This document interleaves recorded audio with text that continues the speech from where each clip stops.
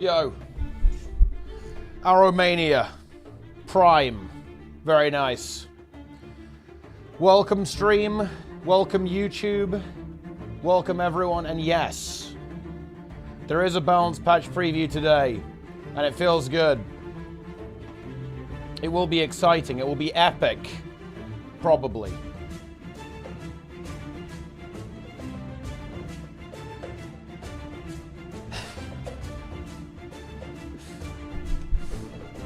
Going on here? Darren's is the only relevant streamer in Guild Wars 2 due to the most viewed clip on Twitch being his, for which he paid it to be bot farmed. Interesting. Hey guys, can someone extend my thanks to Darren's? My family was going through some rough times, and the money he sent in exchange for gold in WoW Classic has really helped. Thank you, Darren's. That is content, actually. I like that. Tuning into the stream, but YouTube only. Oh, welcome, welcome. Yeah, we're I mean, look, that's what we do here. You know, we're doing the YouTube, we're doing the streaming. Should be a lot of YouTube. You know, I've got some interesting ideas for YouTube. Plenty of content here, there, and everywhere. To be honest. When is the balance patch preview? It's in 4 hours, so quite a while, but also not that long simultaneously. But not right now. But yeah, I kind of forgot that we were going to be having something like that. It's going to be in March as well, of course. That's when the patch is happening. So maybe not at the same time as the content. Because again, oh yeah, I better actually turn the stream on, don't I? Let's go ahead and actually do that. That seems like a plan, does it not? Here we go. But yeah, so the new...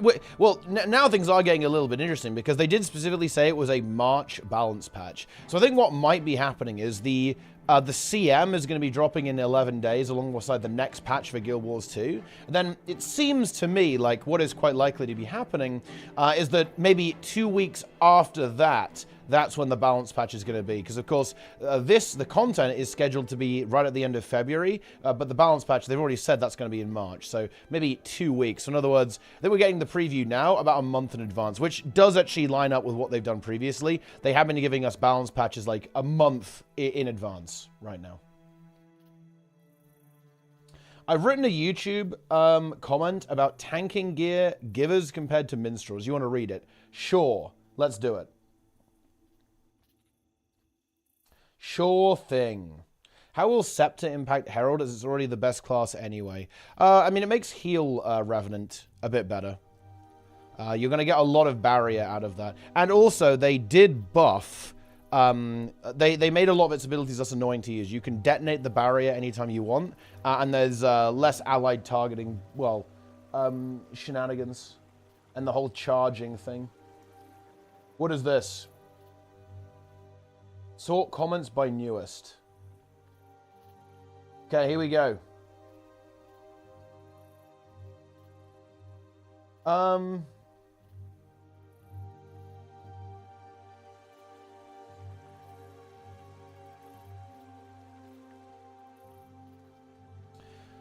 Hello, and thanks for this awesome Heal Chrono guide. Watched this back in December last year, but I remembered it again specifically because of the end section about how Giver and Minstrel gear sets compare to one another.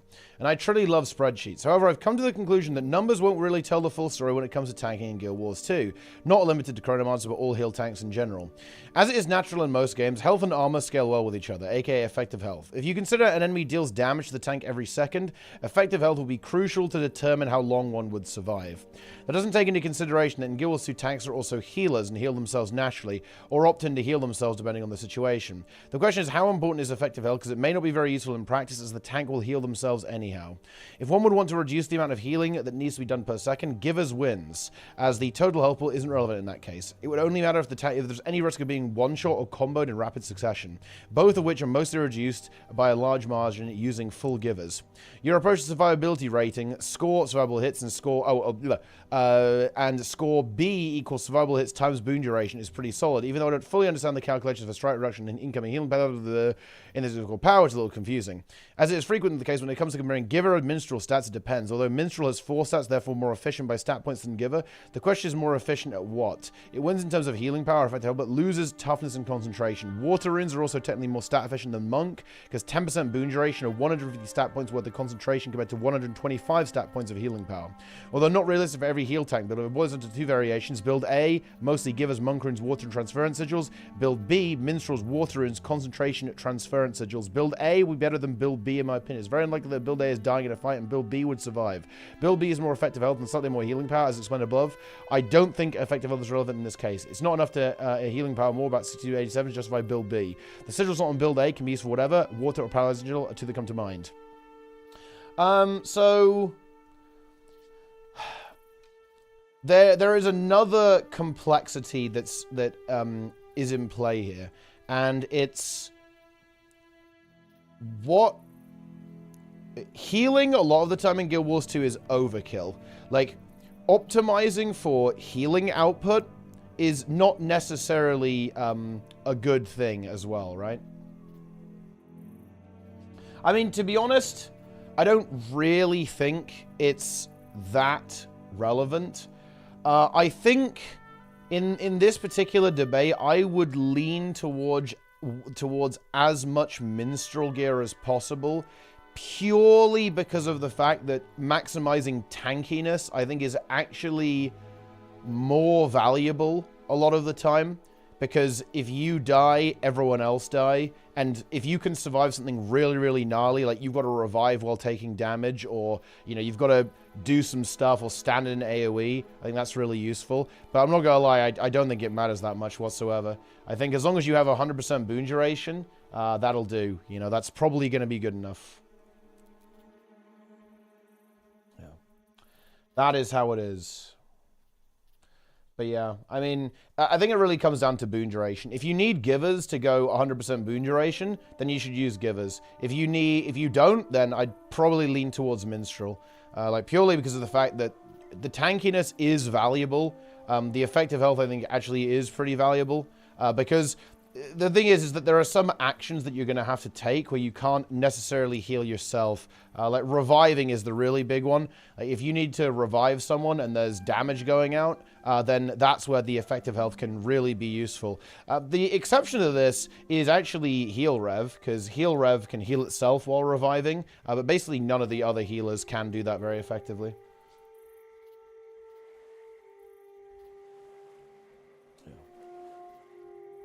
Yeah.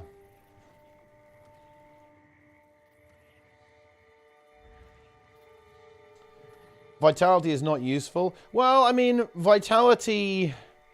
The thing about vitality, this is the interesting thing, right? Is that vitality is only good if you get one shot. Most of the time. So that's kind of like the argument you'd make there. But I think there's plenty of times where you will not be able to heal yourself for a pretty big amount of time, that's for sure.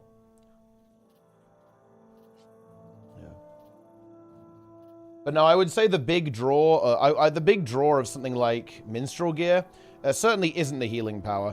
It's very much the it's very much the tankiness for sure.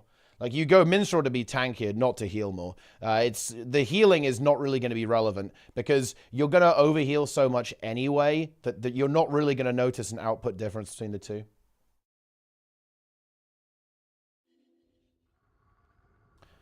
Here we go. Look, well, vitality is insane for average players. Well, we're talking about people who are, you know, playing the game correctly, right? That will be what we're talking about there. Like, you know, vitality is less useful if you're playing the game correctly. How high the healing pressure is in this game? It's almost non-existent. Non-existent. Doesn't exist. Ah. Minstrels outperforms givers always. I mean, under the assumption that you have 100% boon duration, I would lean towards minstrels, yeah. But I'm not gonna lie, I think the difference between the two is very minimal. Yeah. For 80% of players, vitality is great. Oh, I'd say for 95, 98%. Yes. I mean, look, like, here's a thought experiment for you. If every single player in the game ran full Celestial, that would be a massive gain in effectiveness for basically everyone.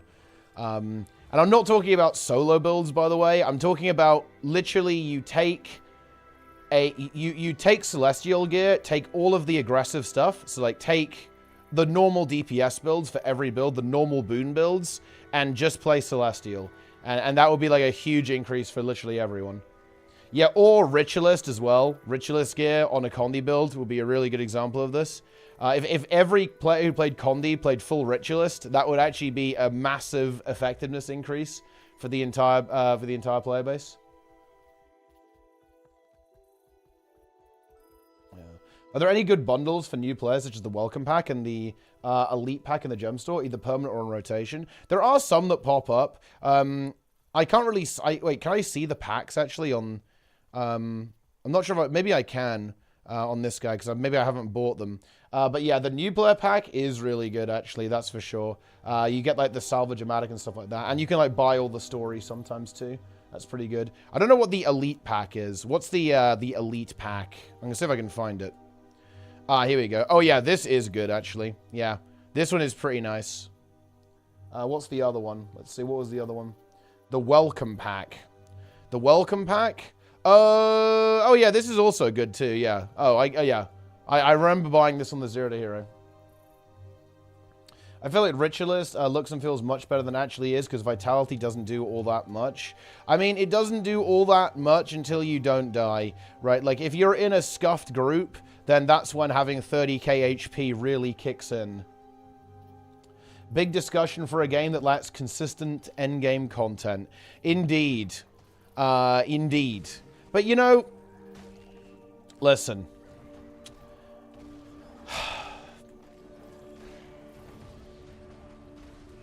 If you don't like it, that's fair enough, but then I recommend just, you know, freeing yourself from the game. And freeing us of your presence.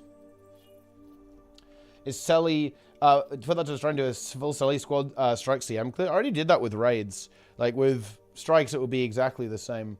But the thing is, it will be... Like, strike CMs are just weird, because you'll just... You know, they're not that much fun to do with pugs, because people don't really do that much damage. Negative comments, indeed. On a scale of 0 to 10, how excited for the balance preview? I mean, I don't know. How am I supposed to even answer that? HTCM with full Selly builds would be horrible. I mean, yeah, that wouldn't be ideal. But, you know, that's like a very extreme example. Everything else would be pretty chill. Like, every other fight in the game, very relaxing. HTCM, not so much. It's probably doable, though. In fact, yeah, you can do HTCM with 10 Selly builds. It wouldn't be very good. It will be quite slow.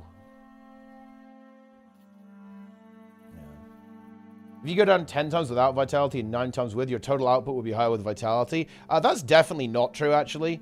It depends, to be honest. It depends, like, what you're sacrificing. If you go Marauder instead of Berserker, probably not, to be honest. Like, Berserker gear is pretty good.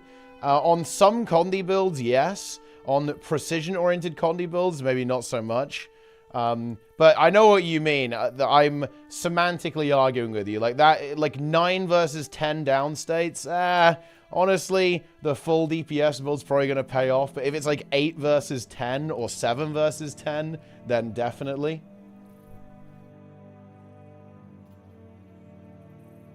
Going down is very bad, actually. The thing about going down state is not just the loss to your own DPS, it's the loss to the people reviving you's DPS as well. It's a double feed. You really don't want to go down state. You can club any content in the games with everyone, except healers doing at least 20k DPS. Well, I mean, why is that to be fair? I'm the guy who said that you should, you know, full Selly builds would work.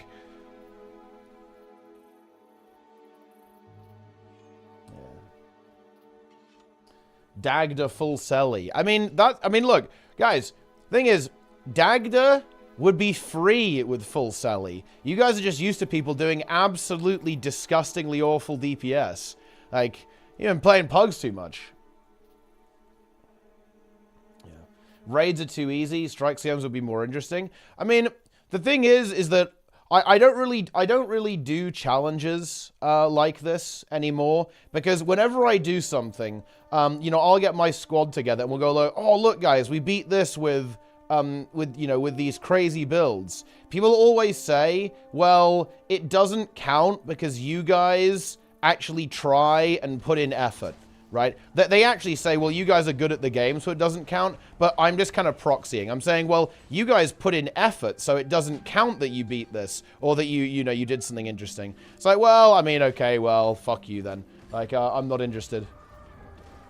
Preview happening in about 4 hours.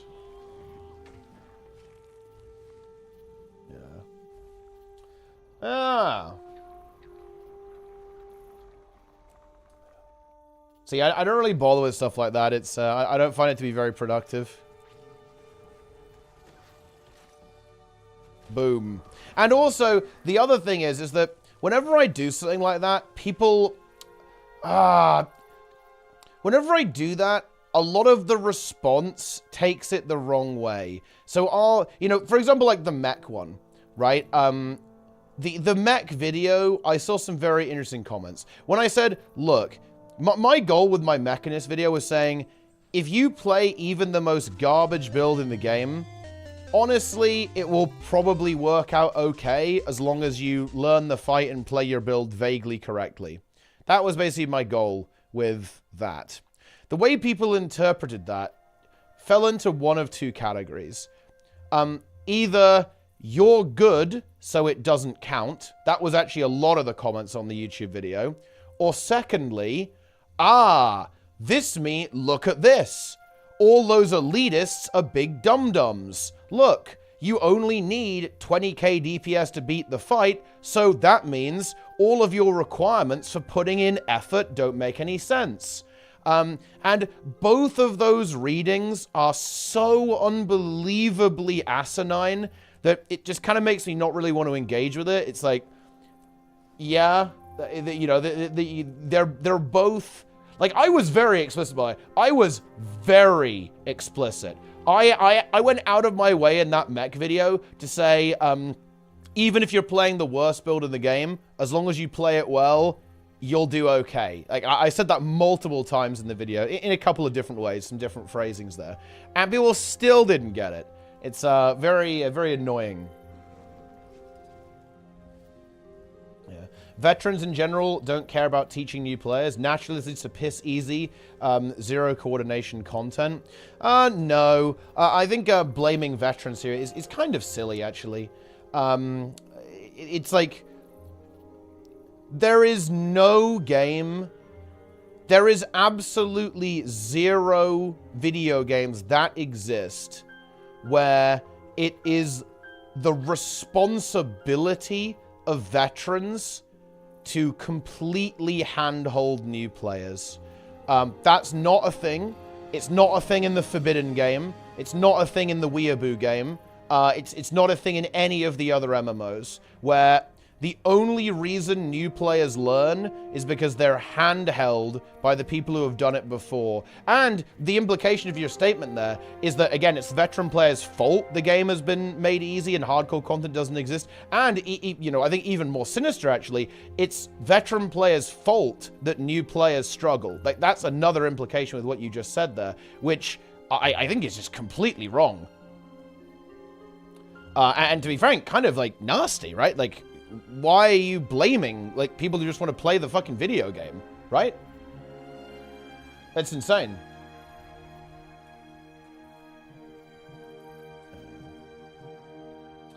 That is insane.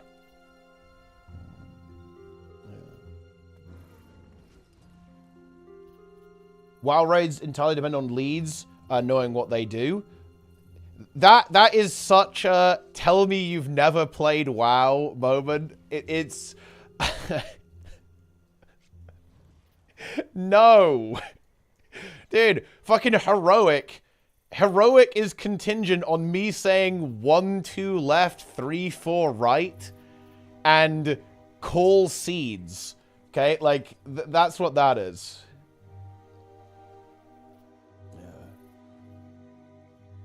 Oh, man. No.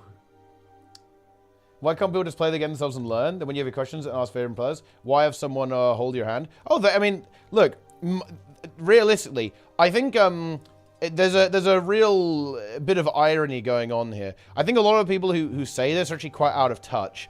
New players are not the problem.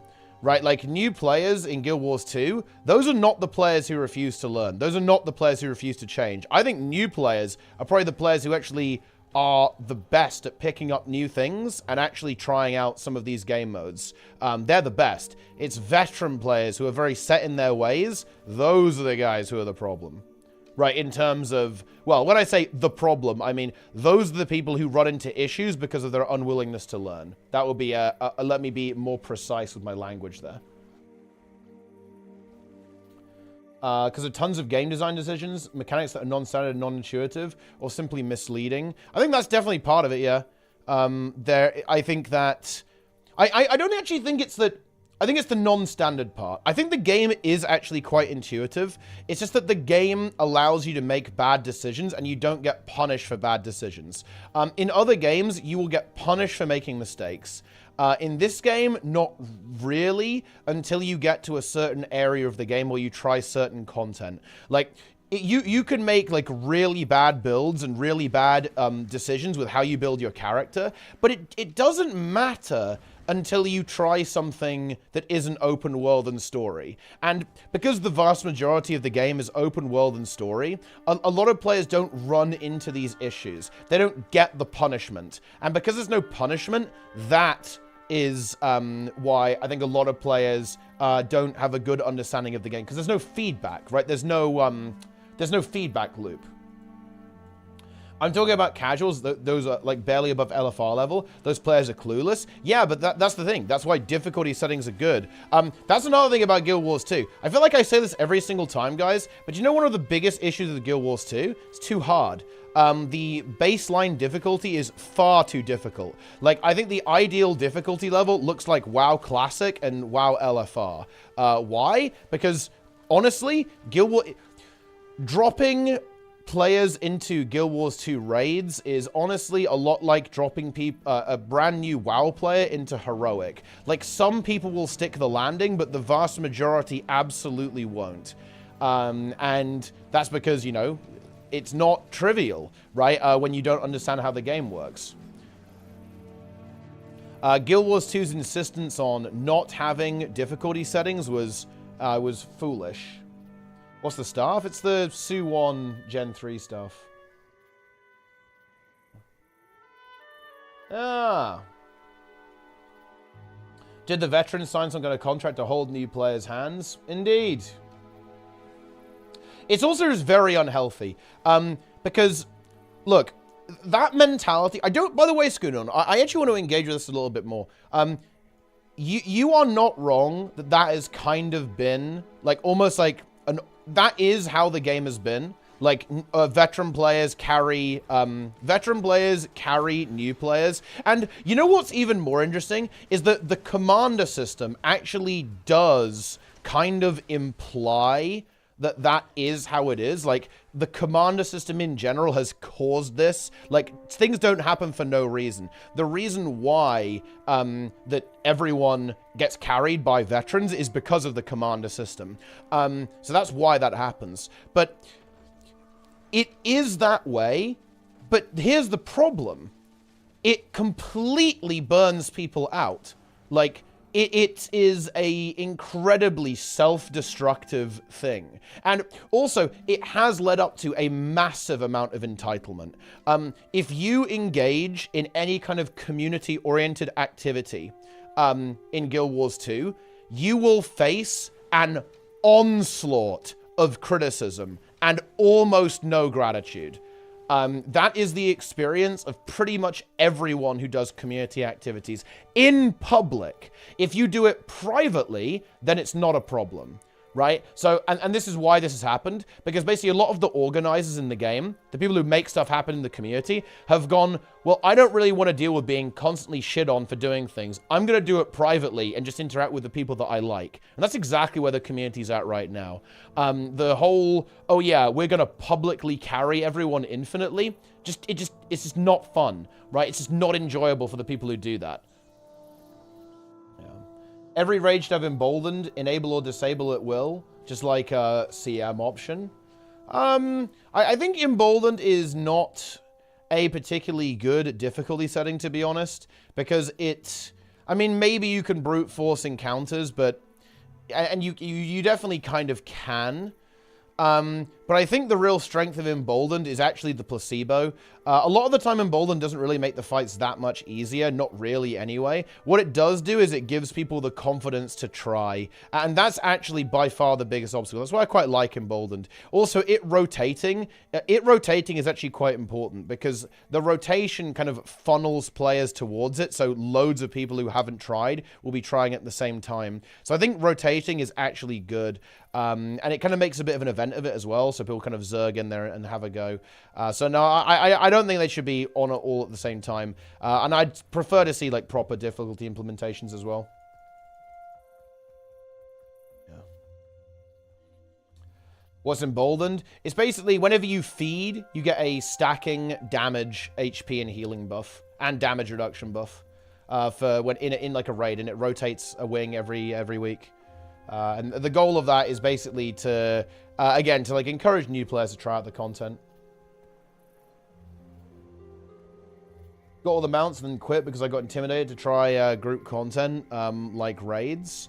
Well, I mean, yeah, I mean, I guess that can happen. It definitely can. Oh, shit. These boys are in trouble. Don't worry, lads. I got you. I got you, boys! This guy's pet resing. We're good. There it is, guys. You saved the day.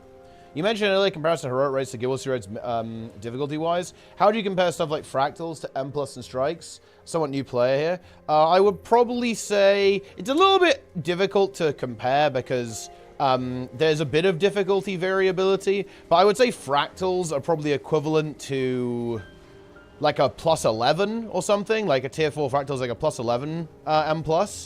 CMs are a little trickier, but not much trickier, to be honest. I'd probably put like CM fractals a little bit more, kind of getting to like a +15, maybe, like that sort of range. +15 to 17, around there. I don't know, maybe a little bit easier. It's really hard for me to gauge the difficulty, to be honest. What build? We don't really have roaming builds on Hardstuck, but yeah, I mean, I have the... It's the degen build. What Norton Emboldened is, or how to see which ring has it? Yeah, that's definitely an issue Guild Wars 2 has, is like communicating to the player what these systems actually are. I think that's true with a lot of MMOs, to be honest. But yeah, it's definitely an issue in Guild Wars 2 because things aren't as streamlined, right? There's a lot of different competing systems like raids and strikes and stuff. +18, 19s and WoW and tier 4 systems easier, just curious. Yeah, I'd say it's definitely easier than +18s and 19s. Like yeah, yeah. They're definitely more like, you know, kind of the +11 area, I think. I'm an old dog. I think it's been 50 attempts to kill a 3-head worm with pugs. We were one of the first who killed it without the full damage bug. When ha! Now I return to the game and raid difficulty scares me way too hard. Don't want to let my group down. I'm going to give you the advice that I always give everyone who says this. You will let your group down. In fact, I'm going to tell you something that may horrify you. You've let your group down constantly, like, over the years. Like, everyone makes mistakes. Sometimes everyone is the problem. The difference is that the players who are the best players in the game, those are the players who let their group down the most and then go, well, what am I going to do about that? Okay, like, how am I going to fix that? How am I going to improve the mistake that I made? How am I going to process that? Those are the good players. Good players are the players who have failed the most out of anyone else. And this is true for anyone who has any kind of skill. Anyone who's good at anything has failed more than almost anyone in that field, because that's what it means to get better at something. That's what it means to improve. You have to make mistakes to improve. You can't get better if you're not willing to make mistakes. You can't do anything. You can't accomplish anything. Do you think Guild Wars 2 open world gets you killed too rarely, so dying in harder content feels especially bad as you're not used to it? Yes, actually, yes. I think that the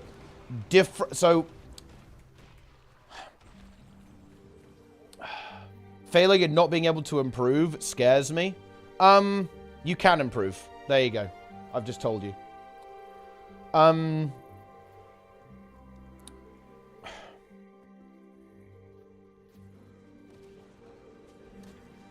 So there is a really big issue with when it comes to, like, players adapting to failure in Guild Wars 2. Like, if you only play open world and story, you will never fail, right? You will never, ever fail. It can't happen.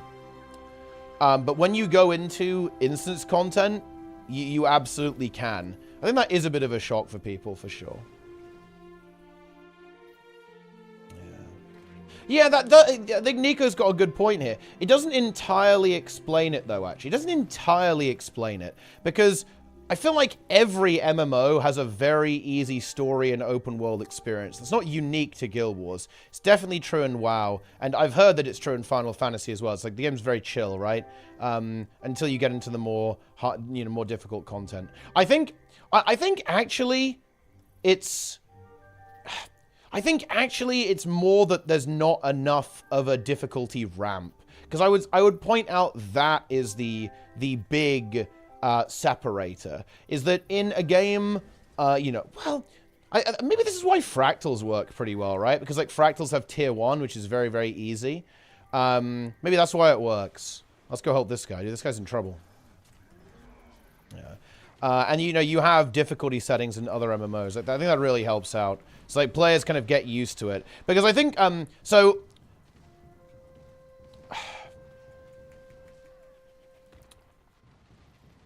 So here's the meme. Do you guys want to know the meme?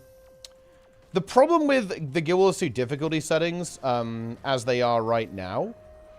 Oh, I got him with that. Nice. Yeah, I thought I was just barely going to hit him. The problem with Guild Wars 2 difficulty settings is that you can join a group and learning the fight won't help you. And let me explain what I mean. If you join a Guild Wars 2 raid and you don't have a good build and you don't have an understanding of how boons work, right, or something like that, it doesn't matter if you learn the mechanics. You will lose anyway. And if you don't have the mechanical skill to kind of pull it off, right, it doesn't matter if you know the fight. You'll lose for hours and hours and hours and hours and hours. And until you get better at the game, you will never win. You will be completely locked out of completing the encounter. And I think this is what can actually lead to a little bit of frustration in the player base. This happens in raids a lot. So when like new players join a group or less skilled players join a raid group, they'll bash their head into a raid, and it will be immediately obvious that that group won't be able to kill it. This is an issue. There are plenty of times in Guild Wars 2 where I know that there is absolutely no way that this group is going to be able to kill this boss. It's just not going to happen. And that is something that you want to try and prevent systemically. You want to try to create options for players for their level of skill, their level of experience, and understanding of how the game works.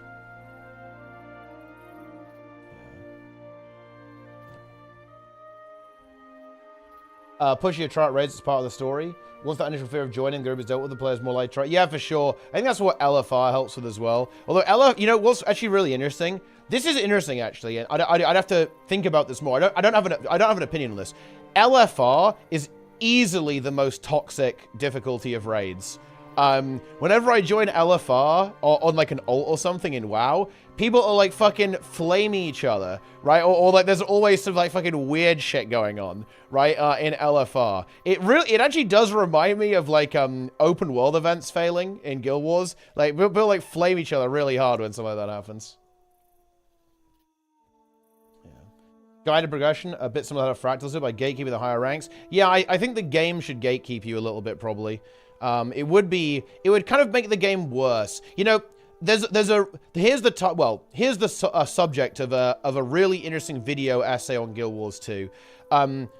Guild Wars 2 fails because it doesn't make its systems bad. It's very interesting. Like, a game... If Guild Wars 2 didn't let you do raids until you completed every fractal and every strike, the game would probably work a little bit better. In my opinion, it will be worse designed, because I think stuff like that is kind of lame. But man, it would actually help. And this is a really interesting topic. Bad design sometimes leads to superior outcomes. And honestly, at that point, do we even have the right to call it bad design? If it leads to better outcomes, does that, you know, is that even bad design at that point? For example, in a game like WoW, it won't even let you join certain content until you have a certain item level, right? And that actually is really useful. It allows players to kind of tick a little box and go, I am ready for this. In Guild Wars 2, how does a player know that they're ready to raid? How do they know that they're ready to PvP or ready to do a strike mission? They don't. There's no little box you can tick that says, oh, you're ready to do this now. Whereas other games very often have this, which, in my opinion, I don't really like it. But I think it actually does really help with players, with their confidence. It's not even about, like, gatekeeping people, like, oh, you need this gear to do this. It's not about that. I want to be clear here. It's the psychological aspect. It's the new player going, I am ready to do this. In Guild Wars 2, I hear constantly, I'm scared of this. I'm anxious. Am I ready? I'm not sure if I can do this. And it's like, you know, I can't. I'm not ready. I'm not sure about this. I'm anxious. And these feelings are all very legitimate. But I think that a big reason is because the game doesn't give you feedback. It doesn't tell you if you're ready or not. It's not giving you that little box that says, oh, I'm ready to go and do this now. And I think that when you have something like that, it really helps with player confidence in trying out new things. Yeah.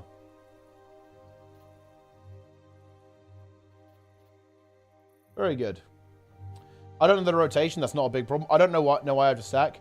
I mean, I'm not gonna lie. I actually think that the game mechanical explanations are way more time intensive than the fight explanations. Like, learning a fight, especially because the fights are pretty easy in Guild Wars, is not hard. Where people get stuck is button pressing. That's true in every game, though.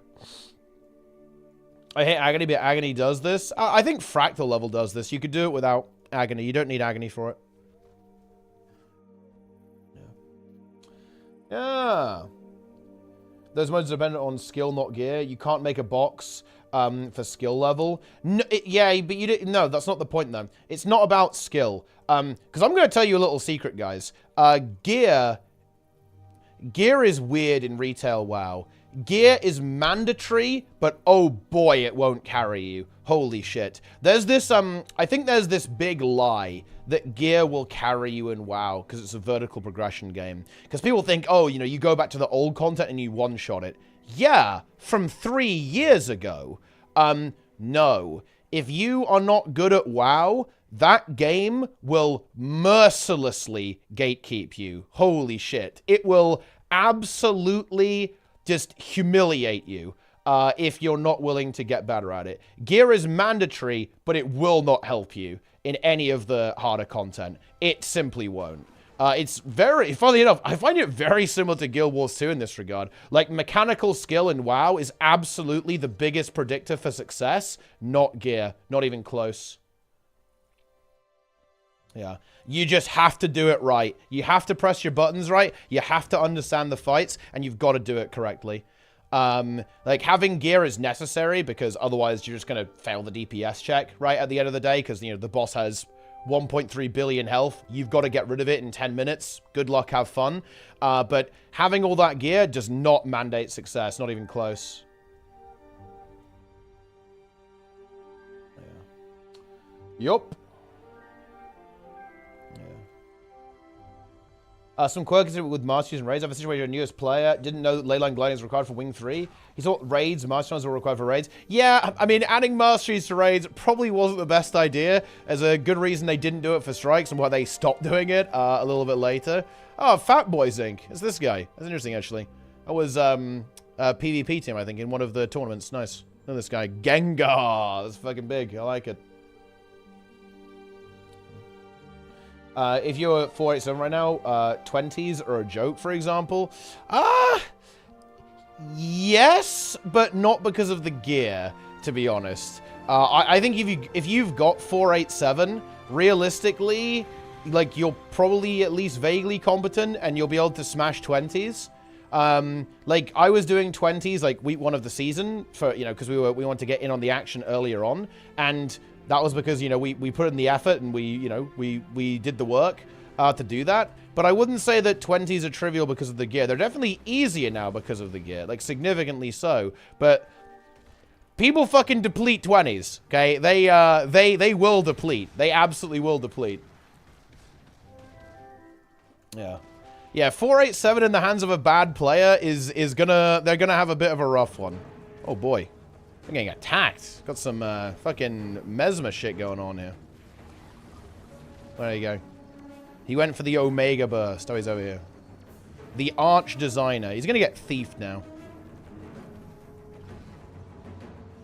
He's here. No Aegis. He had Blink. He went back. But he's not getting away from the thief, though, is he? No. That isn't going to happen. I don't think the 20 skill ceiling is too high. Yeah, but 20 is not, like, peak Mythic Plus difficulty. Now let's try a 32.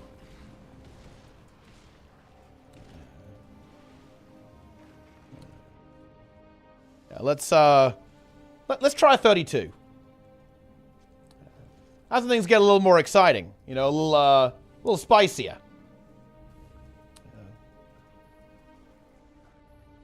Can't you make a check box with you've got full exotics, now you're ready for raiding? Yeah, sure, I think that might be a way you could do it.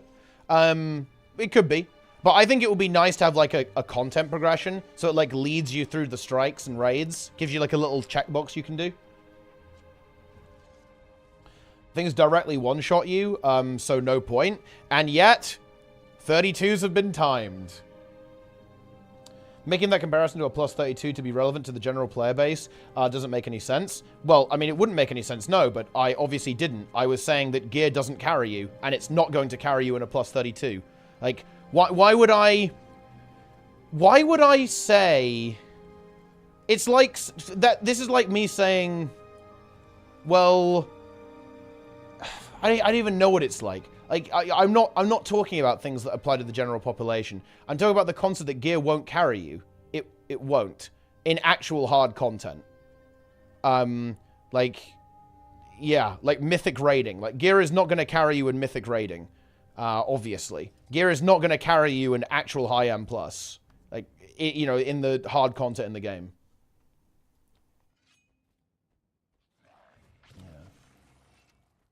Less than 1% of the player base, it'll be far less than 1%. Yeah, it's like 0.1%, less than that even. But again, like that's not my point. Wait, what? What's a good class build to use and learn the game to sense PvP mechanics? Play any duelist, any build that 1v1s.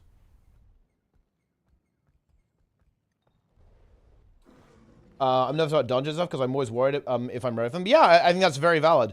I think that's very common, and I understand why. It's because the game doesn't really give you an idea that you're prepared, right? Like, is my build good? You know, do I know how my buttons work enough? I think it really does not give you that progression path in terms of skill, and in terms of, like, do I know how the game works? Infinitely scaling fractals at Mythic Plus would be worth it. Sounds like too big of a rework. I think they could do something with Tier 5. There could be some like cool stuff with Tier 5 fractals, I think. I think it could be interesting, yeah. The problem is with fractals is that the infinite scaling thing would be weird because there's no timer. Like, the timer is very important for Mythic Plus. Because it means that not only have you got to be able to beat it, you've got to be able to beat it consistently. Like, that is important. And adding a timer to fractals would... I don't think they would do that. What's going on with CMC? No news? Wait, what do you mean no news? There's actually news today.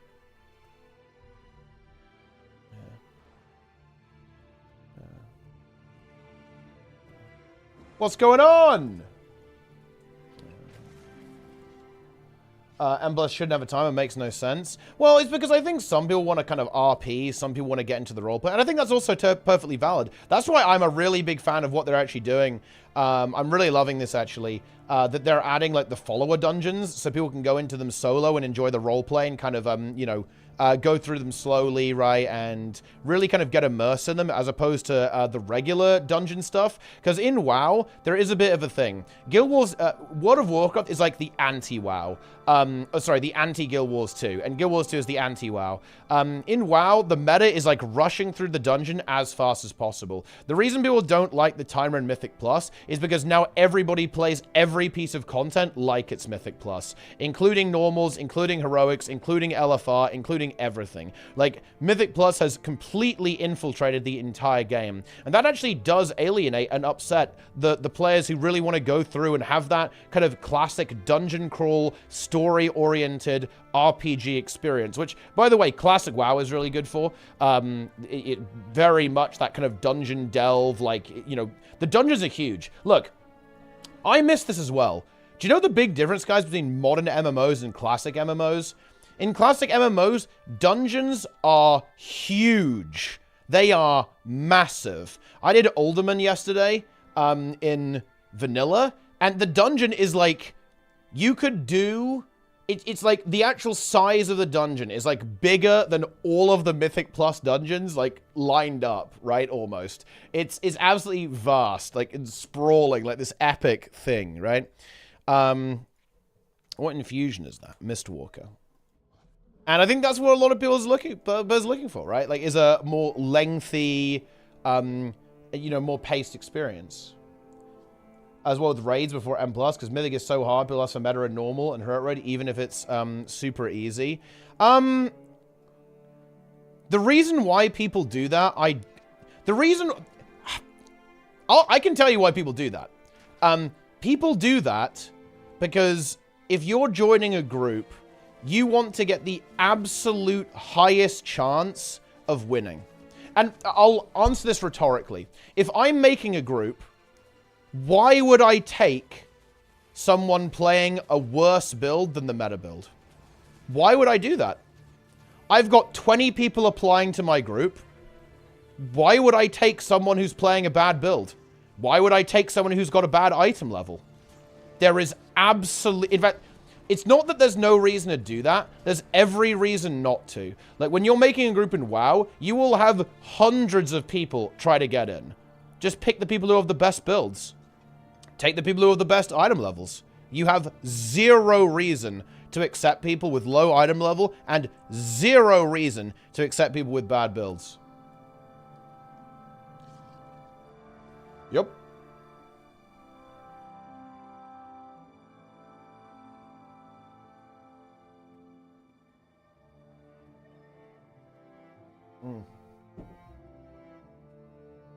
It's the same in Guild Wars 2. It's like, why would I ever play with suboptimal builds when I can just find someone who is playing the right build? I don't like to go too hard, to be honest. Yeah, I mean, I guess I'm just a bit more of like the turbo nerd. If I'm doing my weekly 18s right now, I am going to pick people who are playing meta builds. I don't think I've invited a single... Wait, hang on, let me think about this. Yeah, I don't invite Resto Shamans. I don't invite Death Knights. I don't invite Warriors during Incorporeal or Afflicted weeks.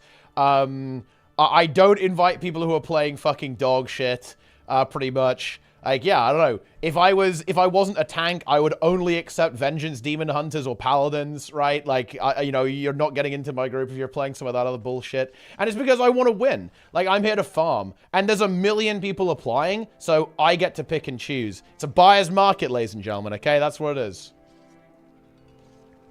Yeah. And when I'm making a raid for Heroic, you better have 9 out of 9. I'm going to massively prioritize people who have high Raider IO and Mythic clears as well. Like, and you better have a high item level, otherwise you're not getting in. You're sleeping on Resto Shaman? I'm really not. I actually saw, it's the Alpha My Scars plays with the Resto Shaman. And actually, it looks really fucking good. I think they utilize it extremely well. It's just that, here's the deal. Good players tend to play meta builds. So, what does that mean? The inverse is true, right? In general, statistically, people playing off-meta builds are going to be less skilled. Like, that is just the reality of it. Because good players play good builds. So, I'm not selecting because, oh yeah, Resto Shaman is unplayable garbage. I'm saying, well, on average, this guy playing the Mistweaver Monk is going to be a better player, right, than the guy playing the Resto Shaman. So I'm going to optimize for that. Then why are you playing with such a scuffed M+ comp? Because we're idiots.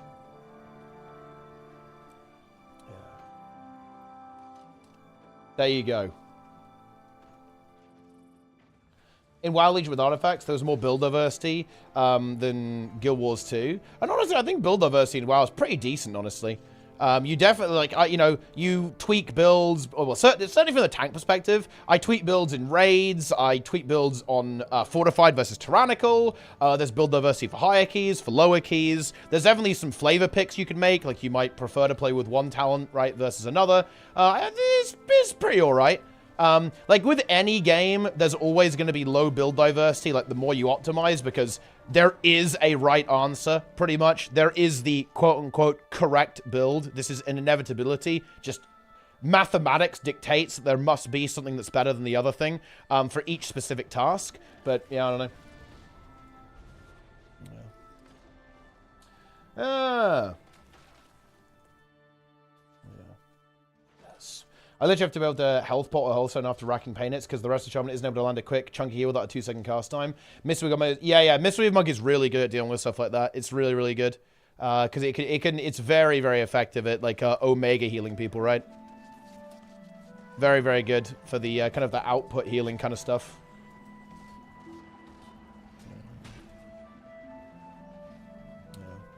Big.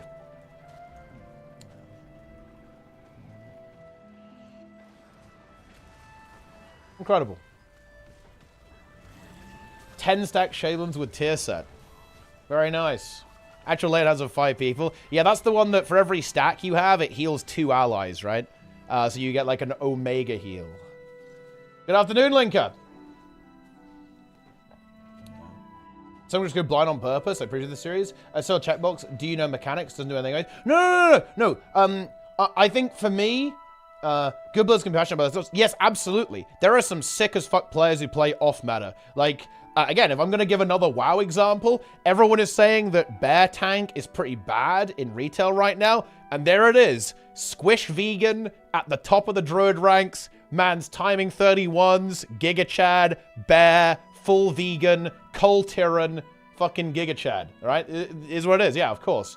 But thing is, there aren't that many squishes, and there's lots of people who play really fucking bad builds who just aren't very good. Like, tell me there is. Yeah, he plays. That's who Alpha plays with. It's Lauren, yeah. Top 3 favorite elite specs in Guild Wars 2. It's Reaper. Reaper is the best elite specialization in the game. What's the second best specialization in the game? Honestly, Hollowsmith has got to be in there. You've got gold, right? Hollow is in there somewhere. Chrono is good. Honestly, no, it's Herald. Hey, it's probably Herald, Hollow, Reaper are probably the best elite specializations in the game.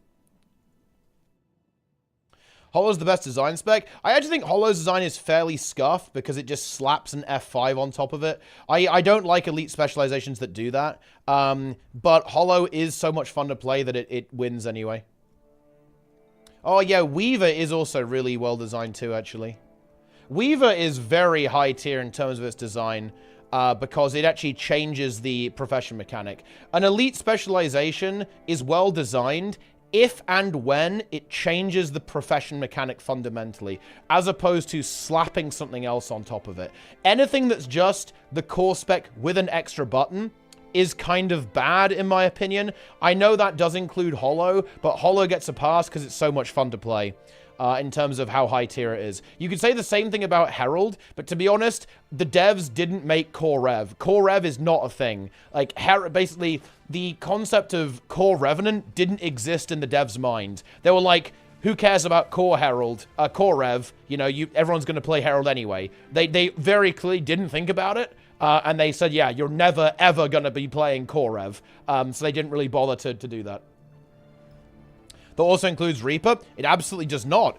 Reaper fundamentally changes the profession mechanic. It changes it from the Core Shroud to a Reaper Shroud. I would actually argue that Reaper is the ultimate example of an elite specialization because it's still Necro, but very different because its class mechanic, Shroud, has been fundamentally altered. With these extra abilities that it has. Yeah.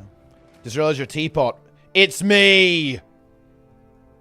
What about Spectre? I quite like Spectre, but the allied targeting thing is a bit scuffed. Like Spectre? Yeah, I think Spectre's good design. Allied targeting thing is a bit sus, but I'll give it a pass. Ah. What will be the 3 worst designed elite specializations? This is going to be really unpopular, but Mirage... Oh, there's honestly too many. Mirage, Daredevil, Scourge, Firebrand. This is going to be a hot take, not Mechanist. Mechanist is... Mechanist could have been good. The idea of Mechanist is not bad, fundamentally, actually. I don't hate the idea of another pet class being added to the game. I don't hate that. I don't hate the idea of mech. And actually, I like how you change a talent and it changes the mech. I think it's actually really cool. But the implementation of it is meh. Oh, ugh. Like that is where things get problematic, is the implementation of Mechanist. Nordtail, thanks for the Prime. I appreciate it. And Catalyst, obviously. And I honestly kind of hate to say this, but Untamed. Untamed is a bit of a mess. Catalyst is just an abomination, to be honest. Scourge pretty much destroyed the game in every game mode. Firebrand, similar, kind of obliterated the game in every game mode at the same time. So that kind of sucks. Here's another one, Renegade. I actually think Renegade's design sucks. It's literally, ooh, you've got 3 extra buttons on your class now. Wow. Like, I don't know. I don't think that's very interesting, to be honest with you. Like, it's not, I don't think it's particularly good in terms of design overall. Virtuoso, I think, is actually pretty cool. Willbender, I actually think, is very high tier. Dragon Hunter is good. Berserker is pretty cool. Tempest. Tempest's design is actually quite mediocre, I think, but it's fun to play, so people give it a pass. Yeah. Harbinger. Harbinger's Shroud is good, yeah. I think its trait design really lets it down. And probably utility skill design, like elixirs are a bit uninspired. But yeah, the actual Shroud design is good. Yeah. Renegade Dragon Hunter is good, though. It changes its buttons, right? And it changes those buttons. That's the important thing. It's not about the 3 is not the important thing there. The problem is that it just adds them onto the spec. It's like, and they're also like really random. It's like, oh, give might AoE. Oh, do alacrity AoE. Like, dude, Renegade's design was, oh shit, we'd better make something else that gives alacrity. That was unironically the design brief. The only good ability that Renegade gets is the cool missile barrage, because you fire all the little missiles at people. Boom. Are you playing Blood? I'm playing Death Magic right now. Because wait, no, actually, no. Yeah, I am playing Blood because I'm playing Reaper. It's because this trait is OP.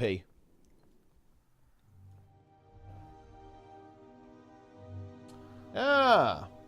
Spellbreaker is actually badly designed, but the execution is quite good. I think Spellbreaker is a really cool idea. The only issue is full counter.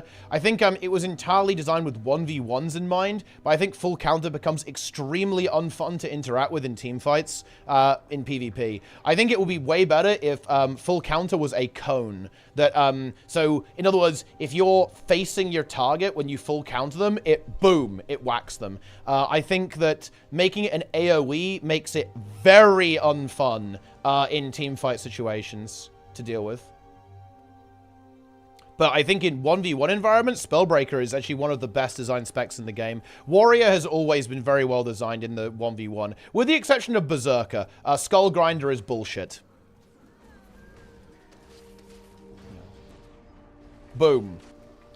Thief is the worst design class. I don't agree with that. I think the reason Daredevil I don't think is good design is just because adding an extra dodge is just, and making an evasion-oriented class is just, to be frank, a non-starter for PvP, right? Like, something like that is always going to be completely rancid.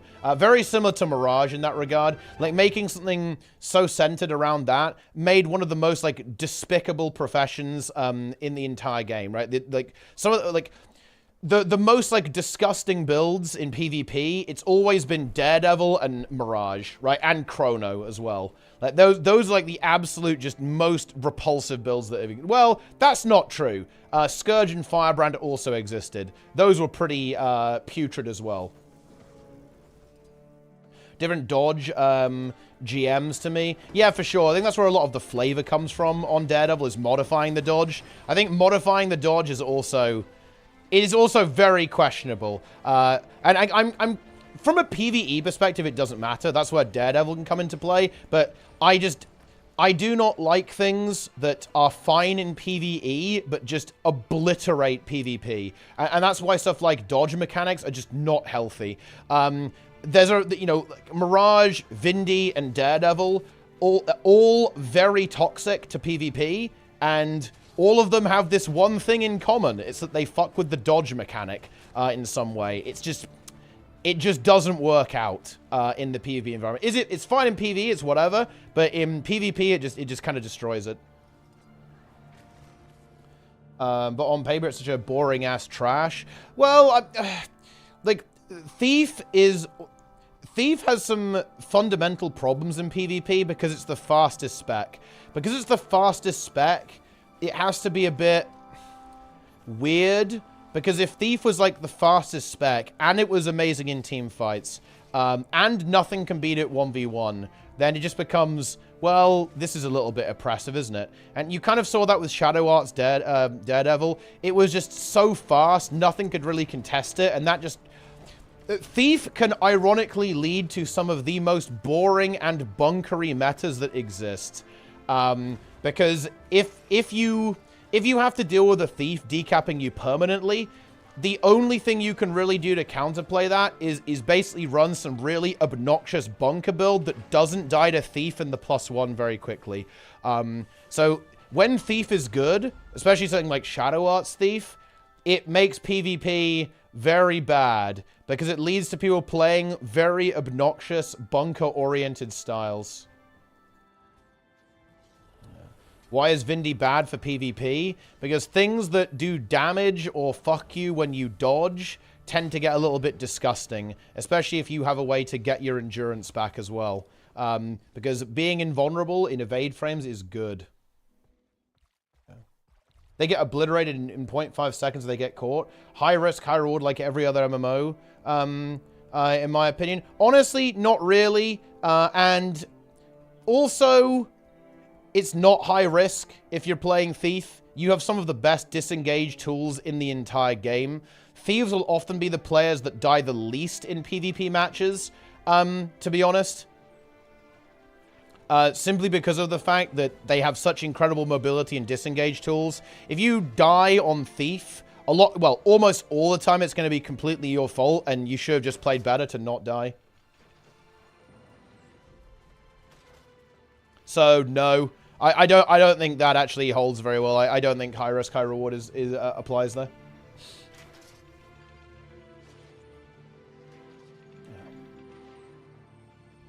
Yeah. High risk on like Fresh Air Weaver, exactly. Yeah. Or I think a lot of Necro builds can end up being pretty high risk, high reward. Because the thing is about Necro is that you're very committed to a fight. Like, if you're in a fight, you can't leave it. Like, Thief in a lot of ways is kind of the opposite of high risk, high reward. Because if a fight's going south, you can always disengage. But in a lot of builds, especially builds like Fresh Air Ellie, and especially builds like Necromancer, Reaper, for example, once you're in the fight, you're in. You're not getting out. Like, you're very committed to it. Like, you have to win, or you're going to get punished for it. So yeah, I wouldn't say that Thief is high risk, high reward.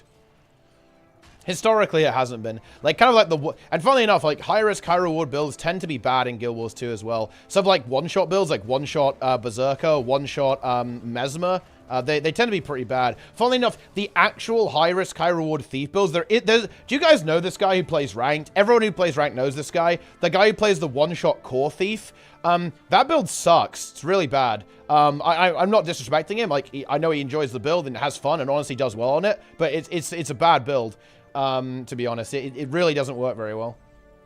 Because again, you commit so much of your kit to doing massive damage that unless you one-shot someone, it really doesn't pay off.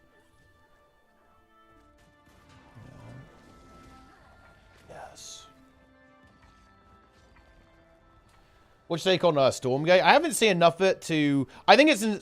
My take is that I saw a bit of gameplay. I watched some streamers. Looks all right, to be honest. But to be honest, I don't feel confident making any kind of judgment because realistically, the game is in such an early state. I didn't realize it was in such an early state, actually. That would be my big takeaway is that, wow, the game's not even close. I thought it was a bit closer to release than it is. But it's not even close.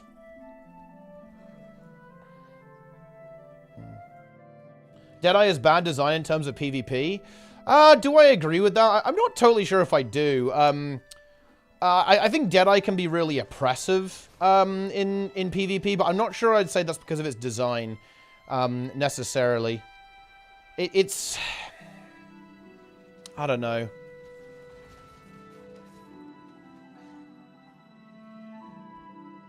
I think...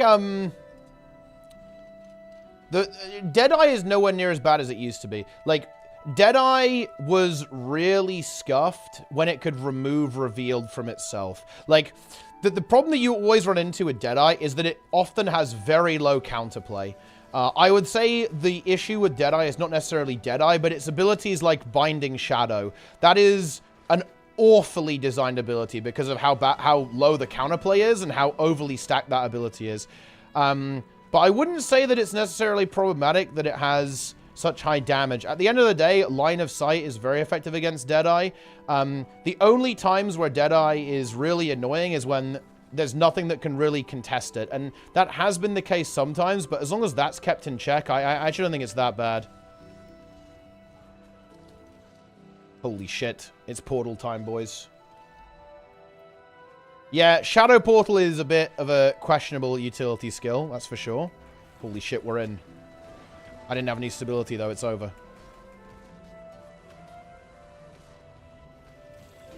Boom. I really liked using it for CCing pylons. I mean, you still can't do it.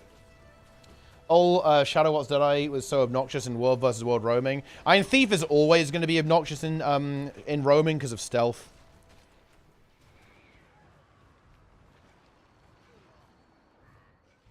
Oh, man. Thief Portal Safe Stomp is also brain dead. I actually kind of like stuff like that, to be honest. Like, here's the thing about PvP.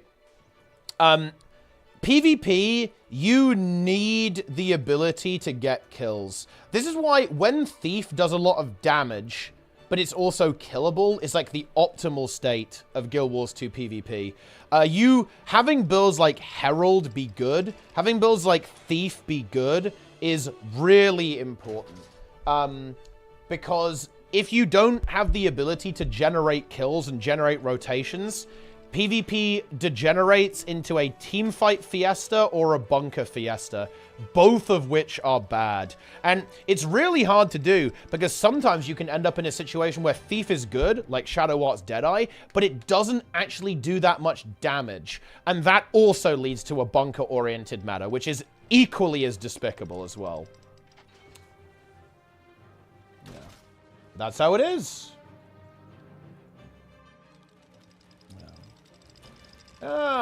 When's the balance preview? The balance preview is in 3 hours.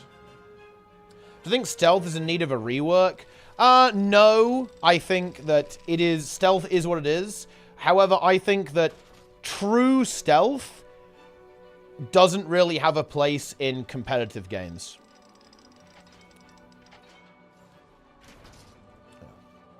To be honest, I do not like true stealth as a mechanic. I think stuff like, do you know my favorite implementation of stealth, guys? I'll tell you. New World. When you crouched in the ground, it hid your nameplate, so people couldn't click on your nameplate and see your name, and you actually crawled through the grass to sneak up on people. That's the actual good implementation of kind of covert operations or stealth. That's the best way to do it. Like, true stealth is just... It's too binary, right? Like, there's not enough counterplay to it. Best ranger build for PvP, the most fun that is. I think probably it's going to be some kind of roaming build, very likely untamed. Yeah. Incredible. MDI in an hour. Ah, that is exciting, actually. Yes.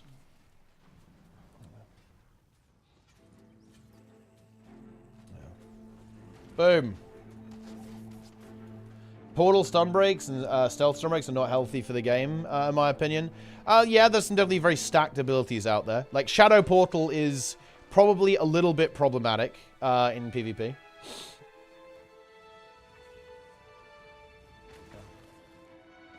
Not ideal.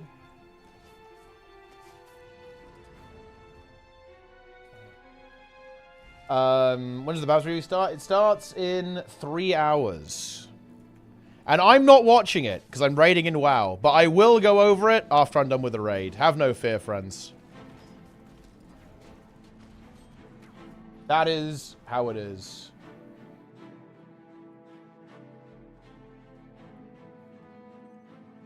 Incredible. What mount should the next expansion be about? Roller Beetle? That would be pretty cool, actually, because the Roller Beetle is an actual fun mount, unlike the Sky Scale.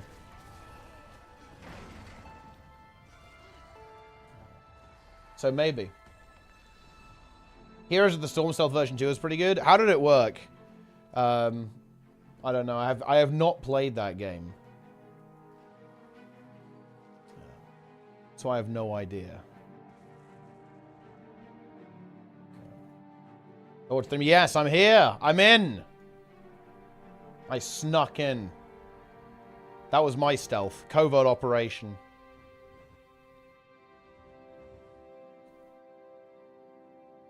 Add a new mount. I mean, honestly, a new mount probably would be a decent option for them. They could definitely do that. Not sure where they'd go. We ever see New World again? Very unlikely. If they added a PvP server, maybe. But I'm not... As long as there's no PvP server in New World, I am not interested. But I'm not even sure if that would be enough. Because to be frank, I just don't like the way they... I don't like the way the game went. I do not like the way it went. Translucent. People could see your outline. You weren't targetable. When you stood still for a short period of time, you went true stealth until you moved. That's interesting. Yeah, that's basically how it works in StarCraft, which is not a surprise because it's the same game engine, I think, as that. But yeah. Yeah, I guess that's okay. But you can still, like, aim stuff at people. Yeah, so it's like a skill check. Although, the problem with that...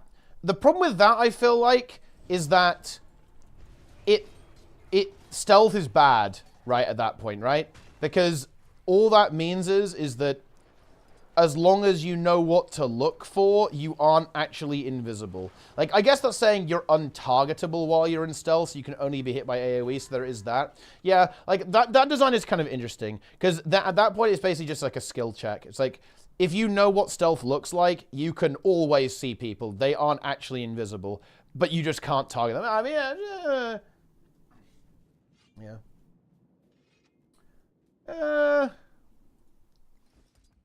It's an interesting meme. Interesting meme. Neil would add a PvP zone, I think. Oh, I don't think they will. Well, unless they've said they will. I don't know. Who knows? I'm out of the loop on New World. But, yeah, if they added PvP servers and made open world PvP, like the focus of those servers, I'd be definitely a little interested to try the game out. But until then, definitely not. The game or gameplay loop is just not very interesting to me. Not very interesting. These things happen. When are they fixing the music in EB, man? Like, no music plays here. It's Overwatch. Overwatch is cursed.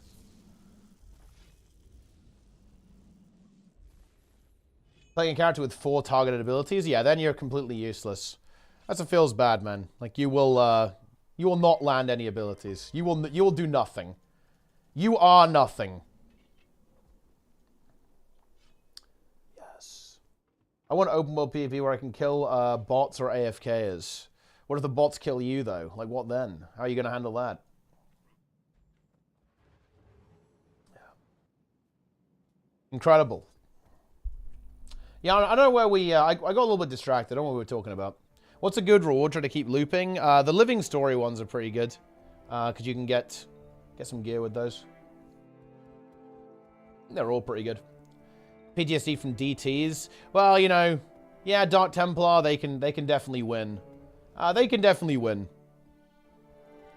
But to be honest, there's you know, Widow Mines can also win as well.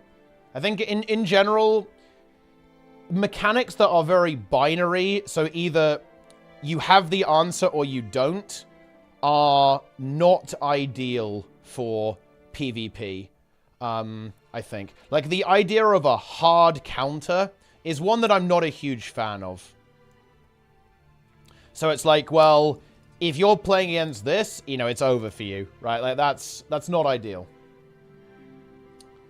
What time will you cover the preview stream? So I have a raid in WoW until 2 hours after the preview. After that, I'll immediately come back to Guild Wars 2, and we'll go over the entire thing.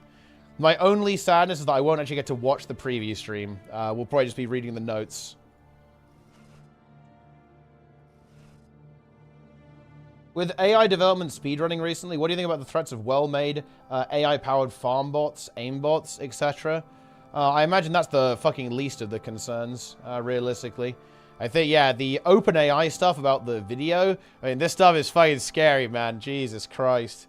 Like, I think the really big thing about AI is that soon it will be completely impossible to determine if something is real, to be honest. I think it's really, really fucked up. It's going to be trivial to create a video and, you know, thinking outside of the personal implications of this, but you can make any politician say anything you want. You can have your you know that one celebrity you hate? Well, now you can make them say something absolutely abhorrent and then post it online, and some people will probably believe it.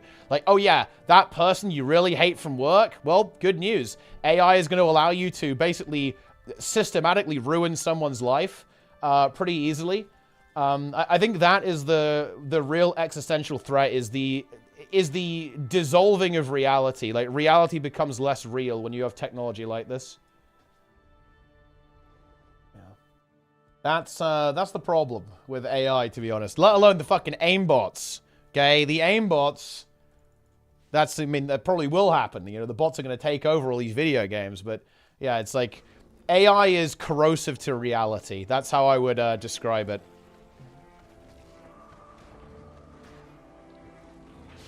What's the OpenAI news? They basically have ChatGPT, but for videos now. So you can put in a prompt and it will give you a video clip.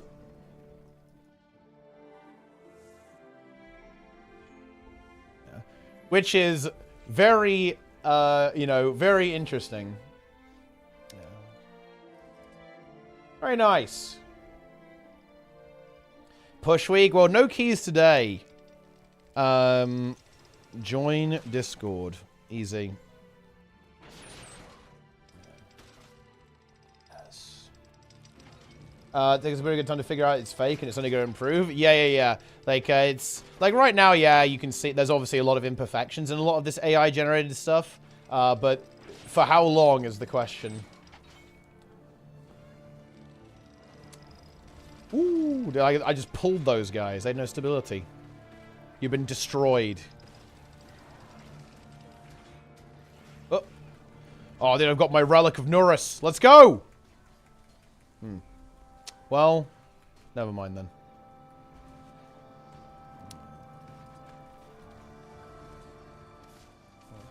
Aimbots. This is a very curious fight. Things are happening. Gaming is happening. Ow. Oh.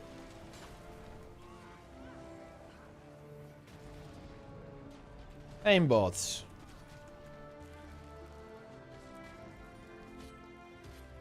What does Hollywood... Wait, what Hollywood's been putting out recently then? I mean, maybe, I don't know, who knows?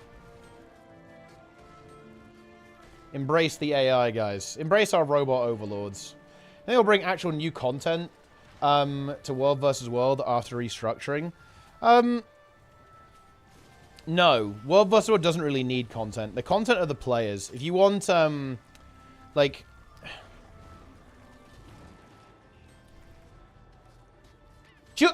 I'll tell you what content is, guys. Yesterday I was playing Classic WoW. I was doing an escort quest. I was fighting many enemies simultaneously. Okay, many enemies. And a Paladin Alliance scum came up to me when I was on 20% health and killed me. I died within seconds.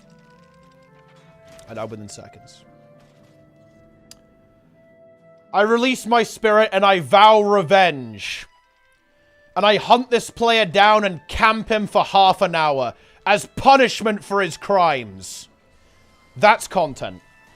That's what World vs. World is, ultimately. That's what any open world PvP game is. I broke the shaman in half. I snapped his soul with the power of the elements. And then I turned into a ghost wolf and slash danced on his corpse.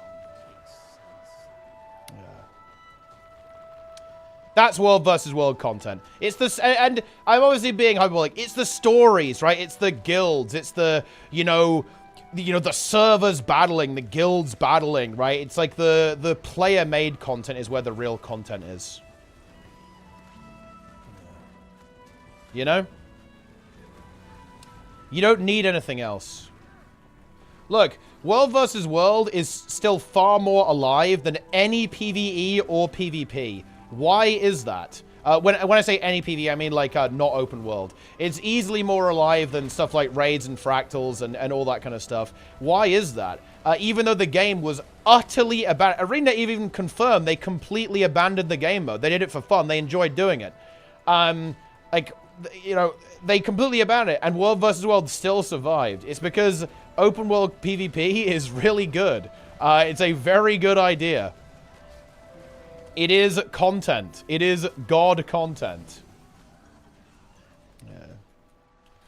Very nice.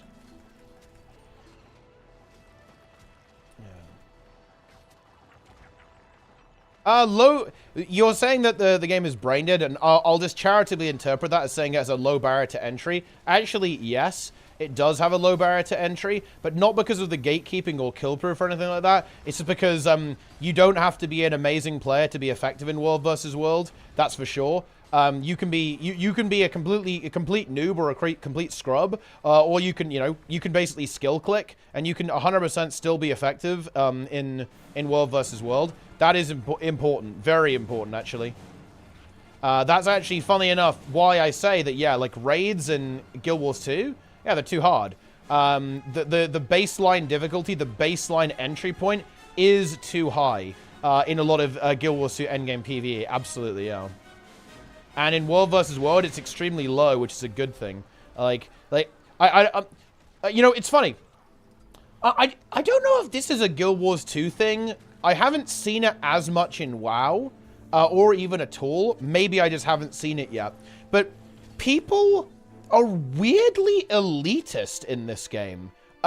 People are like, oh, your game mode is easy. That means you're inferior. A game mode being easy is a good thing.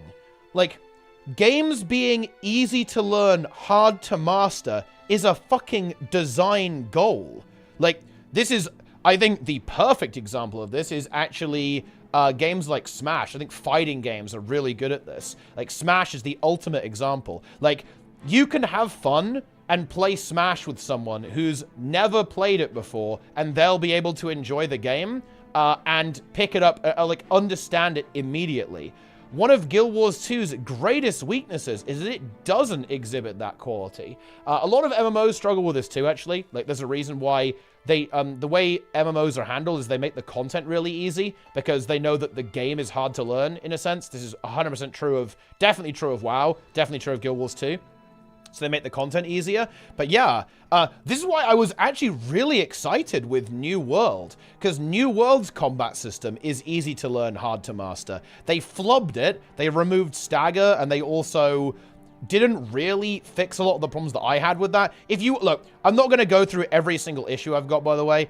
If you want to hear my thoughts on New World combat, go, dude, look, I'm getting the promotion in a couple of years late. Go watch my full New World video essay if you want, where I go over everything I think is wrong with the combat, and everything that's wrong with the game in general from like 3 years ago. There's no reward for doing hard stuff. Imagine LFR dropping some of the highest level. That's a problem, but I don't think it's actually a huge problem at the end of the day. I think you've got, like, skins and shit that people like. And it's, like, good gold farming as well. Maybe they can make the gold a little bit better for doing it, but, yeah, whatever. Oh, are they actually going to add PvP zones? Dude, that's actually not bad. Wait. Are they actually doing that? A New World PvP zone is all but confirmed. Holy shit. PvP zones leaked in Season 5 PTR. That's actually kind of interesting. I'm not gonna lie. You have my attention. New World has my attention, not gonna lie. That's interesting.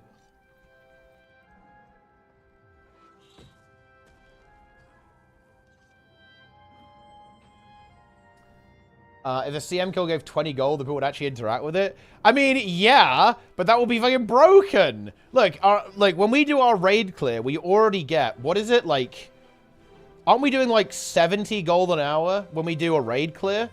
Like, if CMs gave 20 gold, that would be completely insane. That would be like hundreds of gold an hour. So how that World of Warcraft episode? Yeah, it's a classic.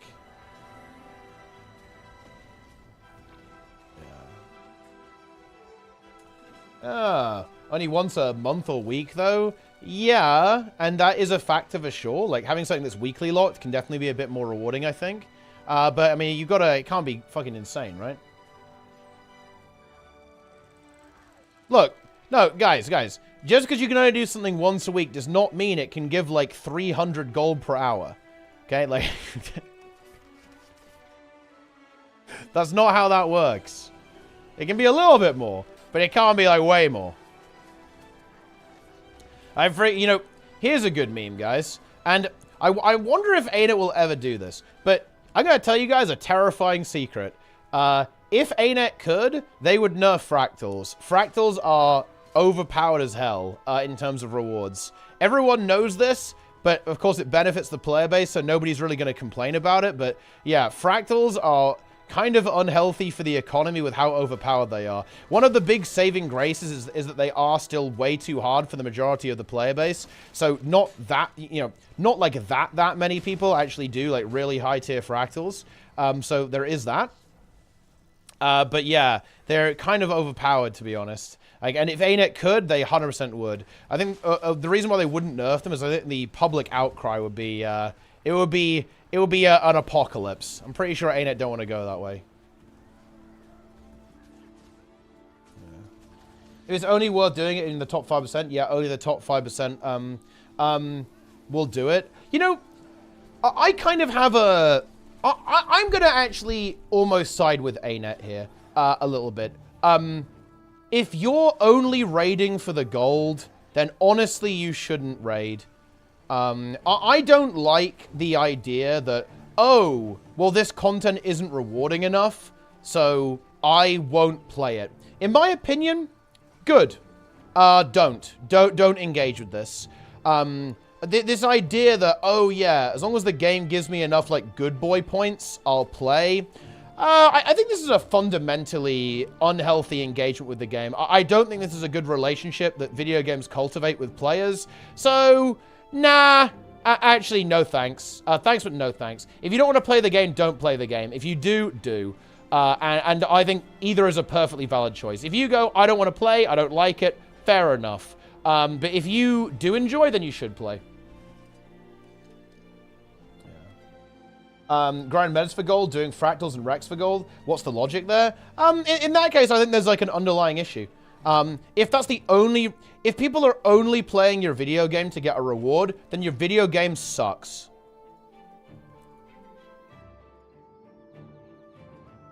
Yeah. That's reality. Here we go. We're going in. He's going to portal us. I think we're going to portal to our deaths here. I do like the attempt, though. This is quite Giga Chad. Oh, actually, the enemy panicked. Oh, shit. Yeah, the enemy really did not... They did not react to that, did they? Well, I stand corrected. They fed within milliseconds. Yeah, that was a good portal there, actually. Putting it there was a good decision.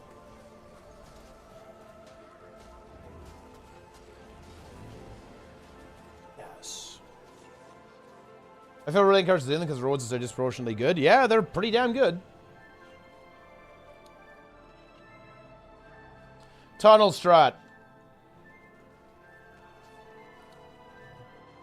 How do we do fractals daily if it wouldn't make any gold? Lol. Not a lot, I reckon. Yeah, for sure. But I wouldn't view that as a bad thing.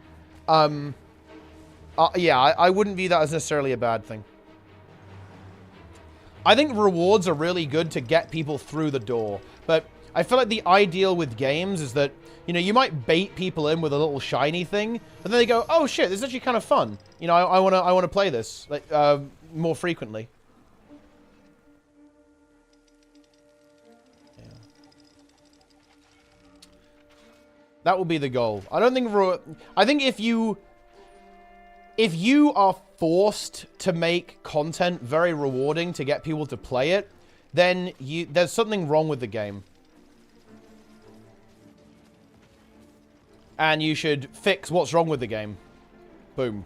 There we go. Oh. That guy's stability. It's over.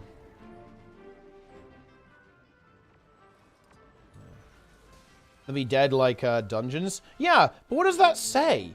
Like, do you know what that says? That says fractals aren't fun. And I actually don't agree with that. I think fractals can be pretty fun. I find them a little boring because they're a bit too easy. But I think they like the CMs are pretty fun to play. Again, a little easy, but it is what it is. You know, everything's a bit power crept. I mean, to be honest, guys, I am planning on playing a lot of Guild Wars 2 this year, but I really can't see myself being engaged with the PvE.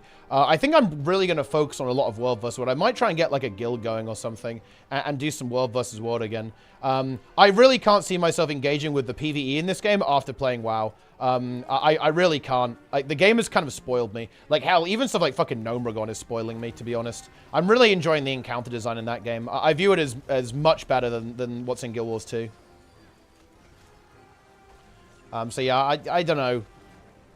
I'm a little bit. The PvE is gonna the PvE is gonna have to really step up if it wants to compete now, because Guild Wars 2 is officially now competing with my time with World of Warcraft, and its PvE is gonna have to do a lot better if it wants to actually hold my attention these days. But no one has content in WoW if he doesn't drop good gear. Or gold. I think it's a little bit different because it's a vertical progression game. So, like, the reward is in the game. But, again, this is why I will kind of defend Guild Wars 2's design on this regard. I view it as superior. I think you're right, and I think that's because of vertical progression. I think it's slightly untrue. People definitely care about IO in the game, and people definitely care about getting ahead of the curve. People definitely care about getting cutting edge. So I think yes and no. I won't deny, though, that obviously, yeah, if people removed, like, gear from Mythic, less people would play. If people removed the gear from Heroic, less people would play. You're absolutely right in that regard. But again, yeah, this is where I would kind of double down. I would say that, actually, yeah, I like Guild Wars 2's method better, right? Where everything is kind of like, rewarding, more or less. You can farm your gold or whatever. But the reason you play a game mode is because you like that particular game mode. I like that. That's how it should be. You should play the game for fun, not because it has overpowered rewards. If you're playing a game just because it has overpowered rewards, you don't actually like the game mode. You like the rewards. And that is impure. That is unclean gaming. And yeah, there are a lot of people who do enjoy Mythic Plus and just, you know, do high keys because they want to improve their score. It definitely is something people care about. Like, when I go on the WoW subreddit, almost daily you see a post where someone's like, oh yeah, I just got 2.5K. I got Keystone Hero for the first time. And people are like, oh yeah, that's fucking sick, dude. Like, yeah. And like, oh, you know, I got 3K on every single healer or something. Yeah, you see that a lot. Like, people definitely care about it, and, you know, it's celebrated. So, yes and no. Isn't Keystone Hero a reward? Well, it's like it's a milestone the game sets for you, right? Like, it's like 2.5K IO. It's like you know, it's a thing. You do get the loot as well. You get like the token, but at this point, people don't need the token because of, you know, you got the catalyst and stuff. Yes. If you want to have a legendary gear for Wars of the World, you got to do PvE anyways. Well, no, you really don't. No, you don't. World vs. World has its own legendary armor. Boom, easy. What is IO? It's Raider IO score. It's a bit of a misnomer now. People basically refer to it as the website, because back in the day, I imagine this happened in Legion. I wasn't playing the game at the time, but back in the day, there was a third-party website. Well, it's called Raider IO, that basically gave you a score based on how high Mythic Plus keys you'd completed. Blizzard actually said, this is actually a really good idea. They just sort of added it to the game at some point in the game's history, and people still call it IO. But basically, it's a skill rating. It's a PvE skill rating. More or less. Stuff like that's great. That's why fractal leaderboards would have been good. Same thing with, like, raid leaderboards. Like, making things competitive. I think making things competitive is a much better way of generating longevity than having rewards. That's slightly contrary to Guild Wars 2's philosophy. Guild Wars 2 is a very anti-competitive game. But I don't... Yeah. I mean, that's where I would butt heads against Guild Wars 2's philosophy. I think probably the biggest mistake ArenaNet made in terms of making their game good was making their game anti-competitive. Well, not exactly making it that way, but kind of cultivating players and marketing towards players who don't want a competitive experience. There's nothing inherently wrong with that, but it leads to worse games, right? Like, in my opinion, obviously, like, to be clear before anyone jumps on me here, like, when I'm talking about this, I'm talking about my opinion. I think it makes worse games. It makes games that I enjoy less, and I think it makes the game less exciting, and ultimately less popular too. Akin to Killproof on Guild Wars 2. Killproof, but not bullshit. Actual skill, as opposed to Killproof. You could be complete dog shit, right? And have Killproof. It's much harder to have a high Raider IO score and be complete trash. Some people will slip through the nets. You could obviously buy a carry as well, so it's not completely infallible, but it's pretty reliable. If you see someone with a good Raider IO score, they're probably not completely useless.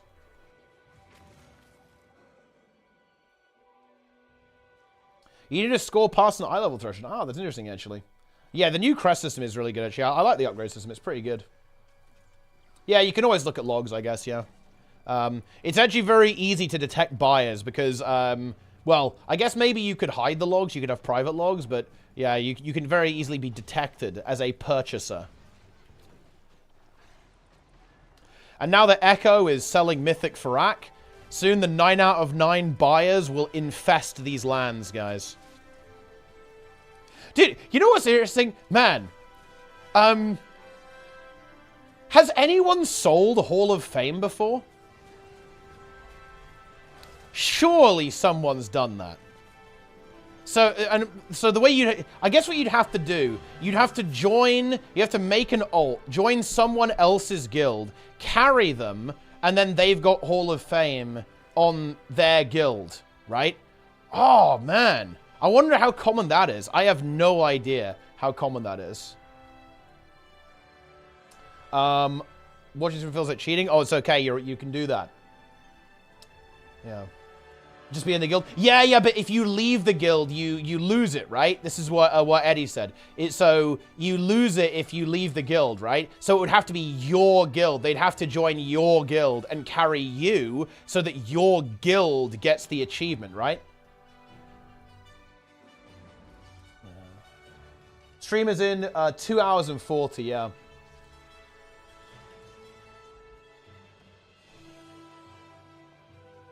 It's weird that Killproof locks out so many players from content that goes completely unaddressed by ANET for years and years.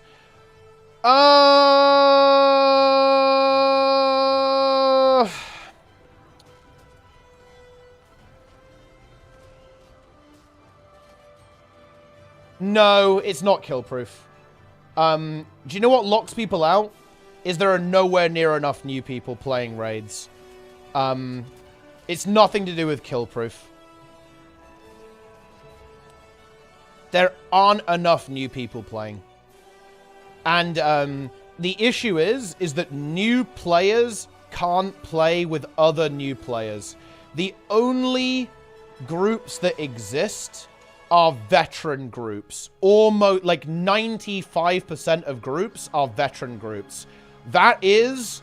It's in the ground, it's 6 feet under, it's deceased, it's dead, it's an X-raid scene, okay? okay? I can't remember the full Monty Python sketch. That will have to do, okay? Pathetic attempt there. But no, no. It's not kill-proof. It's just that every group is experienced. There's no new people. It's the same people playing raids over and over again. There's no fresh blood. And if you want to follow the train down there, I would say that the root cause there is a lack of content. If you have a lack of content, whenever you have a new raid, that's going to be like, oh, I'm going to try raids with this new raid. Oh, I'm going to try it. That's why I think strikes do a little bit better, because they actually release those. So it's like, oh man, I'm going to try out this new strike mission, right? Like I haven't tried this before. I'm going to go and try a strike mission. I think releasing new content is absolutely necessary in order for new players to be able to get into it. So I don't think it's anything to do with kill proof. I think it's entirely everything to do with no content, which leads to no new players, which leads to no new players being able to join groups, because no new players there's not enough new players for new players to join each other with. Mythic raid boosting in China region. Positive any alliance all the Ah, interesting. Yeah, so it has been done then. Very interesting. Oh, naughty, naughty. Very naughty. Yeah, I think Embolden's really good for that, the blank card. Good on you. Big blast. How would 10 new people look for the same thing at the same time? Yeah. Yes, Schoonon. I completely agree with you. The raid scene is fucking dead. Like, yes, you're right. Yes, nobody plays, unfortunately. And I don't like that, but yes, you're correct. There are not enough people who play raids for the raid scene to basically grow. And also, we can also now start to complain about this with the fact that the community is honestly not that much fun to be in if you're a veteran player. So most veteran players have retreated to private discords now. And that's also had a really, again, a corrosive effect on the scene, is that veteran players have had enough with it, right? They're like, nah, I don't want to engage. I think Sneb is a great example, right? Like Sneb, Sneb doesn't really, that's why, big part of why he does what he does, right? Is because he doesn't like engaging with the broader community, because it's just a very toxic, unpleasant, unfun, unrewarding environment to exist in. And so many veterans simply choose not to. Including me, I'll admit it. I don't. I don't like interacting with pugs in Guild Wars 2. It's not fun. It's really unfun.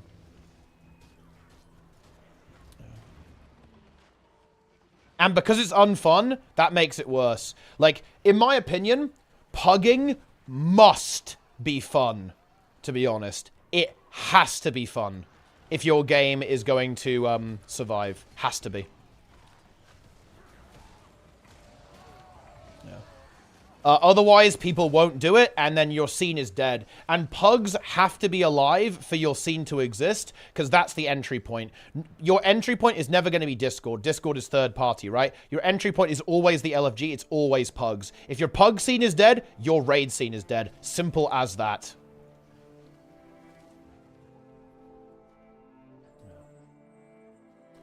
Boom. Incredible.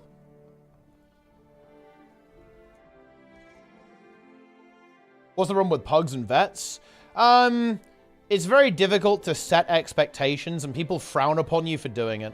So people get mad at you for setting requirements, which is just unfun. Like, nobody likes basically, being called an asshole for just trying to get a fucking group together. And also people lie to you, and also the gameplay is pretty bad overall, to be honest, and not that smooth.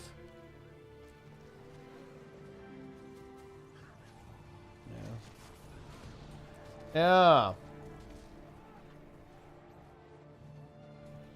Pugging is unfun in WoW. That's alright. Pugging raids is a bit meh sometimes. Pugging M+ is fine though. But yeah, I mean, pugging heroic's alright. I think it's fun. I don't hate a little heroic pug here and there. Nothing wrong with that.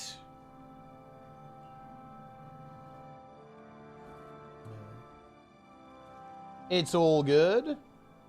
Reward for teaching pugs. You either feel good helping people out, then balance out with all the bad experiences, or rude pugs. Exactly. It's very unrewarding. Like, organizing stuff like this in the game is very unrewarding because you get a lot of negative experiences, and people are very entitled in this game. And I think that is systemic, right? I think the commander system makes people very entitled. Like, they very much take you for granted. It's unfun.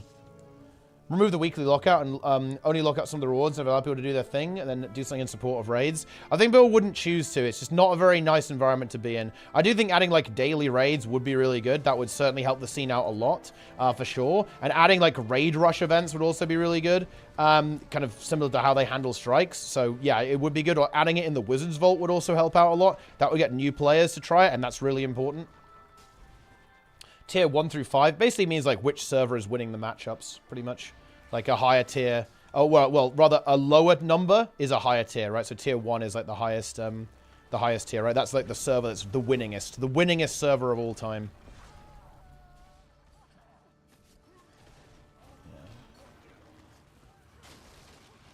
I raided until I got enough LI to finish my 3 sets and everyone back. Yeah, that's understandable. If you pug, honestly, if I didn't have people I would play with, I definitely wouldn't raid. And that's why I don't raid now. I don't feel any desire to raid in this game whatsoever because I don't have a team right now, and I don't have a team of people who want to play, and therefore I won't. It's just not fun.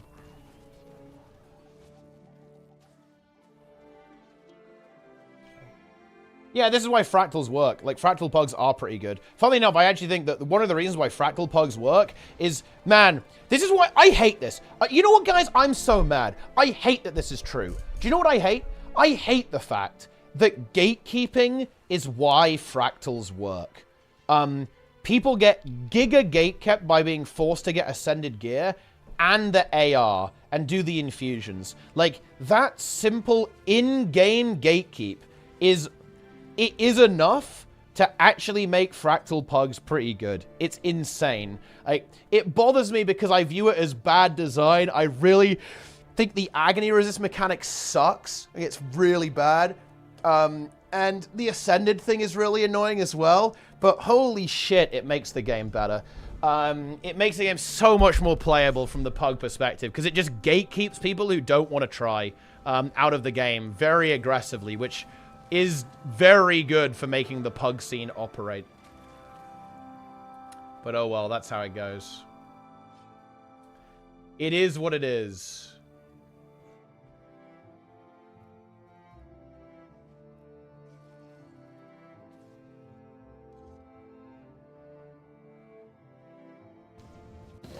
Ah! Dude, I just opened Preach's stream because I had a tab open before. And that happened. Okay? That's what happened.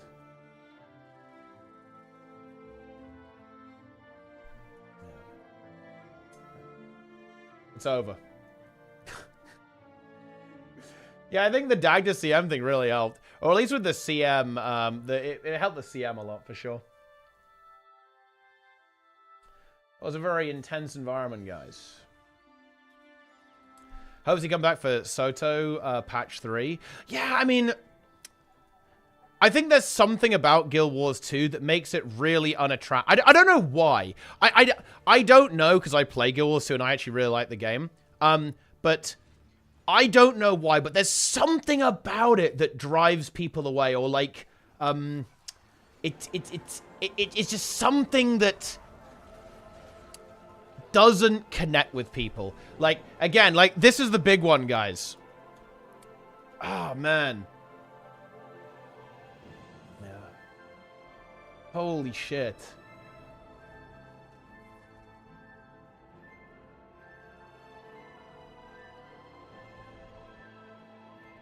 Look. I played the game for 2 days. Guild Wars 2, look at this fucking quote from Max. Guild Wars 2 owns. I played the game for 2 days and didn't feel like it felt worth the investment, even though it seemed cool. I don't know why. And this happens with all of the players who play other games or are just trying it out. Like, there's just something about it that doesn't grab people. It doesn't engage, like, veteran, more hardcore players. It just doesn't do it. I'm not sure why, to be honest. I'm really not sure why that is.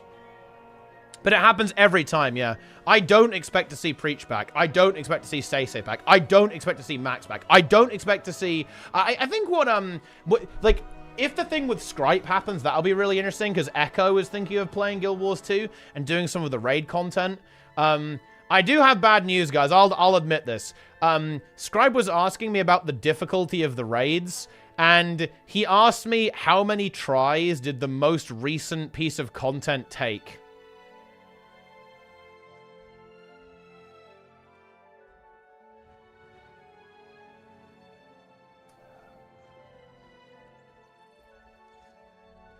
Yeah. I told him it died first try. His only response was LMAO in all caps, unfortunately. Which is not ideal. I did tell him that there's much harder stuff in the game than that, and that it was a bit of a disappointment. So don't worry, guys. I represented the game fairly, but I did tell the truth.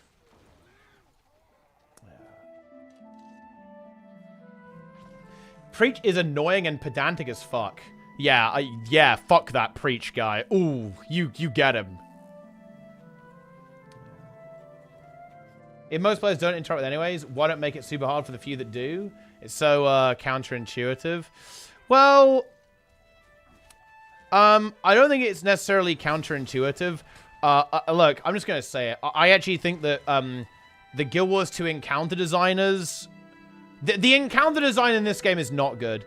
The encounter design in Soto was very bad. It's the worst expansion ever in terms of encounter design in Guild Wars 2. And by the way, I mean that globally. I don't just mean instance content. I mean open world as well. The open world maps have by far the worst encounter design out of any expansion. And so does the instance content as well. No, it's not difficulty. I actually think it's like maybe an experience thing, or maybe even just a skill set thing. I have no idea about the devs at ANET, like how many people they have on encounter design, the types of experience of those players have, those devs have on encounter design. But the encounter design on Soto was very weak. It is by far the worst part of the expansion was the encounter design. Yeah. Don't be stupid, Magrest. Come on. Old Lion's Court design was good. Yeah, but that wasn't Soto. That's kind of my point, right? Yes, I agree with you. I think Old Lion's Court design was pretty decent. But the Soto stuff was just not. Really not.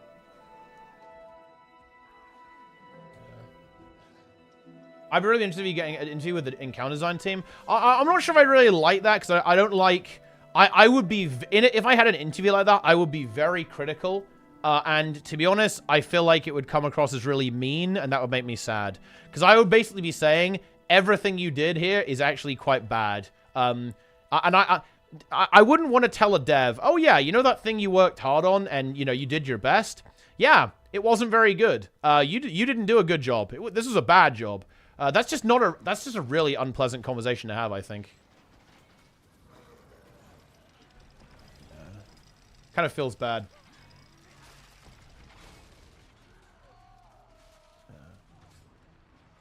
Mesmer is the worst dying profession. I mean, honestly, like, Mesmer Greatsword open world is pretty good. It does lack a little bit on cleave, but Greatsword's pretty decent. Like, sword, Greatsword will get you through a lot of stuff.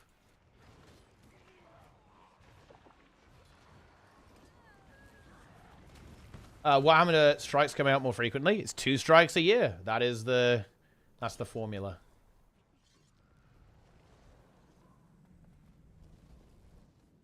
Ah.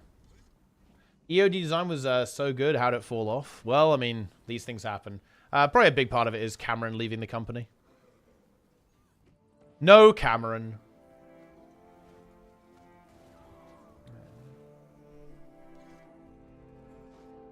Unlucky.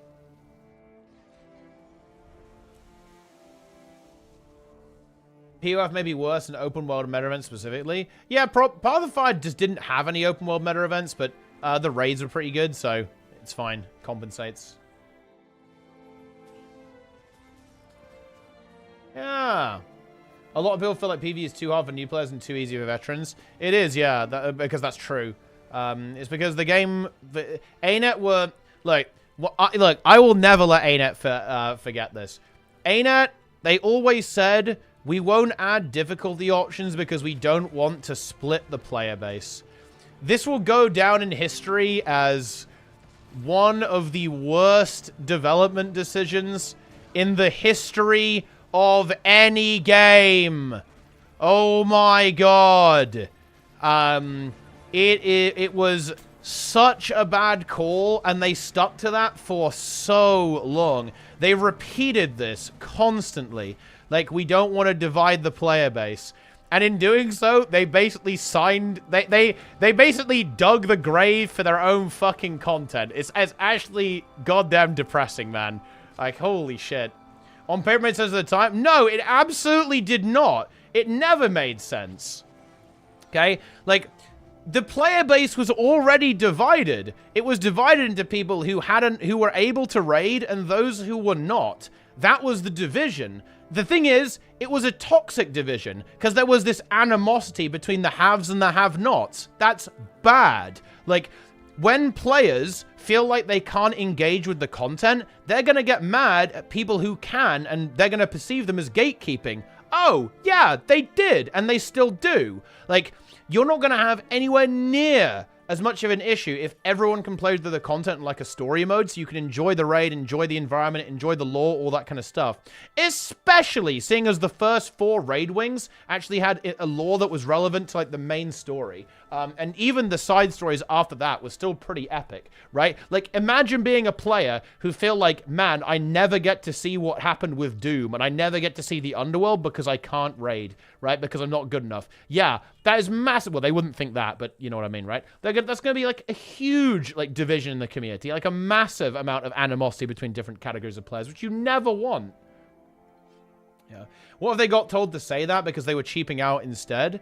I mean, I'm going to take them at their word. To be honest, I don't, like, who knows, right? Like, maybe they were lying, right? I choose to, but I'm not going to assume that they're not telling the truth, right? Obviously. I will take them at their word. I will believe that they're acting in good faith, because I will engage with what they say in good faith. At the time, internet comparisons to vanilla with 1 difficulty and modern Wrath of the Lich King with normal heroic, and most players at the time preferred the vanilla model. Yeah, but there's a big difference. Well, actually, wait, whoa, no. Hang on. Dude, nobody rated it in vanilla, okay? Wait, like, nobody raided in the vanilla World of Warcraft game. Honestly, not because of the difficulty. Vanilla raids are piss easy, but it was mostly because it was 40 man. Like, there's a very big reason they shrunk it down to 25 and then 10 in Wrath, or like with a 10-man option, and then eventually put LFR in with Cataclysm. Like, no. Yeah.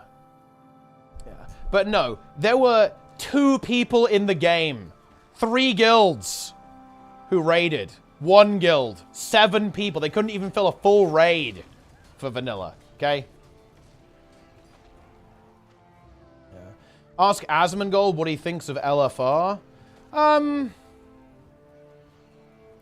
imagine he probably doesn't like it. But he doesn't like Mythic either. But that's why I think Season of Discovery is good. But, well, Season of Discovery is good because it has the 1 difficulty, but it's 10 players. Makes it pretty accessible. And honestly, though, those fights are kind of hard. Like, though, I think people are going to struggle with that. They might nerf it, to be honest. Like, Nobragon is, like, I don't know. It's a bit of a tricky one. I guess, like, the thing is that I would always say, if I don't know, I don't know Asmon's opinion, but I imagine he's very negative towards, I know he said that Mythic shouldn't exist, which is, I love that opinion. It's so interesting. I'd fucking love to talk to Asmongold about Mythic. It's such an interesting perspective, actually. I imagine, I don't know what he said about LFR, but I imagine he doesn't like it. I believe in when he was talking about Mythic, dude, I want to go dig up this video. Guys, someone who's a big nerd, find me the video where he's saying that there should only be 1 difficulty for raids. It's such a, I really enjoyed watching, actually. I really fucking enjoyed watching it. Because, Like, that take, I think it really resonates with a lot of players, actually, in the WoW community, especially more veteran players who maybe aren't as hardcore as they used to be. I think that's a really important opinion to talk about, actually. But anyway, like, yeah, super interesting stuff. But, like, the thing is, I would always posit, like, what's the alternative? Like, if you don't have LFR, if, like, raid content isn't accessible, then I'm not going to lie, raids don't exist. They're just not going to be viable for the company to make, especially WoW raids, because WoW raids are insanely high effort. There's just no shot you can... without, like, really high accessibility options and difficulty options, there's no way. Like, you don't have Heroic if you don't have LFR and Normal. I'd argue that maybe Normal is more important, because, weirdly enough, I'm not sure how popular LFR is. I don't know. I feel like the queue times are kind of long. I feel like people do a lot of Normal. And that early in the season, there's a lot of Normal going on, and maybe there's more LFR early in the season. But then, like, the story players beat the raid. I think they don't play. I think what happens is that the story-oriented players do LFR once for the role play, for the RP. Then they actually stop raiding, and they basically log out and wait for the next thing because they play the game for the story. They want to collect mounts, maybe they want to do the open world, they want to play the campaign, right? And then they come back when there's another update. And then I think what's left over is people don't even do fucking Normal, right? Oh, really? It's the most played raid difficulty. That's so weird to me. Yeah, I mean, that doesn't surprise me, I guess. But it doesn't feel like that, because I feel like the queue times are really long. I guess there's maybe so many groups going at the same time that they get, like, snagged sometimes. Oh, did you really already find this? I don't like the idea of content basically just being neutered and had the mechanics. Oh, this might be it, actually. That might be it, actually. I'll save this link. I like this. 669 Hybris 420 coming in clutch there. Yeah, it was an old video. This was 4 years ago, and that does actually kind of fit the timeline of where I think I heard this. So yeah, this might be it. I found this Dragonflight with the expansion that killed World of Warcraft. Yeah, that didn't age super well, did it? Normal is so easy. It is, yeah. But that's the point. Like, Normal, without Normal, Heroic doesn't exist. Like, without Normal and LFR, Heroic and Mythic can't exist. So interesting. LFR gets pretty fast with healers. Oh, yeah, maybe it's because not enough people are... Yeah, maybe it's like a role issue, right? And that's why it takes a while. Because I play tank, and I feel like I queue for ages sometimes. But I guess you only need 2 tanks, so they're pretty easy to find. Oh, there's another video here. Someone else has found something. There's... Wait, what is this? WoW Alliance is officially dead? Wait, what are they talking about? Oh, wait, are they talking about, like, the Alliance... Is he talking about the Alliance faction? Asm basically, what would kill Wrath of the Lich King Classic while leveling in Classic? Well, I think that the problem with Wrath is that Wrath is, like, scuffed retail, no? And isn't this actually the thing? Isn't Heroic too hard for most people? I don't know about Normal. I actually did not raid very much in Wrath, guys. I basically did not... I was a kid, right? I barely played the game. I only really started raiding in kind of, like, very towards the end of Wrath and in the start of Cataclysm, right? But, like, that's the thing. I just feel like Wrath is scuffed retail, to be honest. I feel like that's why it's not good. It's like, I feel like everything Wrath does, retail does better, to be honest. He talks about Mythic and the average population of... Oh, okay. Oh, yeah, okay, yeah. I was like, why are you linking me this? I'm confused. Yeah. Yeah, I'll save that one as well, actually. Yeah. Best way to activate. Yeah, I think the Ulduar hard modes were actually really interesting for this reason. Kind of like optional settings. That is pretty cool. Because it was also, you could choose how hard you wanted to do it, right? As well, right? That you could leave more of the Drakes up, right? And you could, you know, you could change how much help you got on What the fuck is the old god's name? Bro, that's actually, that's like a dementia moment right there, dude. God damn it. The Hearthstone card. You know that Hearthstone? Ah, yes, Yogg Saron, guys. From the video game Hearthstone. Bow down before the god of death. It's Lemon Milk is my font for Arc DPS. But yeah, no, you like raid difficulties are weird, but I also do understand actually the anxiety with difficulties, because is it fun to know you're basically playing like a cucked version of the boss?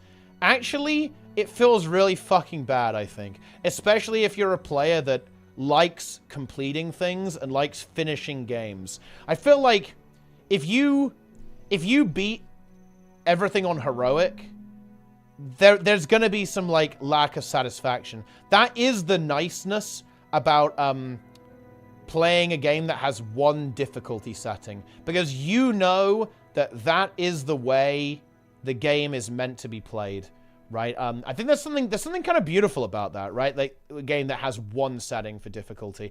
But it also kind of doesn't work. It doesn't work in a multiplayer game. I think in a single-player game, one difficulty works a lot better, because you don't have to rely on other people, so you can kind of do it at your own pace, if that makes any sense. I think another really big problem with WoW is that content actually has an expiry date. For example, I really understand what Asmon says about Mythic, and I think what many veteran players in WoW, maybe like kind of quote-unquote retired WoW players who aren't as hardcore as they used to be feel. It's like, man, I feel really bad about not clearing Mythic, but I don't have the time or the energy to put into it because I'm a grown-ass adult, right? Because Mythic is a time sink. Holy shit. Unless you're an insanely good guild, you will be progressing Mythic for months. Right? We're not done, guys. We're not going to be done until March. Probably the end of March. The raid dropped in November. Okay? So unless you're an actually good guild, you are going to be progging this raid for months. And it's going to be a lot of work. A lot of time investment. Not everyone's going to do that. And that is intentional, right? Fair enough. But that means if you want to beat WoW, you have to grind hard. If you want to do that, if you want to beat the game. You're going to have to put in the time. Not about grinding gear, about skill. You have to get better at the game, practice, show up every day, improve. That is intense, right? It's very intense. And here's the other thing. You don't have unlimited time. I think this is the really important thing here, guys. The really important thing is that you can lose. In Guild Wars 2, if you're in a progression guild and, you know, maybe you're stuck on Doom CM for a bit, you'll get there eventually. Maybe it takes you 100 pulls, maybe it takes you 200, who knows? Doesn't matter. But eventually, you'll beat Doom CM, right? Probably. In WoW, the boss goes away after 6 months. You don't have unlimited times to do it, guys. It's gone. Cutting Edge, the achievements, right? Like, it doesn't exist. It's the next season. It's the next expansion. The game moves on. If you couldn't beat it, you lose. It's over.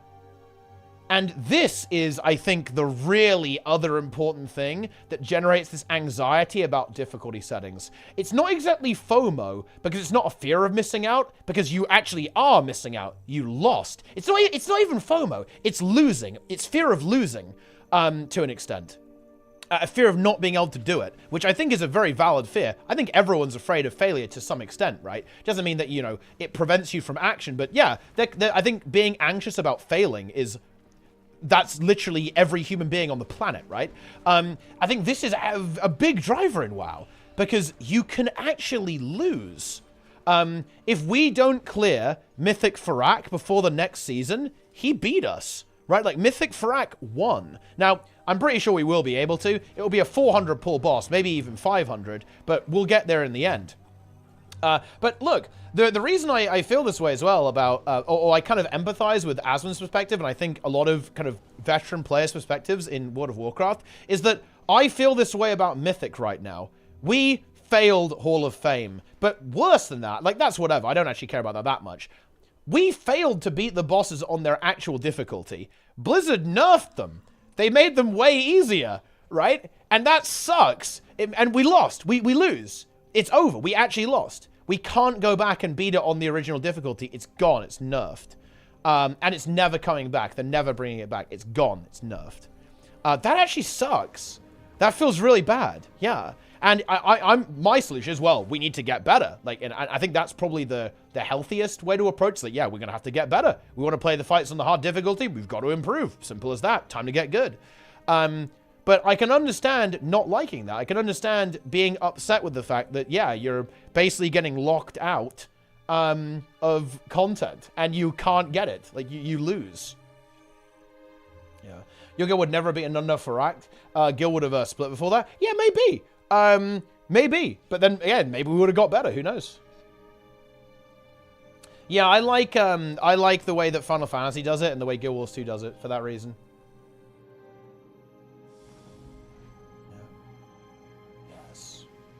Is the grind long because of how hard the raid bosses are, or is it because of grindable content? It's because of how hard the raid bosses are. Pretty much. What if it's like the Final Fantasy where the game tells you the story version how it's supposed to be, but the ultimate is a retelling from a bard who's exaggerating? I mean, that's basically what Guild Wars says, right? Like, the strike missions are like how you remember it, basically. Pretty much is how it is. But I mean, I don't know. I don't think people would buy that, to be honest. Like, because it's very obvious through the gameplay. Like, when I play Mythic, especially Mythic Farak is, oh yeah, this is how this fight was supposed to be. Definitely Tindril as well. Like, Tindril and Farak are the... Oh, yeah. Tindril, Farak, and Nimue. It is so obvious that, yeah, okay, this is how these fights are supposed to be. Like, very, very clearly the case. Yeah. Boom.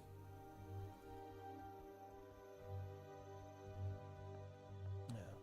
Was ICC buff adjustable back in Wrath of the Lich King? I don't think so. Was it, actually? I don't think so. But yeah, yeah, this is the meme, right? Oh, I'm going to go here. I'm porting in, boys. Oh, never mind. No, I'm not. Can you turn it off? Oh, I don't remember, honestly. It's been so... I didn't play Wrath Classic. I don't know. I feel like it wasn't, but I don't know. I did... That was one of my first raids, was actually Icecrown Citadel. But I have such a dim recollection of it that I'm clueless. I'm fucking clueless. If you guys say you can turn it off, then you definitely could.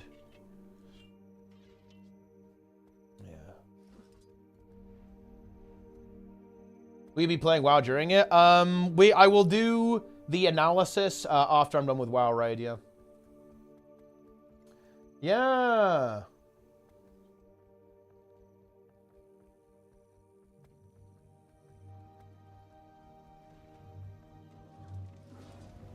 Yes. Incredible.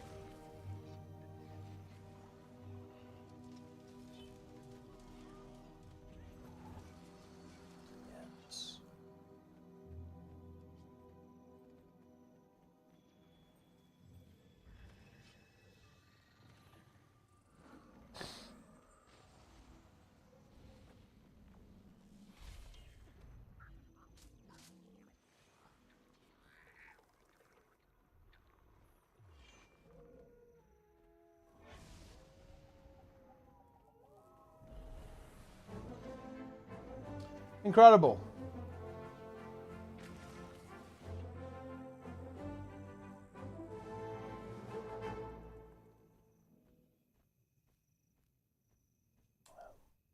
Choose how many aspects you want. Healthy. Yeah, I think difficulty settings like that are kind of cool. They're quite immersive, right? I think that's another thing about difficulty settings is that they can feel very unimmersive sometimes. It kind of rips you out of the game a little bit. And that can feel pretty bad.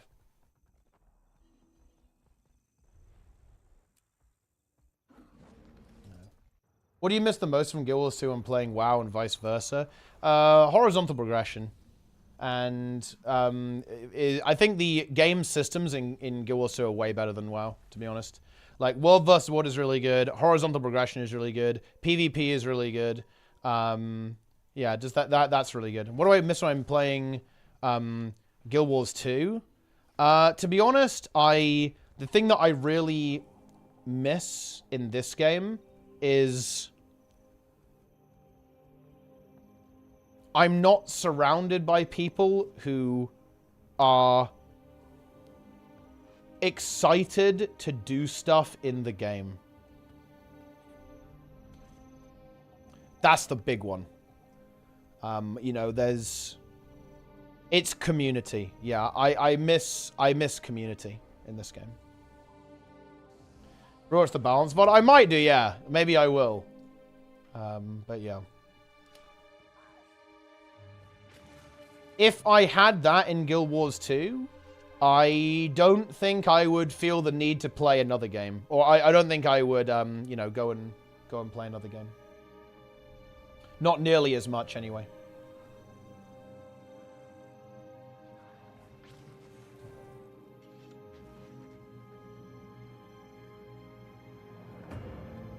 And now it's time for Raid. But don't worry, guys. Don't panic. We will be reading the news in Guild Wars 2. I will not forsake you. I will not forsake you.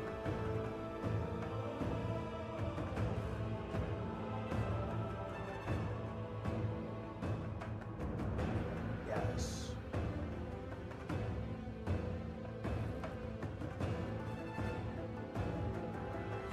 Incredible.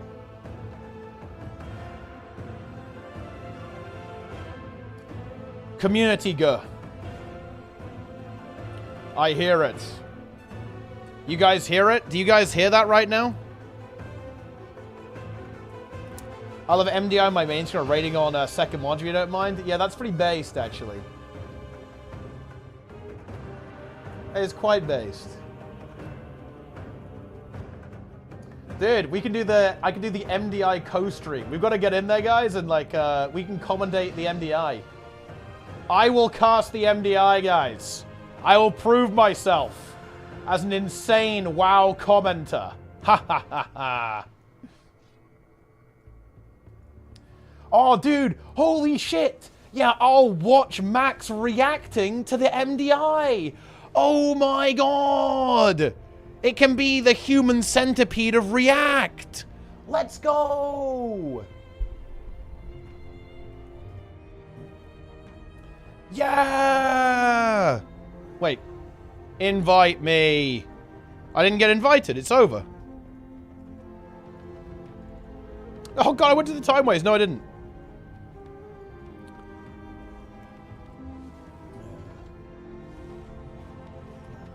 Capital letters. Oh, wait. No, I managed to get it. It was just lagging really hard. Nice. That's incredible.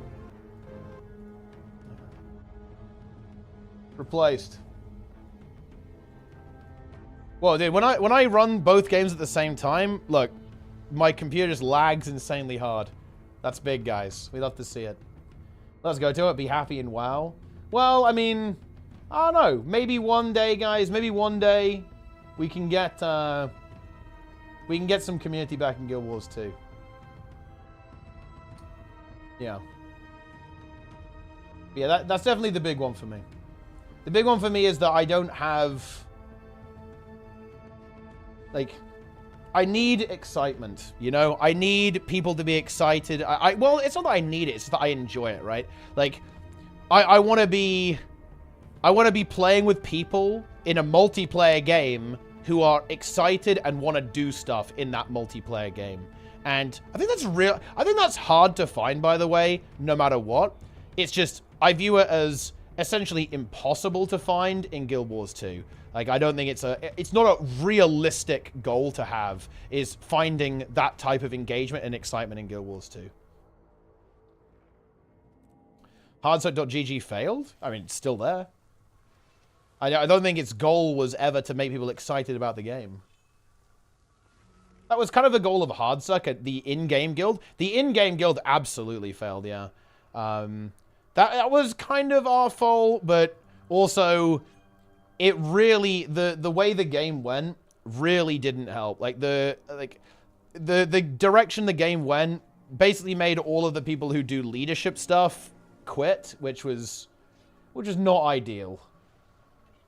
And also, people felt pretty alienated about how people responded to Dragon's End. Like, there was a lot of abuse towards, like, myself and other people who wanted to lead this stuff and, like, help people beat it. So, yeah, that didn't really go super well. But that's how it goes.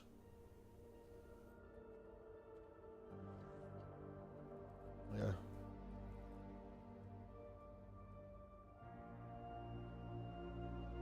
Ah.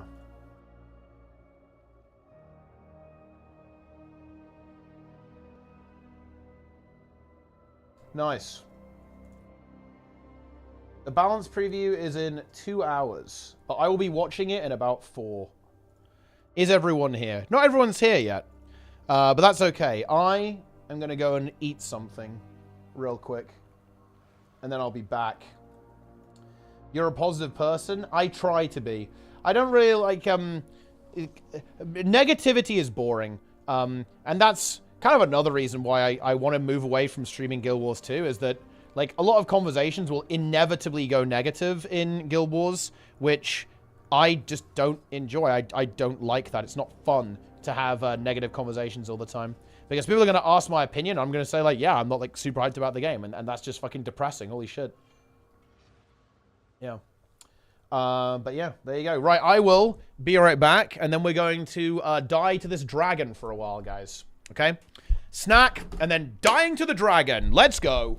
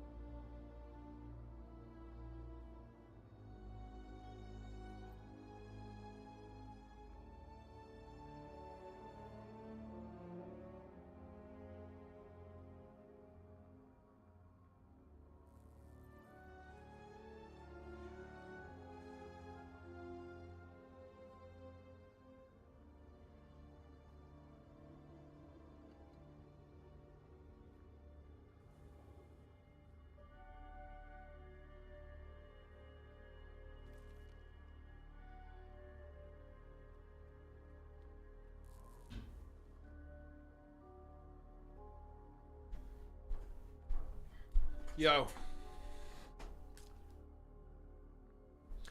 No one asked for Guild Wars 2 Classic. It continuously improves. Well, kind of depends on the perspective. For example, if you're a PvP player or a world versus world player, you definitely want Classic. I'd argue that the balance of the game has, or like the power creep has kind of made the game worse as well. But yeah, in general, systemically, it's improved. I think that is really helped by horizontal progression. It means you don't, like, the problem with games like WoW is you keep layering shit on top, and it makes it way worse, right? A lot of the time. But another thing is that Guild Wars 2 has changed a lot less than WoW. This is the thing. WoW today is so different from Classic. Guild Wars 2? Kinda not. In a lot of ways, actually. Like, Guild Wars 2 is a very similar in terms of the content type that is released. And kind of how the game plays out is pretty similar compared to even, you know, to nowadays, right? Like, whereas World of Warcraft has radically changed, and it radically reinvents itself a lot more. Like, that's another big motivation there as well. Personally find that's a good thing. That's got pros and cons. It does have pros and cons for sure. It means that you might miss, you know, the version of the game that you really like might go away, right? But it does mean that it keeps it really spicy, pretty much. I do kind of lean towards Guild Wars 2. I think Guild Wars 2 is a good thing going. I would say it's changed too much. To be honest, I would change it less overall. And that's why I think stuff like Classic is really exciting. Like, the idea of Vanilla Classic, Vanilla Plus rather, I think is a really exciting idea. Like, and kind of expanding that version of the game. Gnomragon is a perfect example of how damn good that can really be. They need to do Classic Plus. If Blizzard doesn't do Classic Plus and continuously add like Classic Plus expansions to the game, they are trolling. Like, they're unironically trolling. It's so good. Yeah, it's very cool. Yeah.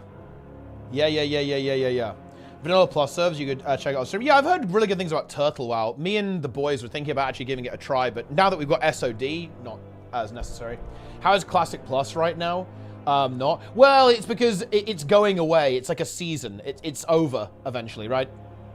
Yeah, it's like a seasonal thing.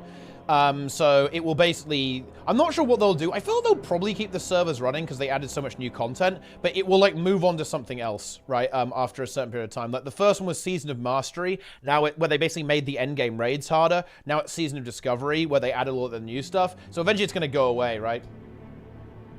After that's basically why it's not really Vanilla Plus. But I really hope they actually make it into its own thing and actually have like a proper Vanilla Plus thing that they keep going forever.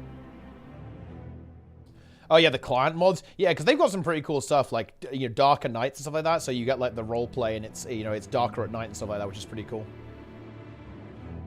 Where is everyone? Where's Embassy? Where's Max? They're dead, guys. They're over. They don't even exist. It's over. There is no point in even continuing to exist. Why do you have a collar on, Sprudel? Wait, of course Jester notices that stuff. But he doesn't. He's a dog, but he doesn't have a collar on. So Jester was just imagining it. Jester wanted to see the collar there. He enjoys that stuff. Hunter. He is a hunter, guys. Jester is into that, by the way, guys. He's into it. He needs to unmog? What do you mean, unmog? The Draenei? What is this? He doesn't really have a collar on it. I mean, his clothes have a collar, I guess, but that's not really what you're talking about, is it? Jester is a Kuma. There's a hook for a leash? Oh, you mean like... But that's just like his hat, isn't it? Is that part of the hat? Dude, Jester is into that, by the way. That confirms he is into it. Lunaria. I'm doing a lack heal Willbender, but I do need to be able to heal through extreme damage field. General question. Oh, yeah. Yeah, you can get a lot of healing output with the Caracosa relic on that build, if I recall correctly. is where a lot of it comes from. I mean, it's not the best build in my opinion. Dude, people flame me out for saying it's not good, but I do not see how Heal Wellbender is actually good, to be honest. Like, you know, I guess it's nice that it gives alacrity. So it's because alac healers are desirable, right? So if you play Heal Willbender, you can play Quickness Herald, which is really nice, as opposed to Heal Firebrand, which kind of sucks because you can't play Quickness Herald if you have a Heal Firebrand in your group. So I don't know. It's like I don't know. When I look at Heal Willbender, I am not impressed. I just don't feel very impressed by that build when I look at it. Yeah. Where team? I don't know. I don't know what's that. I think Max is stuck in traffic, so he'll be here pretty shortly. And Emisy's dead. Emisy is fully mentally destroyed, and his career is over. I mean, it's obviously playable, right? I'm not saying that Heal Willbender is like unplayable trash, but it's like, I don't know. I don't look at the build and go like, ooh, wow, this is what a sick build, you know? That's it. That's the deal.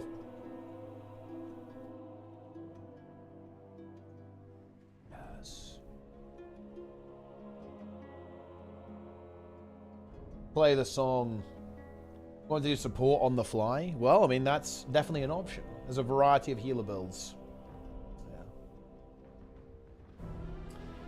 Saying Jester is a Kuma is like saying Emisy thinks pale girls are kind of cute.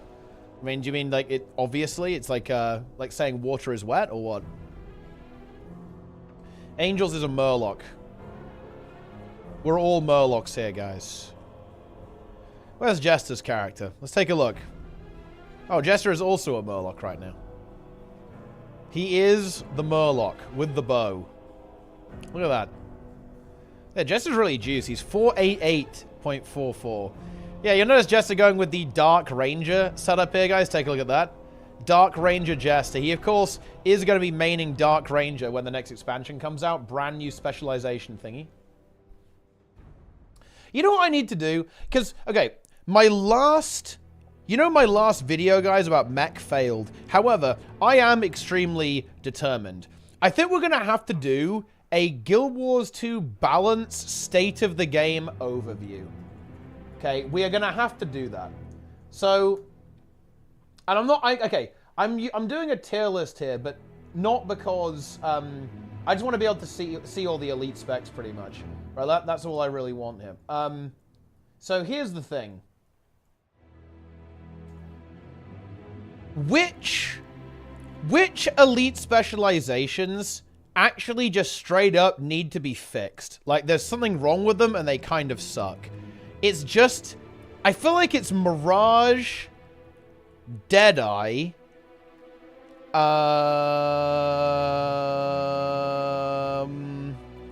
Untamed is kind of getting there, to be honest. I was going to put Untamed, but it's kind of getting there, but I will put it because it definitely needs, I feel like it does need something, as well. But if you think about it, everything else is kind of, I maybe want to say Bladesworn as well. I feel like Bladesworn is weird. Oh yeah, Tempest does need help. It needs some Boon Radius help for sure. For the support build. I think the DPS builds work, but like it's a bit niche. It definitely needs a bit of love, actually. Yeah, for sure.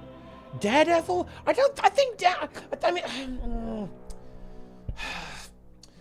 Daredevil, I don't know about Daredevil. I feel like it works. It's just, it's gonna be a niche build because it's a niche build. It's not niche. It's that I feel like not many people are gonna play Daredevil no matter what, right? Like in the hands of a good thief, it's really good, but I don't think it really needs to be reworked. Yeah. Oh, is everyone here? People are nearly here. I'm consuming. Yeah. What are they going to do in Guild Wars 2? Probably pretty similar to Soto, if I had to guess. I think it's a pretty good template. But yeah, this is kind of what I mean, guys. Like, maybe this is a good way to express this. I feel like so few specs like need to be fixed, if that makes any sense. Like, they need actual fixing. You could maybe have another look at Scrapper Quickness and maybe make it like blast finishes instead of You know, instead of being leap finishes, because leaps are usually movement locking, which feels a bit bad, actually. But yeah, like, I tried to explain with mech that, honestly, play what you want, and, you know, you can definitely do well on basically any build in the game. But maybe viewing it from this perspective, like, which specs kind of need to be fixed might be a good way to think about it. Because all of the other ones, they all work, right? They do what they're supposed to. There's nothing, like, broken or, like, dog shit about them. They're all fine. Like, Spellbreaker's good, Berserker's good, Willbender's fine, Chrono's fine, Vert is good, Harbinger's good, Reaper's good, Scourge is good, Druid's good, Soulbeast is good, Herald is good, Renegade is good, Vindy's good, Mech is good, Hollow's good, Scrapper's good, Weaver's good. I mean, Kada, I'm not going to put Catalyst here because Catalyst does what it's supposed to. I have a personal distaste for Catalyst. I think it's a very badly designed elite specialization. Excuse me. But, the LE police has got me. But there's nothing, like, wrong with it, you know?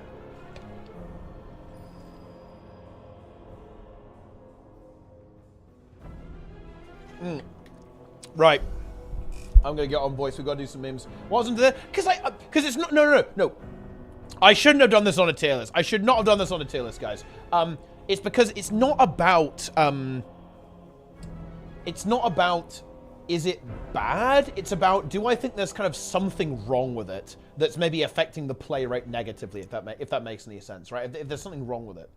Wait, I go into fucking Mythic General and I see Nico posting Kuma Twitter stuff again.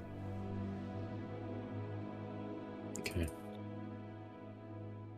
I feel there is something wrong with Tempest, yeah. It's what Nike said, right? What Nike said. It's 6% of 3 different builds, not 100% of any build. Exactly. Right. It needs some love with its, like, playability, in my opinion. Yo, let's go. Yo.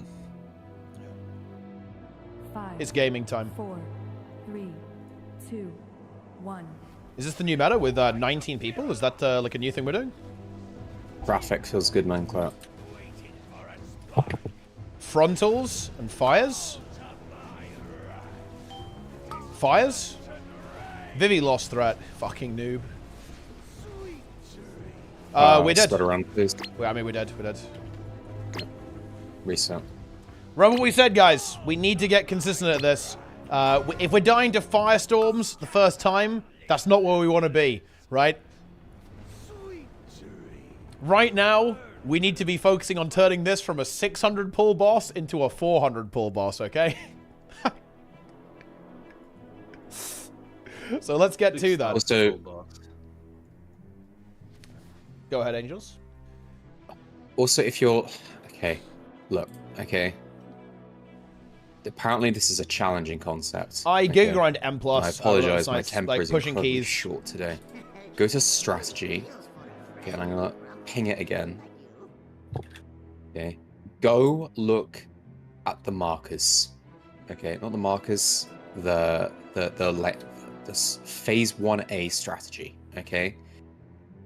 If you are not positioned on one of those areas, okay, so just to the right, to the middle, just to the left, or to the far left, okay, if you're not positioned in one of those regions, okay, with the firestorm, or you see someone else already in there, you need to move, okay?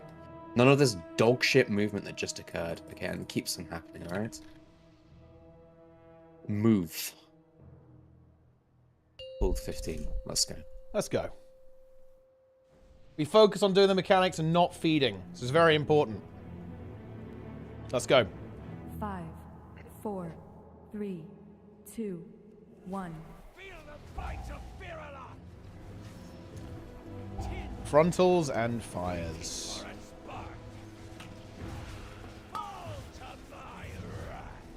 Fires. Don't die to swirlies. Place fires. Good. Frontals and soaks. Soaks. Blazers and frontals. Stop moving with the front blazers. Arsenals. Ready for the Gates. gates. No greeting.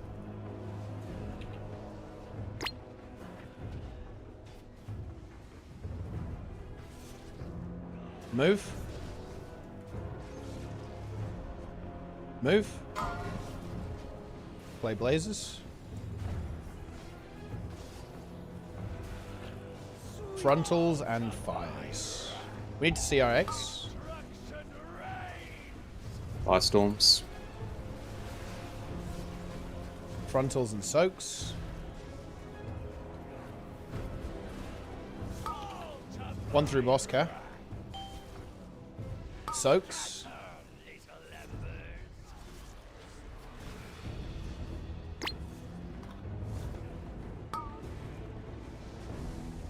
Frontals. Yo, what is this firestorm positioning, by the way? Scuffed? Yeah, I can see. Yeah. That's a bit not ideal.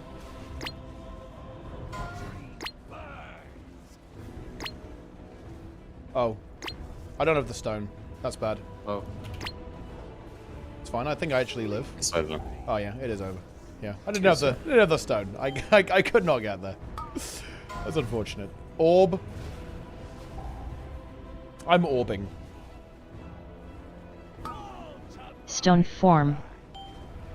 Ah, nice. The warm-up is over now. We are fully warmed. Very nice. Yeah. Providing you with the stone. Feed me the stone. I have the stone. It's over. I need 30 seconds. Okay. But yeah, you talking about for cooldowns or for real life? Yes, cooldowns. Ah. Maybe we don't need I'm doing cooldowns. cool 15 now. Yeah, we only have 19 people. Don't we need cooldowns? Yeah, I mean, like, it's pointless if my cooldowns are decent from the normal way, right? 5, Maybe. Get no 4, practice. 3, 2, 1. Here we go. Frontals and fires.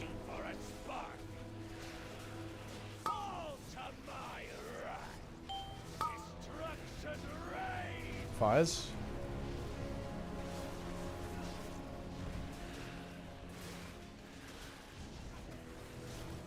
Frontals and soaks. Soaks. Dans le maison. Blazes and frontals.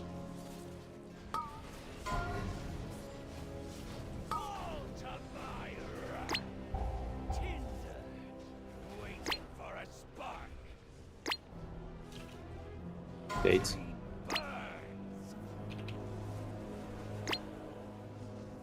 Here I come. Okay. Move. Move. Play blazes. Frontals and fires.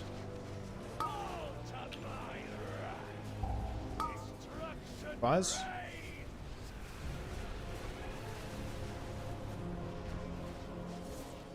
Need to be faster with sorting that. See our guru. Soaks next. Soaks.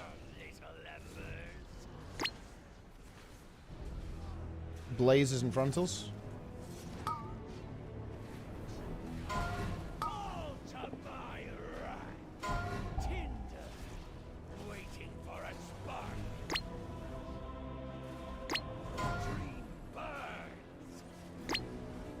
Okay.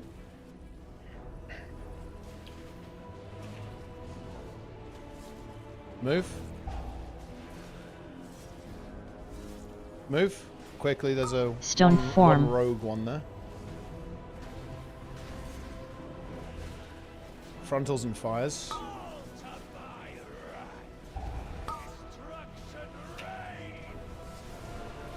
Careful with placement of these. Frontals and soaks.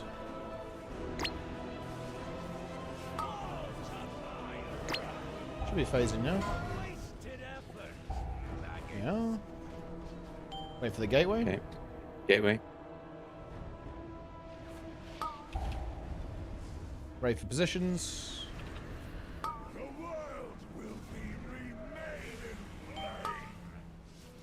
Oh, I tapped them so long. Oh, we orbed? Wait, where did we orb?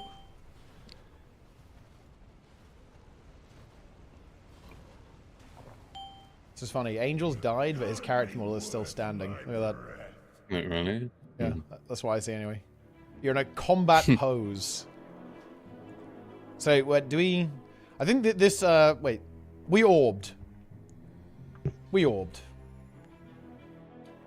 I think the distribution was pretty bad there, from what I could see. There was a lot of, like... R1 was pretty high up. Does it scale? Nah, it doesn't scale. And Mythic is for 20 people. Only, so it doesn't scale. I was R1 and I got mine, but I don't know. Someone was at my spot. What the fuck? How could they do that? Yeah, imagine doing that. That's insane. Yeah, make sure, guys, that you get used to looking at that, because this intermission, we really need to get very good at doing it consistently, obviously, right? Because it's that's a very easy place to wipe, even when we're kind of even after we've beaten it. It's gonna be difficult to get that completely consistent. So make sure that you're familiar with what the positioning looks like, where you're gonna have to go, and all that kind of good stuff. All that fantastic stuff. 3, 2, 1.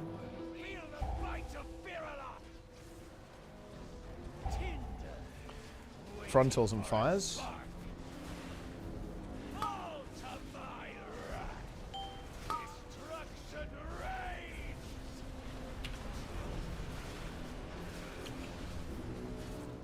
Frontals and soaks.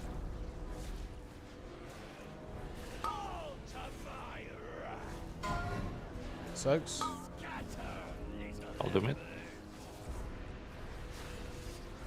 Blazes and frontals.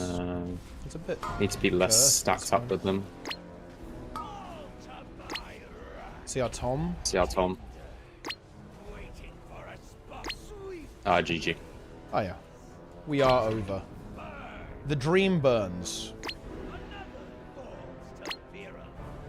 Rocker turns into his true form when he dies. That's what he looks like IRL. What? An angel? Yeah. It's true, yeah.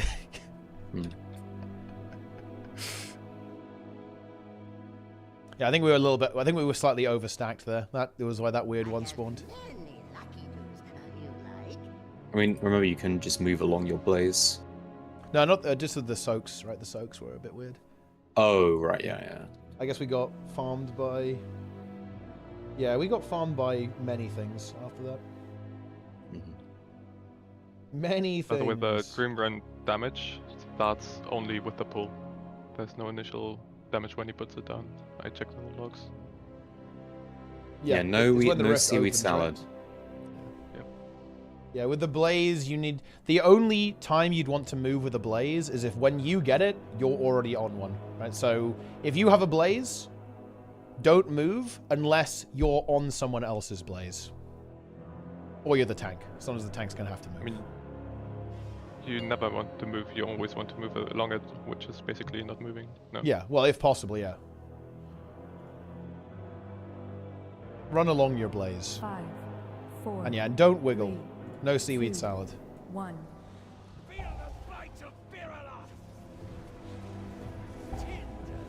Frontals and fires.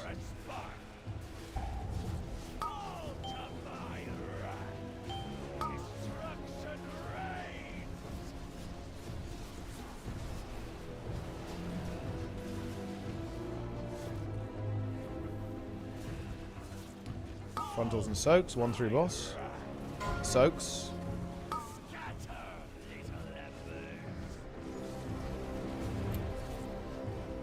Blazes and frontals.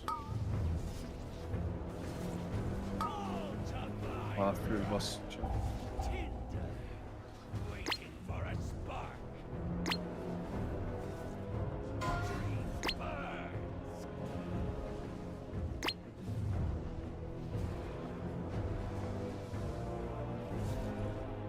Move.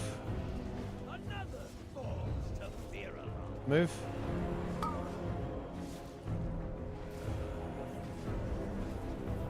Frontals and fires.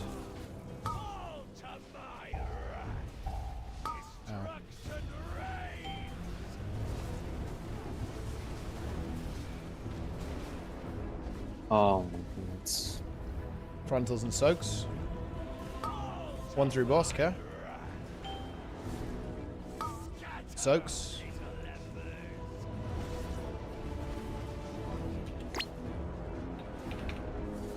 Blaze and frontals.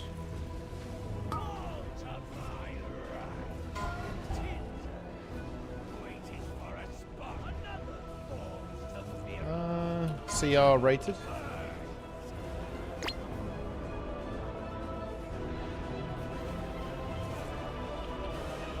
Move.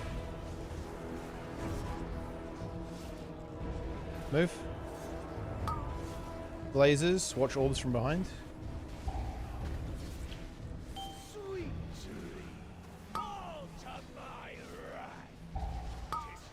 Fires.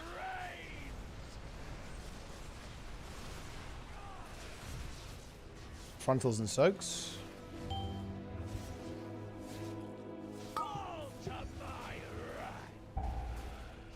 I mean, we're not going to be able to do the orbs here, but just get into the correct positions with them. Another falls to Firalath. Okay, do the gateway properly. And now? Positions. Practice getting in position.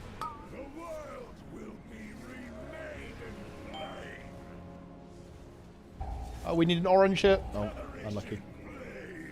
I think that was Vic's orb, I think. Yeah. I mean, I've been positioned on the left side every time except this one. And it was literally opposite of what was standing. There was... I think there was R3 on R2. The orange ones. You don't have a permanently assigned spot pick, so... No. Well, I mean, I think it would just too many people dead for it to work. But yeah, we definitely need to just practice getting in position. I think I'm playing WoW. For him, first ever time playing an MMO. Hi, because I love grinding. Should we play Retail Classic? Oh, man. Really tricky question, to be honest.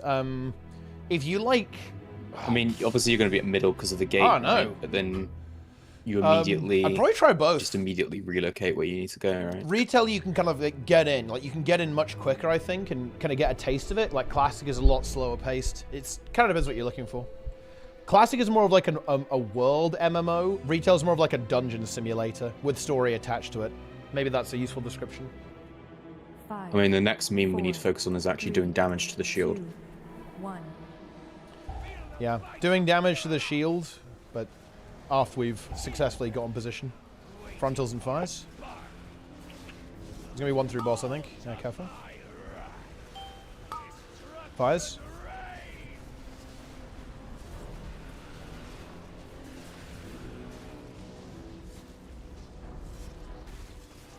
Frontals and soaks. 1 through boss. Soaks.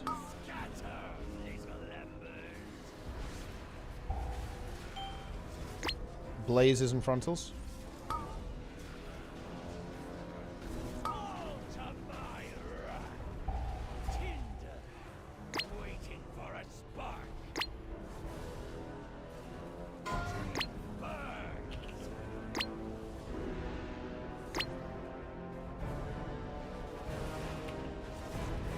Move. Move. We're moving too far, to be honest.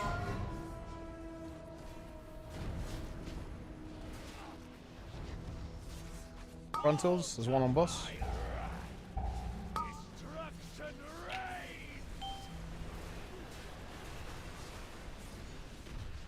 Frontals and soaks.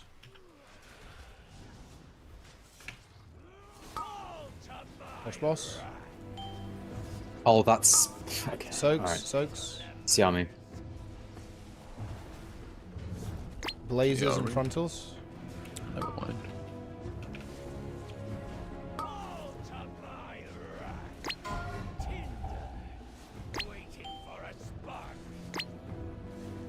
Definitely want to be pressing a personal there.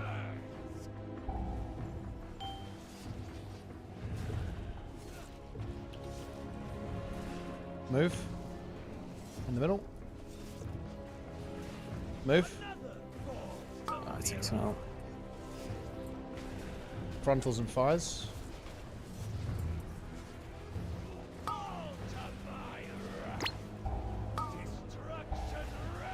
Fires. Frontals and soaks.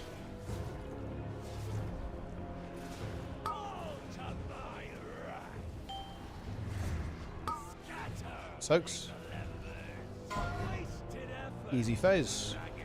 This is consistent, guys. Obviously, we can tidy it up a little bit, get through with no deaths, but we are a player down, of course, so that does complicate things. Especially a range down, actually. I just mean like for the general phase 1 consistency. Oh, right, yeah. Need a shadow on right here, guys. Yeah, nice. We orbed. Where did we orb? Yeah, can people keep an eye out where the orbs are going in? Yeah, for sure. There's less orbs than what we got alive right now. There shouldn't be any going in. Yeah. No, L2 or or unless the mean front the fence. orange one. Because the shadow one was picked up at least. Okay, yeah. So L2. Is there any way we can see who was assigned to go to L2? Says it in chat. It's, Orange sunshine. zero purpose was orange. Oh, okay. Rated. People, Oh my god. people call it out. Oh yeah, I see it in the raid chat. Yeah. Rated, you orbed. Yeah, or rather, you didn't orb. Your lack of Should make the orbing. weak or essay. We should make the weak or essay those in zone chat. Yeah. So if you don't orb, oh, you mean like every single time you get to the intermission, just spam zone chat? Wait, did you get an orb, or?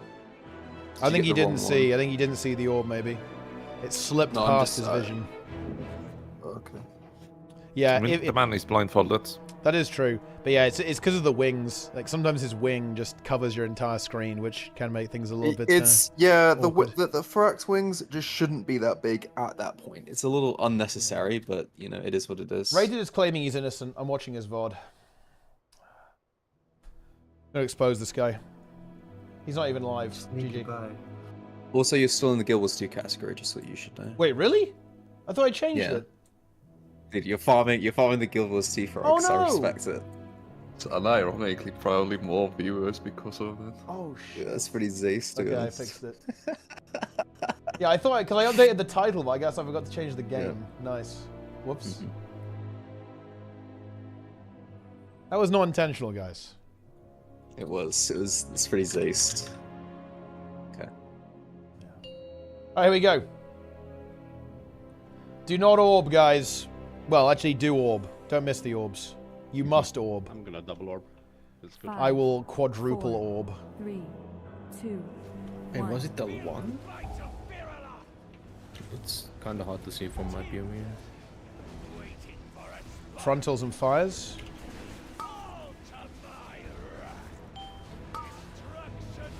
Fires.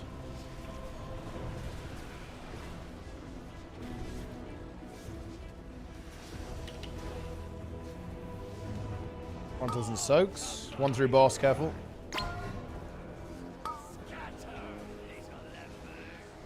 Careful with overlap here. Yeah, that's going to be weird. Oh my god. Frontals, blazers.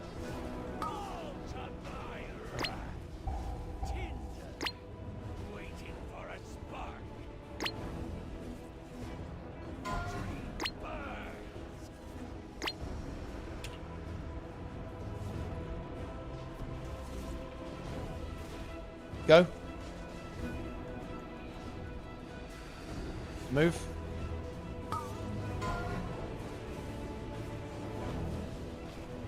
Frontals and fires.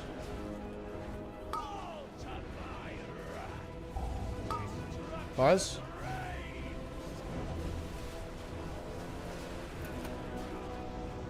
Frontals and This is soaks. awful positioning. You guys should be focusing on like getting them to the left first and then outwards towards the right. Soaks. Go deep. Good. Blazers, frontals.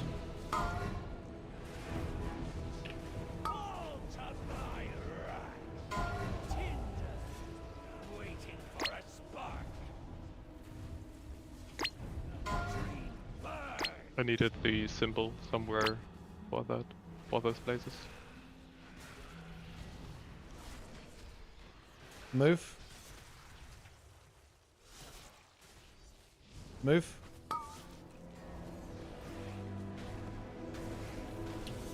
Frontals and fires. Stop moving with them. We have to fucking move, otherwise we get sniped by the orcs. Yeah, I mean that section there is always going to be a bit scuffed. That's where Stone form. Oh, hence the YOLO spread. Weak aura there.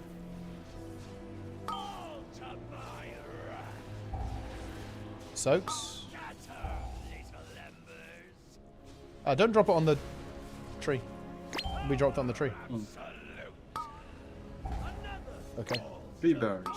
Yeah, we dropped it on the tree. Yeah, there was an extra puddle there, right, from the first misplaced one. Yeah, yeah. I mean, you know, It was closer. we could have Right. adapted. I could have gone Yeah, like it to the doesn't middle. matter, Yeah. but yeah, Yeah. it's not important. It's okay though. Yeah, I'm trying to stand in 2 at the same time. It's not always possible because they don't always overlap, but yeah, I'm trying to stand in 2 because I can soak 2 as a tank to reduce the damage a little bit. For 2 soaks at the same time as 1, and Vivi's doing the other one. He's on the left, overlapping with Drifting nothing, what do you mean, Nico? Yep. The dispel CD. Okay, yeah. Alright. Dispel on CD, please. Thank you. Die. Fantastic. You gaslit me. It was orb 1 that went in. Well, never Two mind. were next to each other. It's kind of hard to see. It's over. I still blame Rated. In fact, I don't blame Rated. I blame Madness the Venture Co. That's who I blame. Hmm. And SC Storm Reaver, actually. Fuck that guy.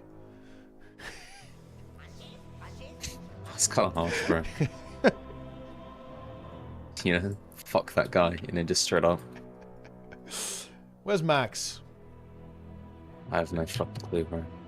We have done 8 out of 9 of the mythic bosses for this raid. We are on the last one. Yeah, it's unfortunate. Our 4-hour raid time is actually a 1-hour raid because everyone's late. Unlucky. It's just disrespectful, really, isn't it? Here we go. Also, stop saying Max have PTSD. 5. Wait, what? 4, 3. Formula 1. Oh, okay. Okay. Frontals and fires.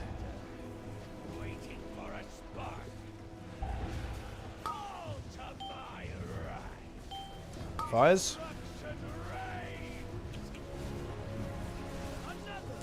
Can we die? Okay, wait. We need to stop dying to that. It happens too often. Cannot be dying to a fucking firestorm, man. Yeah, just play very, very safe there, guys. Like, even with 19, we're actually beating this DPS check pretty easily, right? We're going to have a 20th, even more damage. We need to be optimizing for 4 success minutes, here. apparently. Oh, well, we can get 2 more in then. Maybe 1 more before he gets here. It's kind of depressing. I have a question, actually.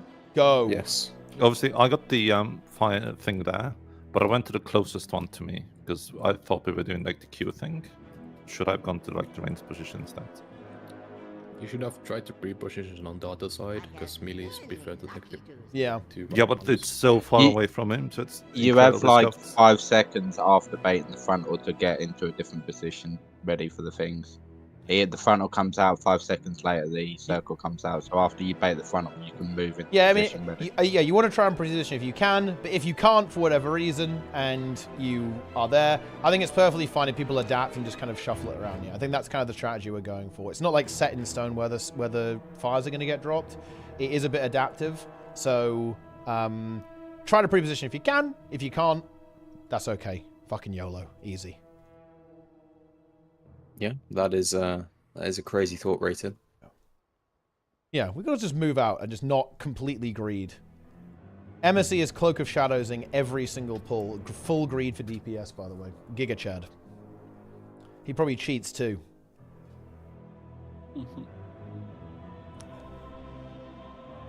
What, the firestorms or the AoEs? I mean, look, I'm not gonna lie. Okay, no. I am gonna slightly shut this down. Nobody cares about losing 2 seconds of DPS uptime. If we wipe on Farak last phase and we hit the Enrage, then I care about that. But until then, absolutely nobody cares. If you have to AFK for 2 seconds away from the boss, you AFK for 2 seconds. We kind of talked about this last time. We need to be in the winning mentality, not the I'm going to pause on a 67% Farak wipe mentality. Mechanic easier. The mechanic is easier, but just AFK, like straight up. I mean, we get the positions correctly there. Someone just stood in them, no? It was this. I think it was dude, we can't add like AFK inside the boss. Like, we don't need to do complexity. Complexity is just not. Our goal with strategy is it needs to be as simple as possible because the boss is hard and we have tiny brains. Like frontals and fire. Overcomplicating things is not good. Fires, don't die. Alright, move. Whoa! Do you guys see that? Whoa, okay. Yep. Frontals and soaks. Vivi like pre-moved and he leapt instantly. That's crazy. Maybe we don't pre-move that much, you know? Okay. Okay. So, I'm just going to say this, okay? The overlaps cannot be extreme on these first soaks, okay? Don't risk it. Personals. Gates.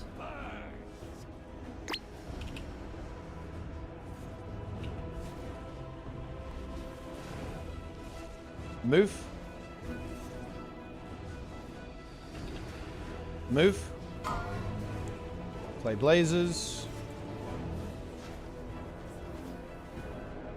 Frontals, there's one on boss, be careful. Fires.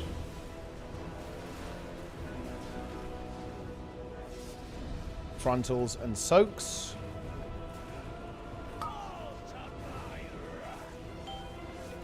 Soaks.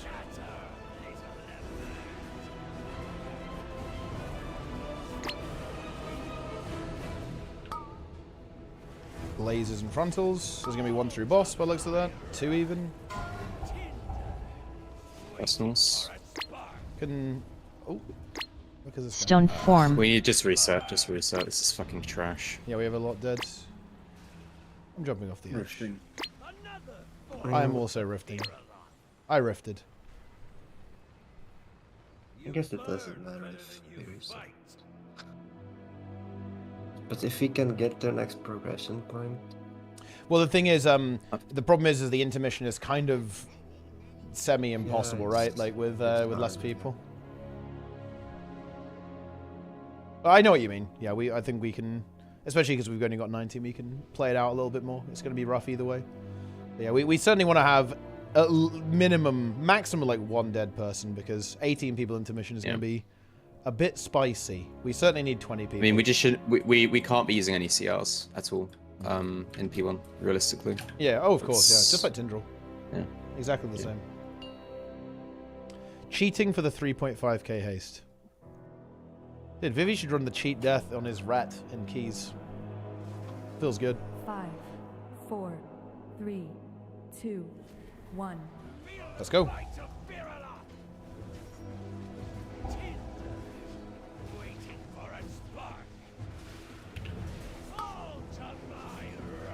Fires.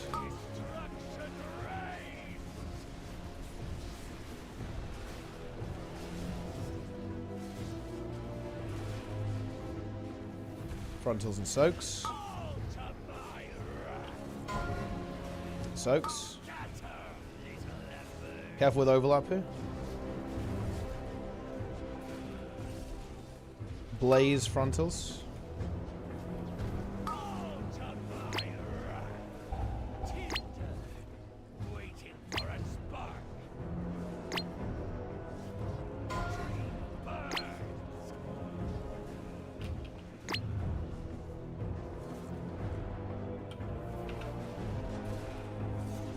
Move. Move.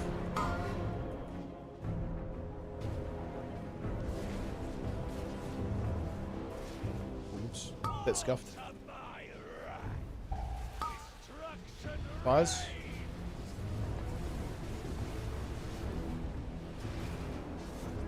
Frontals and soaks.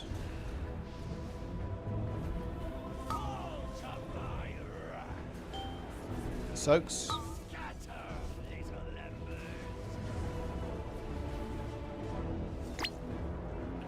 Blaze frontals.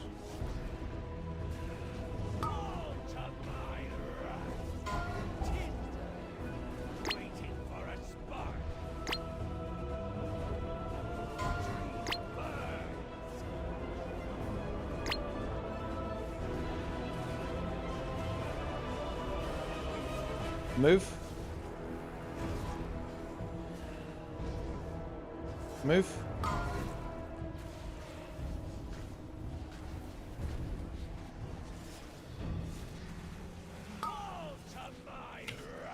See our next scene. Fires. Frontals and soaks.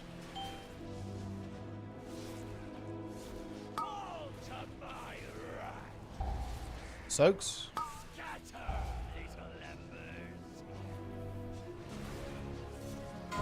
That was a bit overlapped, I think. Nico's down, but we can go. Gates. Now. Positions, get to positions.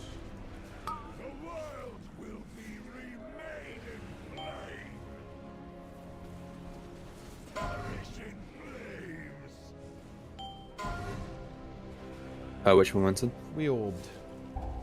It could have been me now. I missed it left and right because I'm prepared. Dude, the intermission is fucking owning us. Holy shit. We orb instantly. Did you get the pop-up diagram, Vic? Yeah, I did. Played more WoW Classic or WoW? I'm playing more WoW right now. I'm playing a decent amount of Classic too. Yeah, this is retail right now. I mean, I still took an orb, so I thought, I mean, it's just on the wrong side. Yeah, I mean, this is... also venting on the right, but... Yeah, that was probably mine. No, that's Shadow. But, I don't know, it was the second one, but I didn't see Shadow too. I had 3. Summon, please. Summon. Yeah, we just gotta practice. Because, I mean, like, at the end of the day, if even one orb gets in, we are going to wipe instantly. So just gotta practice getting in position, we gotta practice gaming. Ah, Jess, I see you've converted to Night Elf. Yeah, I'm trying new looks, you know. Oh yeah? Like, yeah? Thought they were too feral for you. They are. I mean, his queen is a night elf. I don't think so, buddy. Jester. Why are you saying it like that? What do you think? Okay. Let's go. There. Not much to say, really. Practice. Hold yourself accountable if you miss your orb. Try not to get blinded by his giant wings. 5. These are all the things you gotta do. 3, Yeah, and DPS. 2, 1. Insane DPS. Fires and frontals. I love how it nearly one-shots Vivi on every single pull. Hope one day he crits and kills him. Don't think he can crit, but it'd be funny if he could. Fires.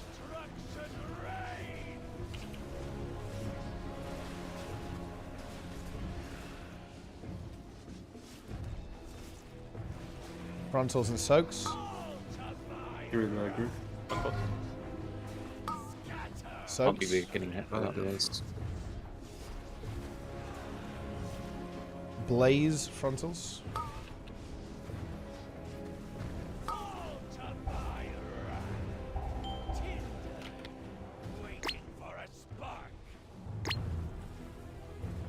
Gates.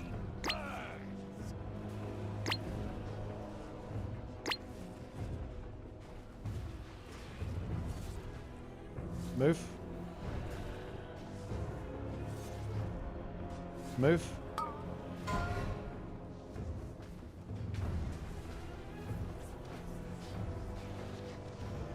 Frontals and then fires. Fires.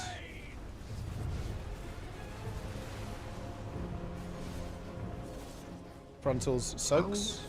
Oh my fucking CR Angels. Soaks.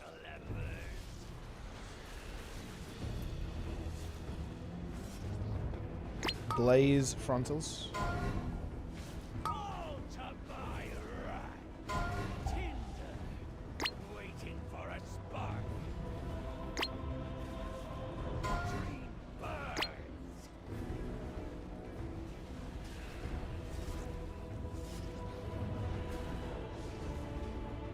Move. Move.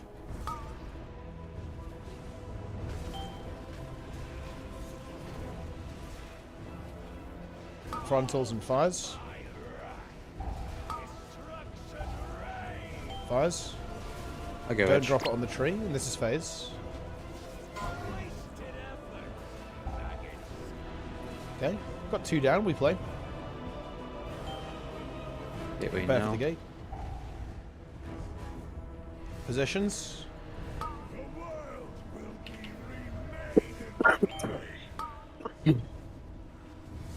That should be our run, I think.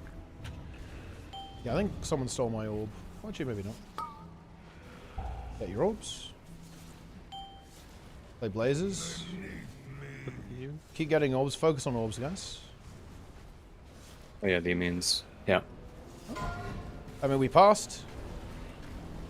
There are no more orbs. And none got in. Okay. Yeah, that's good. Okay, okay. So we failed the DPS check, but that's fine. So yeah. Good. Yeah. I mean, now we just have to break the shield. Then it's on to phase 2. Oh, that is exciting, is it not? Dude, wait, look at that We though. need to clean up the last wave the immunes. Yeah. Because I had to soak one.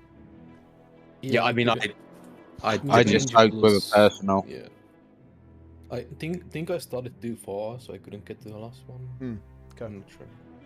I soaked the load, but I And didn't immune. Also, guys, make sure we are saving all 2 minutes for that as well. So save your 2 minutes. I think that's the adaptation, because we're probably just sending on boss right now, but we need to improve our phase 1 to the point where we can save CDs for the shield. Yeah. So from now on, we are skipping the soak cost with 19 people. yeah, so. exactly. Yeah. So just make sure that we are. Well, we have 20 now, to be fair. But yeah, just make sure that we clean up this first phase, get more DPS. We can start optimizing a bit, and also just save 2 minutes and all big DPS cooldowns for the intermission, and that should get us through that phase. Yes. Lost. Yeah. I mean, is it a lost ankle? I mean, I've seen a lot of groups do it, but like we had 2 dead there, and we were kind of close. But why not? Like, we have to learn the orbs, I think, and damage will just. It's just for proc until everybody's I mean, really learning the comfortable on it, orbs, like, damage doesn't matter for those, right? If we build Yeah, a DPS, that's- the phase is over anyway. Yeah, that's 5-1 to last. Yeah, I guess so. Why did Xerxia die to falling? I don't Yeah, really just, care send, just either way, send, but send the last as soon as we kind of like positioned ourselves for the orbs. Okay. Once we start overkilling it, we just don't. Yeah, okay, like and then remember personals for the second set. Okay, use a personal for the second set. And then immunes for the third set. I don't know. I personally forgot that we were doing immunes because we haven't got to the third orbs yet today. So I think I got all mine, but I'm not sure. Maybe one got through. Orb. I mean, it was the Orb. one between me and Angels that Spoodle said, so... One orb. Here we go. 4, 3, 2.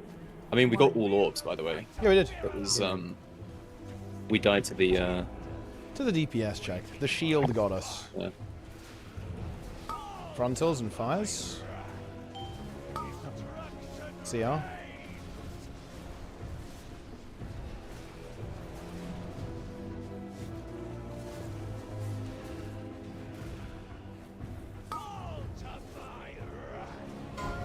Soaks. Oh. Yeah, what is this? Okay. It actually worked out. Did we? Blaze. I cheated. Spurtle is dead. Reset. Both Shamans are dead. Yeah, reset. Worthless class, holy shit. Did we I'm holding. change? Are we stacking? There's nothing wrong with famous. No. Because we always get 3 on the exact like stacked together, or maybe I don't know. Like it happens pretty often. Is that because all the rangers stopping as soon as they can round here, not actually spreading out for the frontals? It's just pure RNG as to who gets the soak there. You just gotta, you just gotta play better and adapt and move faster. Like that's all it is, and you gotta commit. Good, Like, Savian. How you doing? I don't know. This is what I've been saying like all along, right? Like, you know, even as far back as Rashok, right? Like it is a matter of just committing and doing what's necessary. Yep. We adapt. We must become big adapters. Affirmative action. Adapt, overcome, or whatever the fuck Bear Grylls said, right? 3, 2, 1. Let's go. Frontals and fires. 1 through boss. Fires.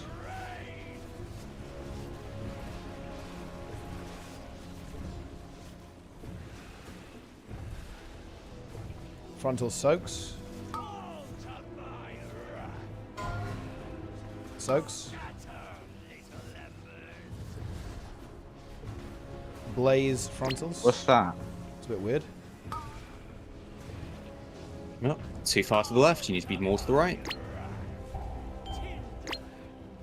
That's not.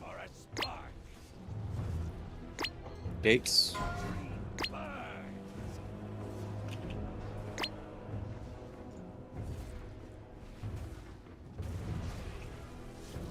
Move. Move.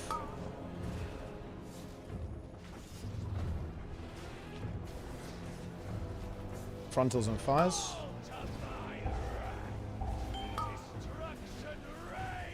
Fires.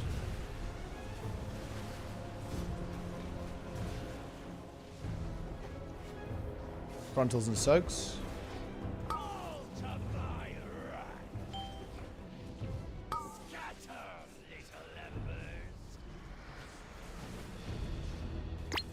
Oh. Dude, I was very confused. I did one of them. What the fuck? Dude, one is just like running. That's crazy, actually. Huh. Interesting. That's not.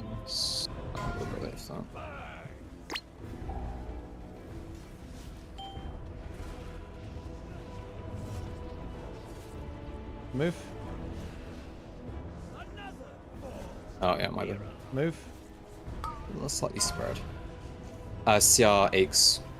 Get aches up immediately, please. We need the gate. It's over here. Fires. Just push the phase.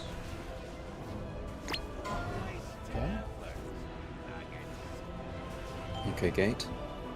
We're unleashing. Once we're in position, we lost. Gates. Send Giga CDs. Now. Okay. Position. Get in position. Okay, lost now.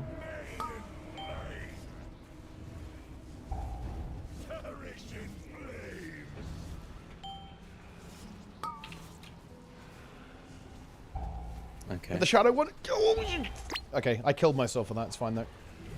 Oh, yeah, me too. I did the same. Yep. Oh, you missed one. Just so. Keep going, guys. Keep going. Break the shield. Break Yeah, the I don't shield. know Vivi, you're only tank, so you're gonna have to tank. Oh, come on! Break the fucking shield! Oh, there we go. Vivi, take the boss. 0.2. Okay. 0.8 seconds left. Yeah. It's a pretty big pushback, though. Just so Huh? you missed the first one. So tank close here. Tank close to where Yeah, the I gate know, is. missed Yeah, one. there you go. Alright, so then. But I can't really go back. Okay, go to the side that has the spirits on constantly after the first frontal. So you'd be playing on blue. So we go to blue now. Never mind. Heal the beacon. Yeah. Oh, hello. And you'd be on that think I need side. to let them come a 'Cause bit the way it closer. works is that Amazon. you get like small ads, then the next 2 you'll have the big ads, right? So, but this is the rule, guys, for this phase, yeah. Basically, you go on the side where the trees are going to be, and it always goes small ads, then 2 trees on that side, and then obviously vice versa. So we look out for where I'll call it obviously, but we look at where the small ads are. That's the side we're going to be playing, because it's easier to not hit the tree than it is to not hit the small ads.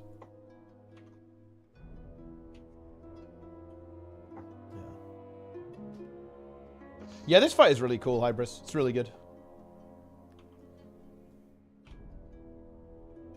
We did Orba. orb straight through the middle. There was an orb, a red orb that went straight through, but there was only purple shields around where I was standing, so Yeah. I guess someone was dead. Yeah, exactly. Yeah, we missed a shadow orb on my side, but I just suicided and got it. Feels good. I made the ultimate sacrifice, and now we have made it to phase 2. Feels good. There we go. Yeah, it's because I was dead. That's why. I was an immune. Like, I mean, I missed one as well. I don't know how, but I missed it. How could you, Jester? You orbed. I mean, I tried, but I can't go back for it. Right? we probably just need to have a call on the 3rd set for the immunes. Yeah. And yeah, that'll be fine. Yeah, I just need to get a feel for it, then I can call it. No problem. Yeah, I mean it's fine. We're still kind of progging the Are there intermission. 3 or 4 waves total? 3. 3. Okay. Yeah. I think Sprudel, you took a 3rd, which was kind of sketch. I saw you. Where I died? Yeah, I think you had... I took the opposite color. It's the one that I missed. Oh, okay, fair enough then. Yeah. I can take 2 in a row, no problem. Yeah. Just, yeah, I mean, everyone can, right? Like, just pop a person. Yeah, but my personal lasts for both of them. So. 5. Oh, okay. 4, Here we go. 3. Let's do it. This is very good, though, guys. This is what we like to see. Our phase 1's getting consistent. Okay. Let's just reset. Go just reset. Yeah. I mean, no. At this point, you're not even taunting at like 0. Like. He's not on. Dog aloof. Taunt aloof. Man was 2 times. Max lived 0 seconds. Yeah, exactly. He died was 0. instantly. There was no taunt. I jumped and I was out of range of the taunt. That's unfortunate. He died within milliseconds. Oh, yeah, I we can't bugged revive. out again. It's fine. We have people alive who can rest. Alive people can suicide. Why does this happen? Yeah, I don't think dead people can They will suicide, never fix unfortunately. this. Why don't we just let Jester reset the bus? That's The also Guild possible. Wars 2 ass bug, dude. I don't think it will reset because we're in combat. You just need to pull the boss. There it is. Is it because people are in the air as the boss despawns or something? It's probably something to do with the way it kills you. It does something weird to you. Yeah. Like the RP thing, where it like sets you on fire and you turn ashen. It's probably something to do with that. Like, you know, you die in a weird way on this encounter. It's probably breaking the game fundamentally. Is anyone using highlight potions? That's a good question, Orca. Very, very good question. Ah. The fuck's a highlight potion? Wait. One that most people here will not understand. People do not know. They have They no have idea. massive healing, then it kills you afterwards. Is that So the one? funny meme for those who don't know. There's this potion called a Hylek potion, okay? And for whatever reason, you placed it under one of the dungeon bosses in Guild Wars 2, and it just randomly bugged it out and got it stuck in its P1 phase for the entire fight. Yep. Like, absolutely absurd. Yeah. Let's go. Priest buff. We don't need that. Yeah. 5% stamina is I'm just for suckers. Yeah, no worries. I never use it. Yeah? I never use it. 4, Yeah. 3, Let's go. 2, 1. Do you not have a V-Core? Yeah, I have a cancel. Yes, I'm supposed to do it. Frontals been using and it, of course. fires. Frontals, boss. Oh, dude, what? Everything about it was just bad. Honestly, just reset. Yeah, I just die. On this first one, is it possible, Vivi? Could the boss be pulled even further north? Because then Vivi could bait that guy every time. Because it's always when there's one on straight north. I guess, yeah. I'm Like, it would just spawn behind me still, right? Yeah, but like, couldn't you just like You take a step, wait to the side, step again on? Yeah, I guess. Melee should just be baiting it if it spawns next to a boss. What do I know? Yeah. No, it will spawn like here where I am, right? The this furthest position here. Yeah, exactly, like up here. So the thinking was just like if Vivi is like here anyway, and it spawns here, then you just like pull the boss a little bit further, and then all he has to do is like do this, wait it to the side, and go in. I have to restart my PC. I've got a fucking bug again. I'll go to the toilet then. It is over. We are broken. Otherwise, we kind of have to position a range there, to be honest. Like, Whoa. Your staff has got bat wings, eggs. It like grows bat wings sometimes and flaps. It's crazy. Yeah, Eggs has Smith Iridal with Leech, so... With Leech? It doesn't have Leech.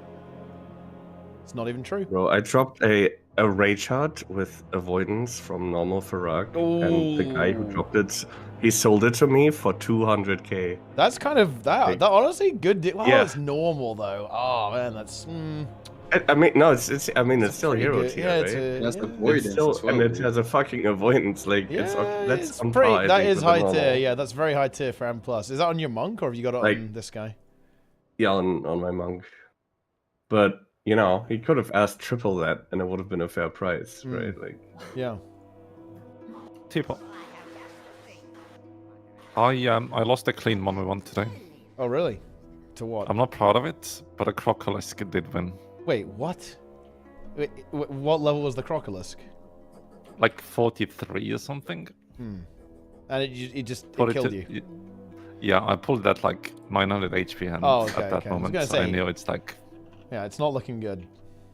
it's not looking good, but I committed. I was like, surely I can get it. I got it to 5%. Hmm. Then I lost. Yeah. Nomragon. Swamp of Zoras is no joke, you know. Yeah. Alright, I'm logging back. Yeah. Fighting mobs 2 levels higher than you as a melee class is it's fucked, to be honest, in Classic. The lizard has once again defeated Jester. That's true, actually, yeah. It's kind of as a lizard. I think Jester went easy on it because it was a lizard. A reptile, in fact. Well, Jester does like the reptiles, as we know. He does, yeah. I actually don't like reptiles. You know what's really crazy is that I bet he mains his augmentation evoker, and it's probably fully maxed out. He just doesn't tell us because he knows that he'd never hear the end of it. Oh yeah, I'm on Echo Transfer York. Oh yeah? He's playing the MBI. Best orc on Adventure Co. Not even Echo can find org players, you know. Feels bad. Orc's probably really fucking fun. Yeah? You think so? I think Yeah, Ratano said probably, that yeah. their orcs are all quitting after this tier, or like moving to another class. Don't you press like 47 buttons a minute on Orc or something? I think it's like 20. It's relaxing. Yeah. Quite chill. Red cheat.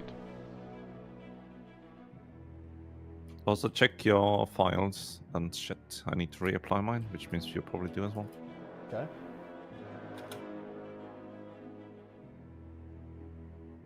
They pulled Null Root in the MDI. That is quite funny. Intentionally or unintentionally? I think it was intentional. Null Root is activated. I think no, it's actually a good pull on Tyrannical Roots. So you just stack and clean the roots. Yeah, the roots die instantly, yeah. There's no healer. And who needs that? Who needs healers? A cosmetic roll. Yeah. What about the stingers? Hey, what? It's sanguine in the MDI. That's absolutely disgusting. I think to unbolster, they're banning bolstering. So. Well, I mean, they should. I mean, bolstering would ruin the MDI. It'd just be complete dog shit. Well, it is Aren't there. there one but or two the teams dungeons are that have banned. bolstering? I think Viker's has bolstering. Wait, what? Yeah. What are you serious? Wait, that one's such a bad one for bolstering as well. Yeah. What?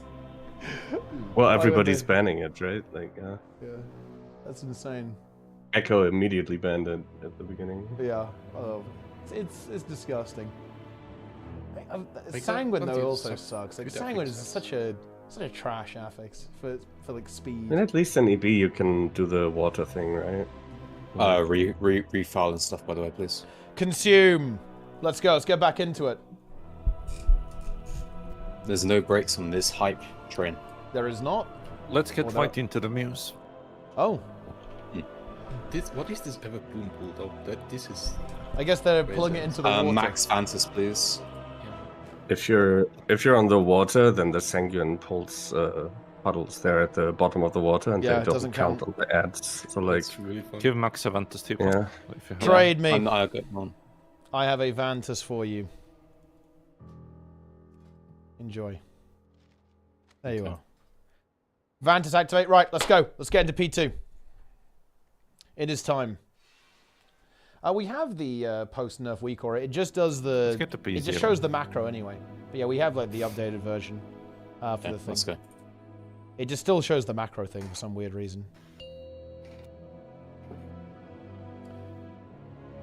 Yeah. It is time. 5, 4, 3, 2, 1. Fires and frontal.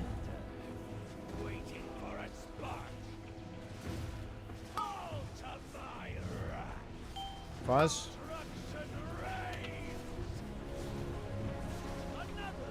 Nice. Just reset. See, oh yeah, it's over. What did Jester die to? Firestorm. Well, yeah, it was soft because I was baiting, then I got it, and I had it, yeah. He swirled. He swirled.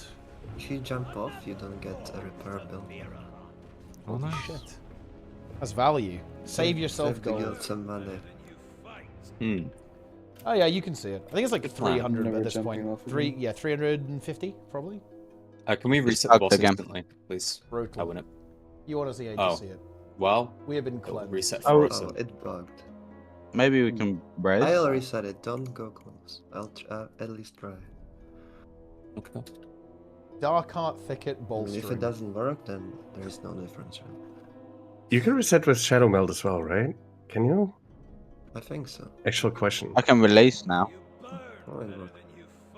But did it fix Oh, the it bug? worked. I am alive. Let's It did. go. You can release. Let's go. It is time.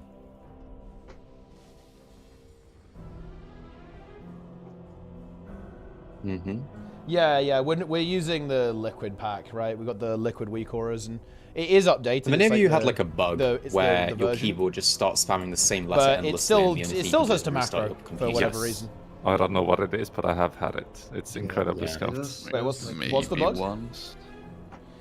Like, your keyboard will just like randomly start pressing a button infinitely, and the only thing you can do is restart your PC. Huh. Because that's what I had. That's Yeah. so What weird. key? Yeah. It's 9. What key was it? It's 9. Do you remember I had it during Aberrus as well? Like, they just randomly like, fucking 9. 2, Here we go. 9s. Frontals and fires. Careful. Fires.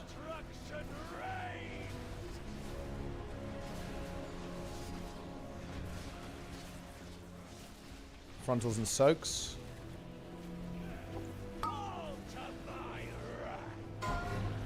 Soaks.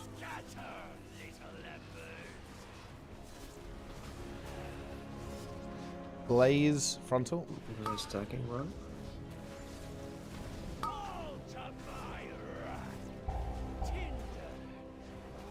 Vessels. Gates.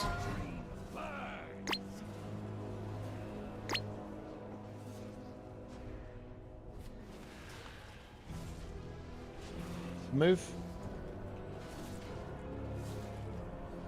Move.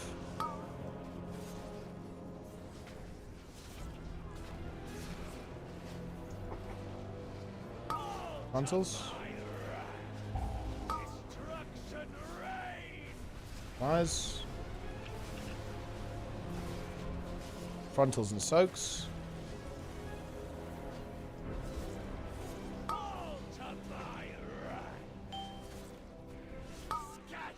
soaks.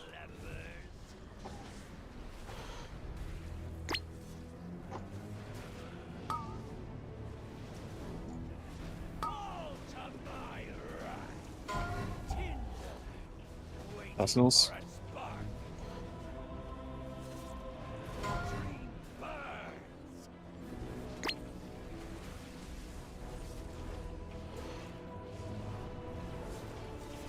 Move. Okay. Move. Move now. Careful of rogue wolves, please. Yeah. CRX. Stone form. Hold 2 minutes. Phase. Gateway. Gateway. Now. Ready for position. Get in position. And Lust. Get your orbs. Orbs 2.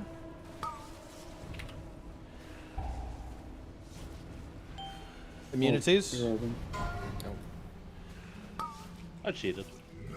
Well, we didn't We know. orb, was it? We orbed. It was here apparently. Around there. I'm still alive, don't know you guys. You guys dead? Oh, okay. Not anymore. I was just padding my healing per second stats there, guys. Don't mind me. It felt like we had a lot of people on the right side, by the way.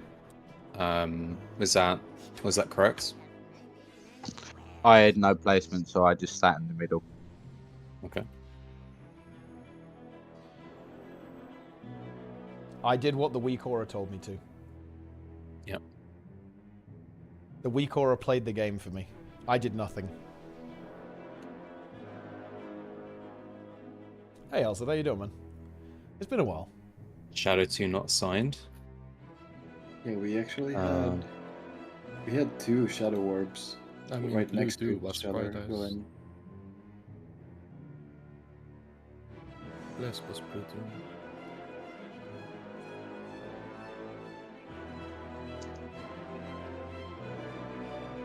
Okay. I mean, give Shadow left 2 to Tom or something. Who was dead? you can't assign it. You can't assign it. Oh. But maybe it was to Tom. Yeah, it's possible. I mean, you can see in chat.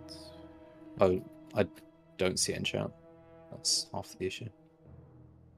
Yeah, there's no L2 Shadow. Yep.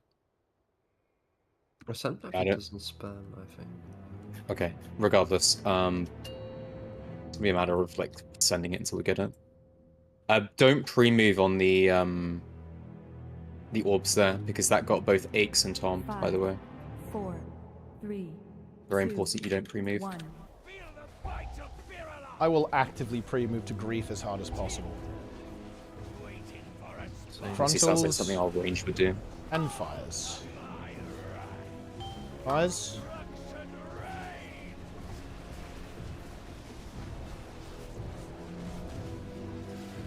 Frontals and soaks. Careful. Soaks. Careful with overlaps. Ooh, just barely worked out. I see how Blaze that- frontals. I think honestly we just kind of want to avoid overlaps. For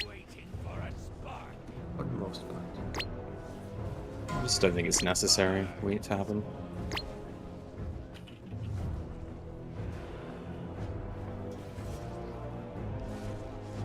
Move. Move. Reset. Oh yeah. Yeah, we need to die. No healer. It's over. I'm jumping. Yump.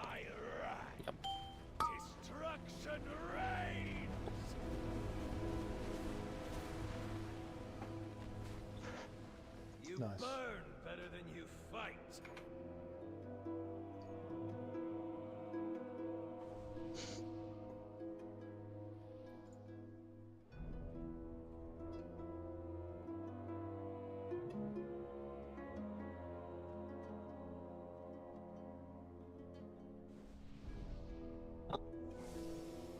Let's continue. We will never feed.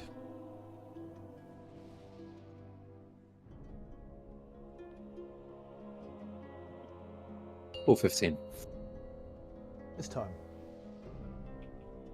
Honestly, let's just kill it. Let's just kill the boss. Yeah, why not? Yes, please. Honestly, I think we should just do. 5. Did we really not think of that before? 3, 2. I mean, don't you enjoy hanging out? It's a Not social really. thing. Okay. Well, And honestly, everyone except angels. I mean, we would prefer his mom, you know. Can't have that always. Fires. Kind of fucks up there.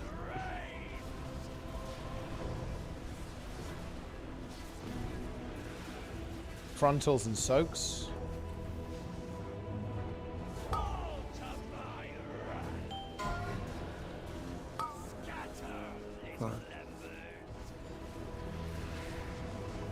Lasers and frontals. Honestly, guys, don't try and overlap it anymore. It's silly.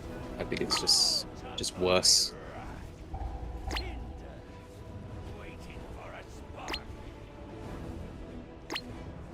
Gate.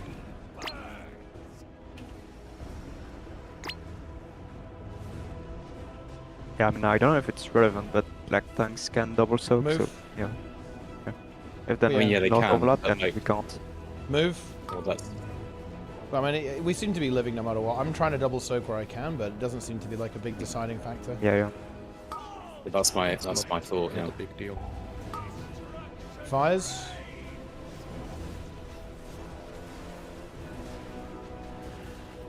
Frontals and soaks. Careful, boss. Soaks.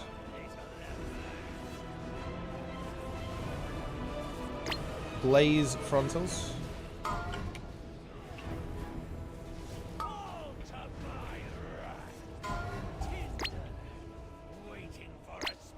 Personals.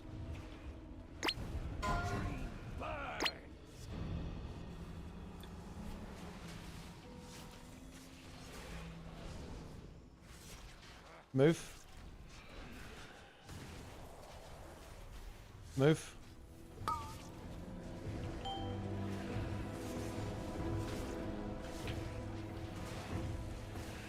Good. Frontals.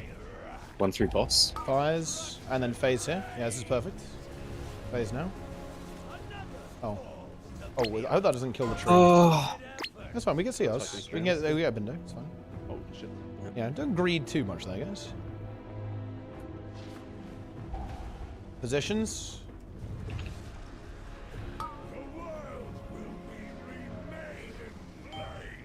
Lust. Orbs 2. Immunities next. Immunities.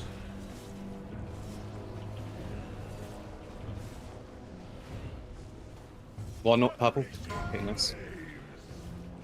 Try and burn the shield. Okay, here we go. Let's go. Starting Dude, here. I fell starting off the edge. Oh, that's fine. It's fine. I should be able to take it. Okay. We can play. We can play. Oh yeah. Okay. I fucking died, dude. Yeah. The crash damage does a lot. Yep. Hey, we're playing on blue side here. Playing on blue now. Oh. Oh. Tree. Oh, we, Tree. we immediately activated the tree. No roots. How did I instantly get activated? What the fuck? Why Unfortunate. do that need so much healing? I still see it. I think they actually, the thing is they nerfed it as well, I think, if I'm not mistaken. That's what I mean. They need so much. On another Does actually kinda crazy. monk solo the big guy, by the way? Did I rescue the big tree? But you can maybe put on the cage markers. Oh, that's true, actually, yeah. Although, I don't have hotkeys for that, so I probably can't. I will die in one GCD, so sadly I can't. I mean, I guess we can always do it. Yeah, I mean, we just put them in the middle, right? I think they're kind of, I they're think going to be in... like here? Yeah, yeah. Like, And this and the other one? yeah, like this type of position. I took 5 orbs with immunity. Is that bad? Because I'm supposed to default like. No. It's fine. If you do an extra one, it's fine. Yeah, that doesn't matter. Yeah. That was good though, guys. Progression has begun. Very good. I took like 500k from the crash land. Do we need like a raid wide? thing for that. Maybe. Were you too good? No, we No, just Hopefully need we first. kill I it was standing, faster. like where he is now. Yeah, kill it If faster, we kill be it higher faster, we health. take less damage. we just needed to be higher health because that was. Yeah. Okay. I mean, we were 2 people down, right? Probably. Yeah. No, 1 person. We were 1 person down. I think someone died instantly as well. Oh, did they? Yeah. See, what do we die to? Maybe. What? It doesn't. No, it doesn't. It doesn't look like instantly. No. Well, we actually orbed, didn't we? That's weird. We orbed. Yeah, we did orb. we? and live. Yeah, we orbed. Yeah, we orbed lived. and lived. Yeah, we managed to live. Yeah, you can see. Holy shit! Okay. Yeah, if you look at the Sprudel, MSE, yeah, if you look at those deaths, it was Shadow Flame Eruption. So we actually lived the orb somehow. We're getting there though, guys. Blame We're the getting healers because we are taking elements.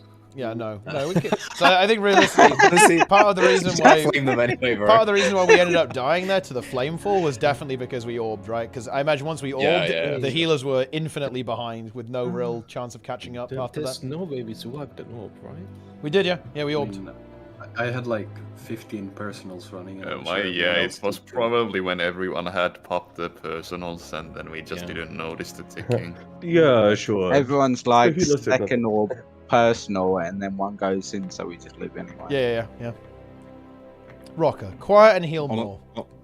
I mean, look, Rocker is. This is kind of crazy, but Rocker is only 2k healing per second ahead of me on tank. That's a bit weird, actually. You know, is he even trying? Well, but I'm like 4k It's behind 23K the other overall. healers as well, right? So it's not like.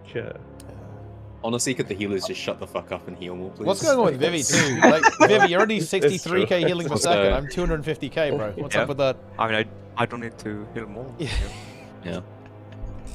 It works with damage mitigation instead, you know. XDD tree. 5, 4, 3, 2, 1. Frontals, fires.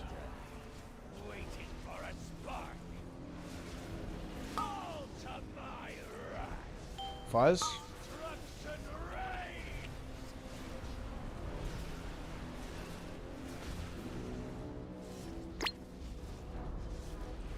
Frontal soaks. Soaks. Don't overlap. Blaze frontals. Let's see how that. That's what's group. Arsenals. Can maybe take the gate here. And just run. It bonked me into the root. Move. Move.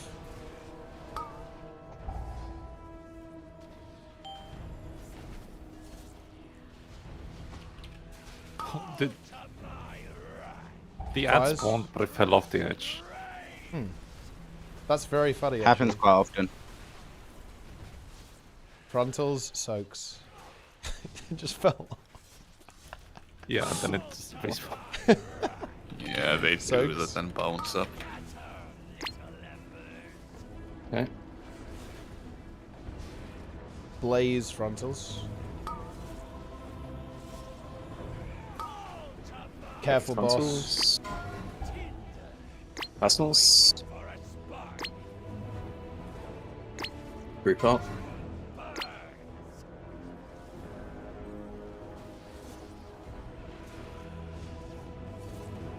Move. Okay, wait. Move. Move Move again. far here as well.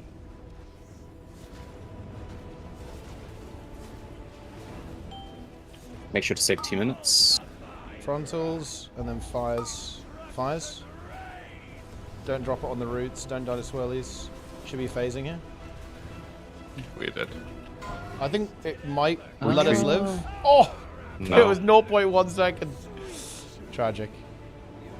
It's Jova. Yeah. And if we're in that situation, guys, and the fire is nearby, because our previous phase was a bit scuffed, don't drop it on the roots. Just go anywhere else. I mean, it was the fact that we stacked too close. I mean, we skip the next soaks anyway. They should all just go to the middle anyway, right? Yeah, you should Just drop them anywhere. It's always free there. We go again. We go again. Pull 15. Time.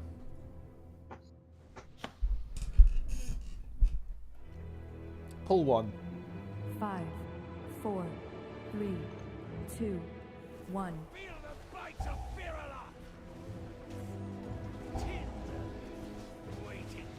Frontals and fires.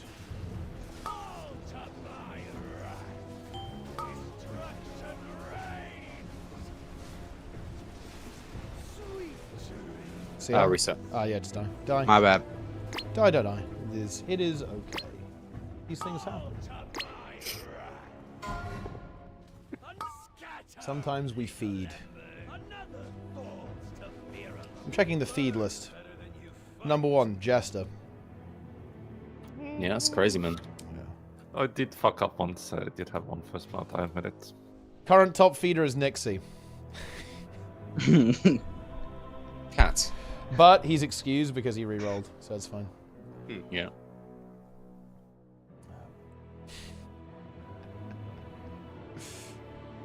How much gold is a mythic for Rackle? I think it's 13.5 million. That's Nah, not that's all clear. That's Oh, all that's clear. FC? Why do you? Bracket alone Why do is you probably know? like 2 mil. 2 Why do you million? know that, by the way? I'm in Echo Maybe, yeah. Discord, because I'm in Haven't you Echo. seen? He's, When I'm in there, I feel close to them. 4, Like we're one. It's parasocial, okay? 1. Yeah. Haven't you seen Angels? Vivi is his famed slayer, you know? Yeah. He is actually, he is. He is famous. I there. follow Fame on Sark. Okay. Fires. I'm honestly very suspicious. Sometimes in keys, Vivi just speaks Finnish by accident now. He's converting. Yeah. I've infiltrated his channel. A little calculator here and there. Yeah. Blaze frontals.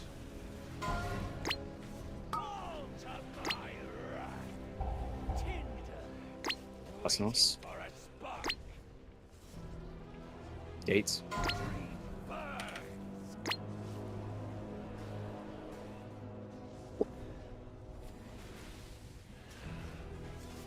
Move.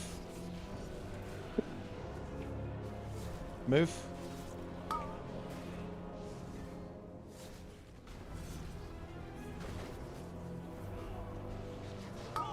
Frontals.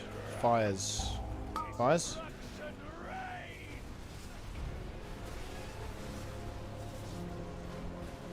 Frontals soak.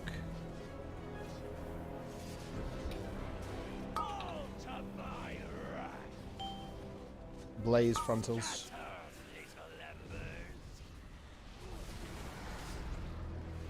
Blaze frontals.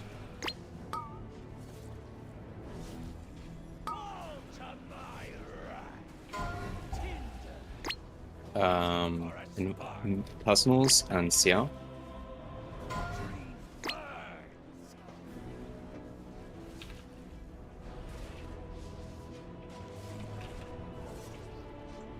Move. Oh, I greeted that. Was fucking Move. stupid of me. Blazers. Reset. Reset, to be honest. Hmm.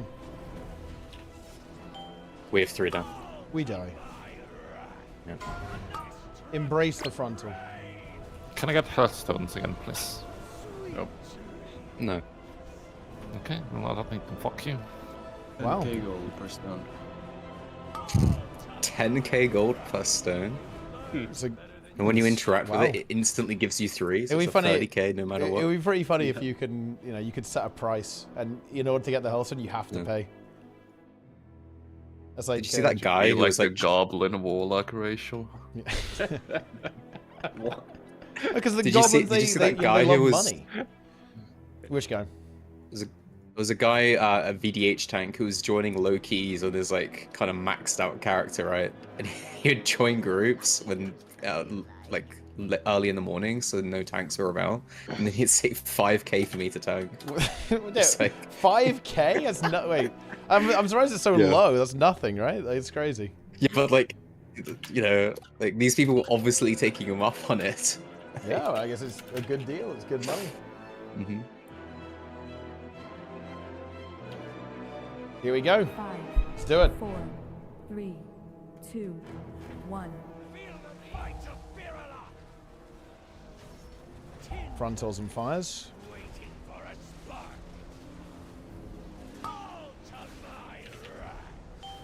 Fires.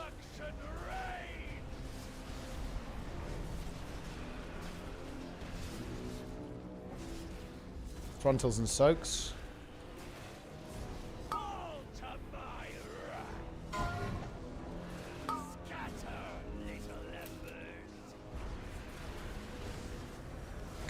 Blaze frontals.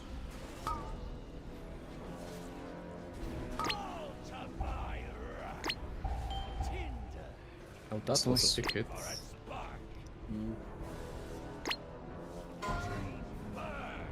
Gates.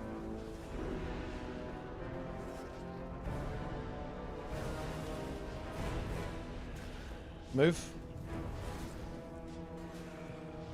Move.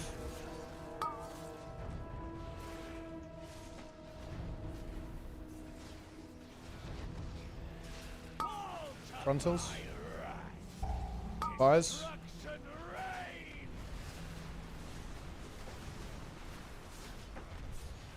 Frontals and soaks. Look at that beautiful fire positioning. So beautiful and clean. Soaks.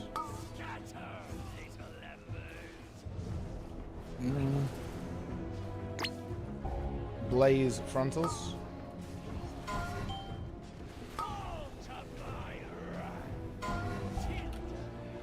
Personals.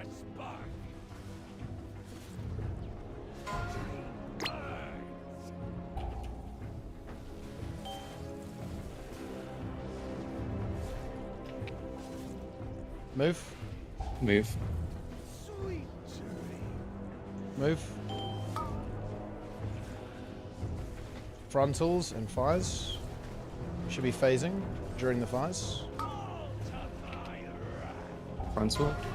Oh, we actually phased too soon, didn't we? Yeah, we did. Kind of. You want to do it during the fire there? Hold DPS. Gateway. Exciting. Gateway now. Okay. In positions for orbs. Wait, what happens? Like, what's the bad part about facing Lucian? You can just get a bit more boss damage. DPS check, but I see. don't think it matters after the nerfs. Oh, I died. Middle needs soaking.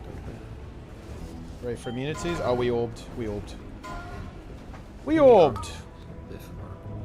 That's the second dog. He's practicing the immunities. Get them all, Vivi! What are you doing? Get them all, bro! No, I can't get them all. Get them I can get like all. half of them, but that's... Yeah, I'm not fast. Do we know which one went in? Purple near middle. Yeah, looks not okay to on call out right. spin, but she That's was the standing second still one, next to it. Second one. I think the orbs went in. Yeah, but the one you stood next to was went in. Yeah, okay. Like the one that I'm jumping at right here went in. The purple one. Okay. I do think that sometimes you have to just go, you know what? I think that one's going to get in. I'm taking it. And yeah, I'm just going to go for it. That's something we have to get a feel for, obviously. But I think, obviously, there is a rule with like which one you're assigned to collect, obviously. But I think if it's going in, you just fucking go in, even if it's the wrong color. Oh, yeah, you sure. just go for it, so we can get to phase 2 again. That is our only purpose. Our only purpose. Yeah. Our only purpose is to get phase 2. Outside of that, we serve zero purpose. 3, 2, 1.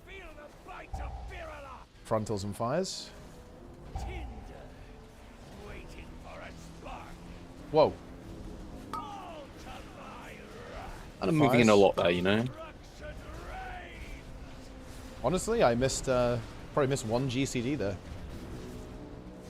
I want to uninstall. It's over. Frontals and soaks. Yeah. I missed one GCD during my first cooldowns. Very fun. Careful with overstacking. I have to Yeah, we're not stacking them, guys. That was a bit. Should we just reset that? That was a bit. Yeah. This side needs to go way to the edge, like just right up to the edge, okay? Yeah, I'm not having a good year. I couldn't move over anymore to the right. If I did, it would have just made another one in front of me. I tried pushing the other guy up, but obviously we just died together. I just died. I mean, it was because of over here, which just wasn't all the way to the edge. Like, you really just do have to be like here, you know. Diffuse magic. What are you trying to diffuse? Blazes. The blazes. A blaze. Yeah, I guess. Yeah. I guess that doesn't happen. Please do not awkwardly move the boss at the beginning. Like, I know it's like we're not doing the whole greeting thing, but that is just actually just so pointless to move it like that. Yeah, he left. When we're in burst window. He leaps. Yeah.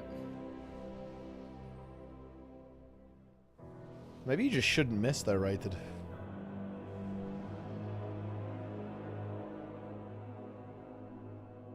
Let's go. Cone. I mean, Rated still has to learn fucking fire mage rotation, dude. That's what needs to happen there.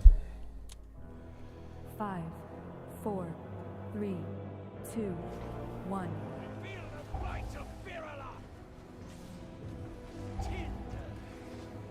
Frontal fires.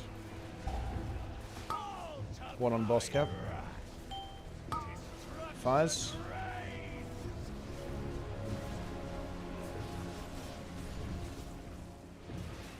Frontal soaks. That was probably my bad. I had to move last second because someone was standing on me. I mean, I was just waiting for the AoE to drop before I moved. Okay, those are good. Frontal.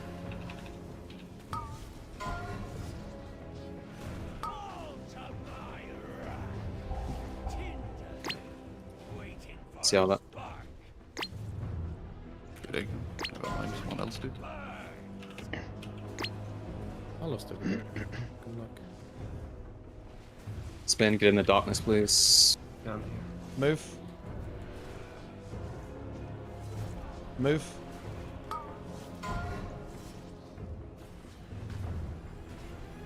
Frontals and fires.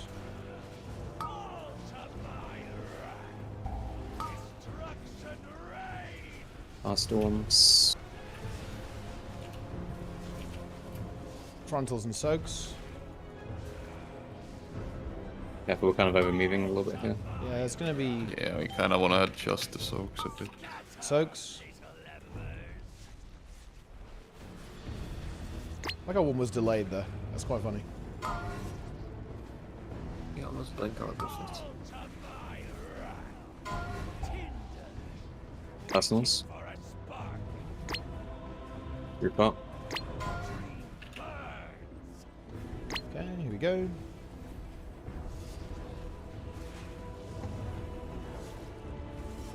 Move. Move.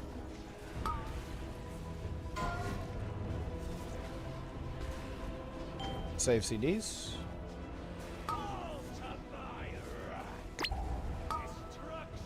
Pause. Don't greed, don't greed. Well, Perfect. that's good. Okay. Ready for positions? Gateway first. Gateway. At gateway now. Positions.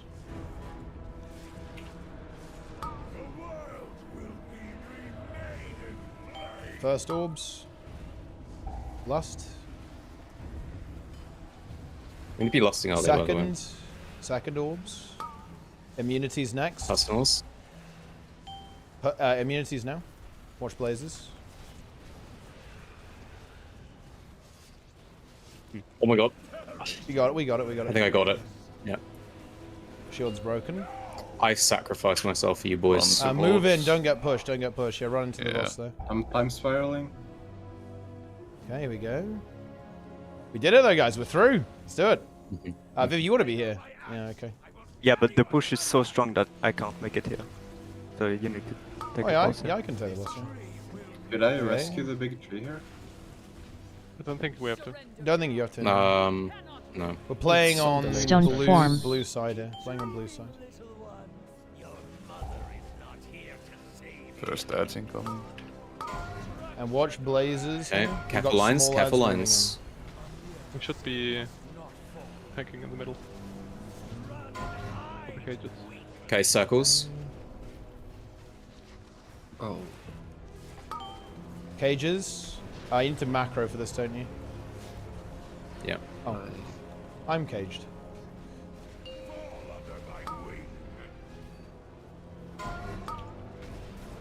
It's over. So you guys should see icons above their heads. telling Oh, you white what to triangle. do, right? Okay. We need... Did you guys see like a marker caged. above the ad's head Yeah. telling you? Okay, perfect, cool. That's what. And I'm caged in the air as well. That's based. Yeah, I was also caged in the air. What is the marker for?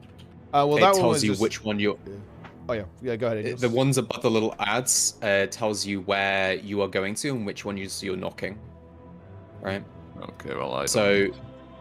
Yeah. So the assigned. Yeah. So the assigned stuff is there. So we need square and cross on, I think, these. Yeah. It's basically here. Yeah, we need another marker here. Yeah. Here. These are where the cages go, guys. And I have put teapot. You're always the AMZ for the cage. Yep. People. Yep. Do we do with the macro? I think we are doing with the macro, yeah. Right? I think. Okay. Yeah. So whenever I believe so, yeah. Whenever the cage is up, guys, you have to macro, and then it will tell you where to stand. And then also with if the you're a specific color. Well, you want any... so you stack in 2 pairs of 2, right? So 2 will go on 2 will go on blue and 2 will go on red, and then the fire people break them out. Yeah. There are 4 fire I people. assume you don't wanna stack as the blue. We stack 2 cages. Yeah, 2 cages stack. Yeah. Okay. And the 4 people got the red mechanic, the breakout. And the first 2 people, I think, that press the macro will be assigned a marker to break out. Yeah, you just need 1 on so each, right? if you can't get there, press the macro late. So people who are there can get priority and Hey, actually Nusk, break them out. what's the prime? Appreciate it. Yeah, we're doing balance stuff after WoW Raid, guys. Gonna go check it out after. It's the smaller on macro, right? Yep, it's the exact same macro, yeah. Macro. So, make sure you have a nice message, guys, that's nice and degenerate for when you press the macro. Very important. Yeah. That is the only important thing. I macroed. That's very good, though, guys. We are 59.9%. Surely. But yeah, so this is important. We keep improving this phase 1 and keep improving the phase 2, because we do not want to be lusting that, right? We would eventually not be lusting, and we eventually want to be holding cooldowns for the beginning of phase 2, not even the shield. So we need to improve our execution and get really good at breaking through that intermission so that we can have everything for the start of phase 2, so we can basically go into phase 3 with the boss already dead. Boom. Let's do it, though, guys. Presses the Big macro progression. is it the cages or the fires? Fire people. The first 2 fire people that press it will be assigned a marker to break out. Also, I think the fire golem is the one we want to hard focus, so the second cage set doesn't spawn. Indeed, yeah. Basically, all of the mechanics there are tied to the fire guy, because the game kind of shows mercy on you. Because essentially, if it spawned shadow cages after the fire guy was dead, then you wouldn't be able to break them, right? Because the fire guy's dead. That would be fucking funny, though. Yeah, it would be funny if that can happen, but that is impossible. So yeah, if you get rid, we just hard focus the fire guy, for sure, yeah. Yeah, what's up, Jester? So can you tell me again when to use the macro? I got some really unfortunate news IRL, so I wasn't paying attention. Oh, fuck, man. You good? Yeah, my classmate died in a car crash. It's a bit fucked. Oh, shit. And I lost a relative in a car crash last month as well. It's not good. Yeah, if you get the fire mechanic from the big ads, you press the macro. Okay, yeah, good. Oh, man. You're right, mate. Yeah, it's just like unfortunate. Yeah. It has been explained. Also, I think if you're like an immobile class or having difficulty like pushing against the knockback when the boss leaves before phase 2, you probably want the pre-position. Obviously. Yeah, After the third wave. You do have a... I did put a wind rush in the middle. Yeah. Will we have So I can always place one here. Will we have raw available for that? Will it be back up? When? Right at the end of phase 2. Oh, the intermission. We rather. don't. We need it for later. Okay. Unless I'm... When do we need it? Yeah, we need it at 4 and 9. Yeah, that sounds good then. We can use my wind rush here, can't we? Yeah, okay. And just head to the middle and catch the wind rush. Yeah, because as the immunities are going, guys, everyone can be moving towards the central position, right? So we can drop it and then run in. And also, the moment the boss, the moment he stopped, you know, we break the shield, you can start running forwards, right? His like big AoE death thing, it's gone. So yeah, there you go. We must converge in the middle. We must converge. We must indeed. We use the last row before that on the third set of orbs. Okay. Yeah, so we don't have it. Okay. So yeah, we'll just use a wind rush then, and then any kind of like personal movement speed ability that we might have. Let's go. Let's go. And I'll taunt the boss during the intermission, Vivi, so it goes on me, and I can already have in position. Easy. You can see best progress on the stream. Look, 4, here it is. 3, 2, 1.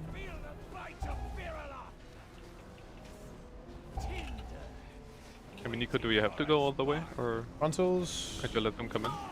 Through boss. Fires.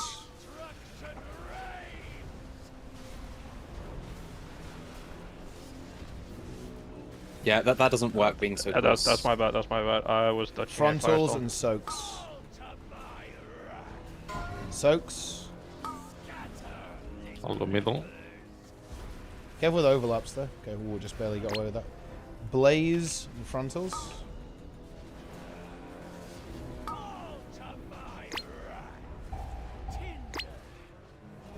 Arsenals.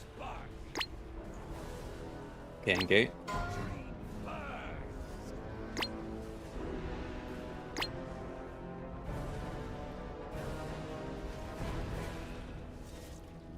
Move. Can we see how that afterwards? Move. Careful with blazes. Pencils. Okay, don't agree with this. Oh my god, I grabbed. Unlucky. Calls himself out. Frontals. Dude. And then soaks. Frontals and soaks. Soaks. Oh dear. Blaze frontals. But guys, can anyone check if there's a corrupting rage, you know? There isn't. Reset. That's too many. Reset. Yeah, I just clicked the I was first one. merely adjusting. Oh, okay. 'Twas but a You can jest. put one on if you want. Another No, falls to no, finish. Wait. If I run Corrupting Rage, I can run a Myth Avoidance Ring. No. Is that worth? No. Well, actually, I mean, honestly, I feel like It's probably pretty close. You can run both. This first No, life minus- and the avoidance ring. Yeah, that's true. That's minus 2 DPS, bro. That's... Oh no. Wait, no. DPS. Wait. Avoidance. But if you're dead, it's minus 100% DPS. Wait, so you have a myth avoidance ring and you're not running it? Yeah, it's minus 5k. Minus 5. Oh, that's not great. I think. Okay, That's a lot. That's a lot. Yeah, to be fair, minus 5k is a significant amount. Yeah, that's not good. I That's doubt pretty it's bad. minus 5k, honestly. It's probably like 500. That's what we're gonna find out later. Okay. 5. Alright. It's actually 5 DPS. It's time for the intermission. Yeah, It's let's time go. to orb. It's some good progression so far today, guys. I like this. We're sharp and focused today. That's what sharp, humble, and wise, and it feels good. Sharp, humble, and wise. Yeah, 4, it's a good story behind that. 2, 1. The seeds. Yeah, it is. It is actually seed related too. That's true. A fucking rancid opening. Fires. Oh, I meant. It works out. It works out. Frontals okay? and we got soaks. Frontals and soaks. yeah. We were extremely blessed. Soaks. Don't overlap. Okay, this is good actually. This is exactly what we want every time. Blaze frontals.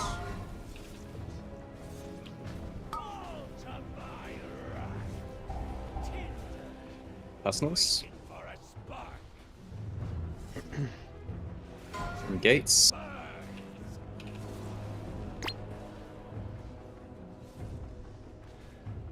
Dude, look at these tanks fucking passing over there. Move. Stone Yep. form. Move. And move. Frontals and fires. Fires. All the way, Max. All the way. Soaks.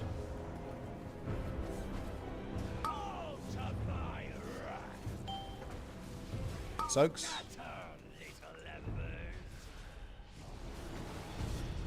Blaze frontals. Be very careful here. And personals. Okay, and group up. Dream burns.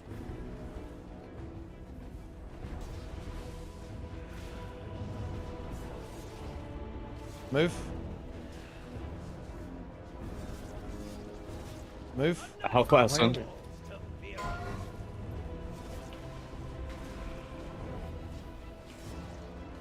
We'll probably take it now. Careful. Fires. Okay. Don't greed with these. Okay, that's good. Frontals and then Nice. soaks. Careful frontals. Okay, good. Foes. Move to gateway. Rebuff Nico. Okay. Gateway. Now. So I'll do a little early there. It's quite funny. Right, positions. Okay, and lust, please.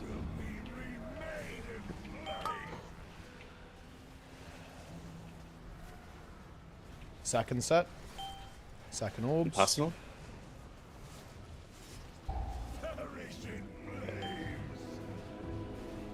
And then immunities. Immunities. Oh. I took Good. one. Well, yeah. I mean, I had to take one. Didn't get caught, and I took the wrong color and died. So. I see. Vivi's tanking. God help us all. Okay. Here we go. So we're playing on blue side when we get over there. Okay. Move to markers. Oh, I have a blaze. I guess That's fine. Yeah, you just YOLO. You, as a tank, you always YOLO. Yeah. All right, good. Play it in the middle. Ready for cages. Well, ads first anyway. Here come the ads. Watch blazes on this is ads. gonna be Guys. over. Watch blazes. Yeah. Yeah, this is gonna be a bit fucked. It's on Nico. All right, ads. Focus red ad, orange ad, whatever. Cages. Remember on cross and blue. 2 on each.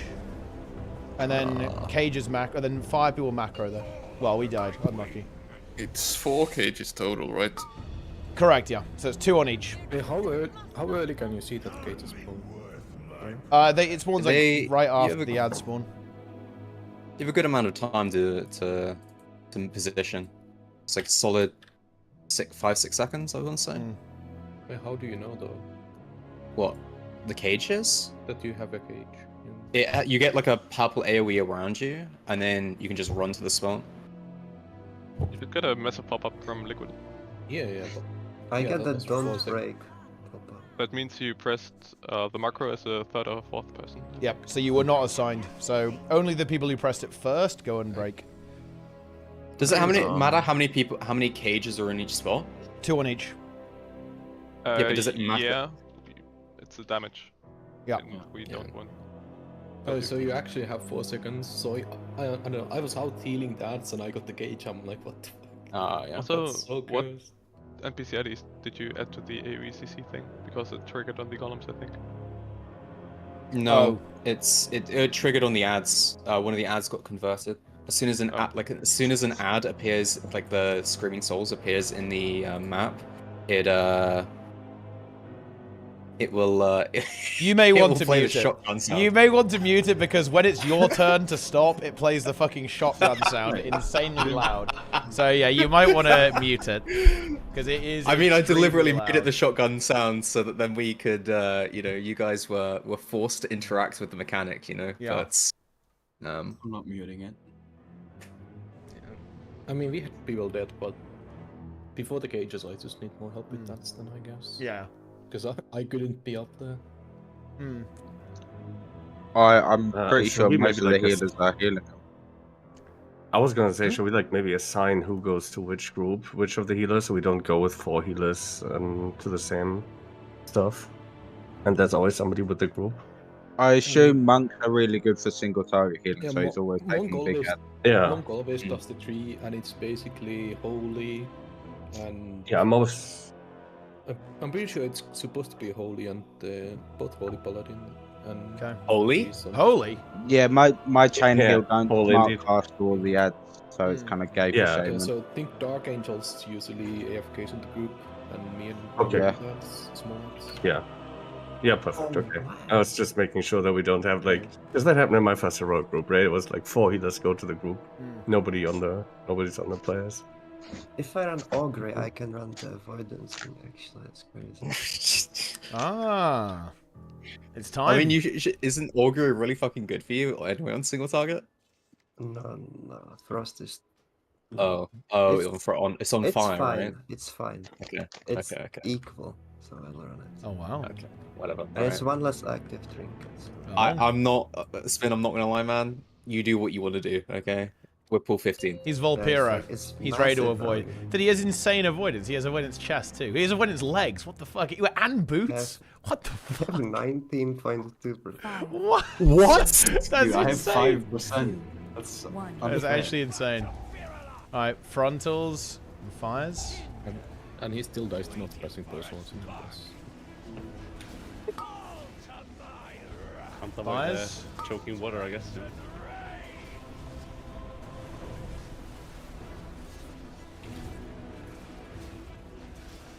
We've been blessed once again by Farak. Frontals and soaks. Soaks. Good soaks. Blaze and frontals.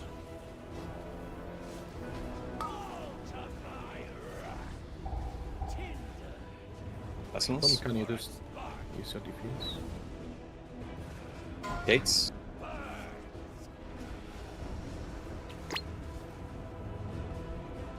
Cat is roaring. Move. Move.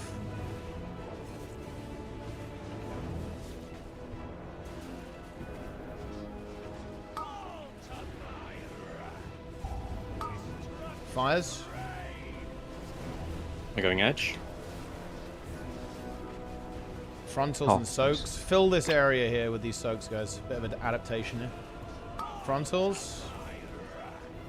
Soaks. Fill this area.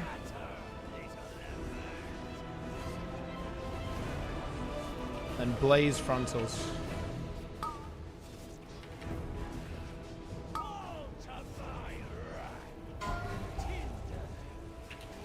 Personals.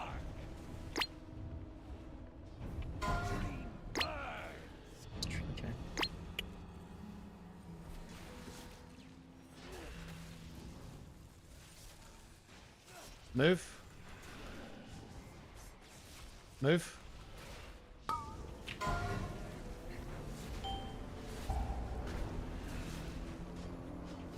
Frontals and then fires. Stone Phase form. during fires.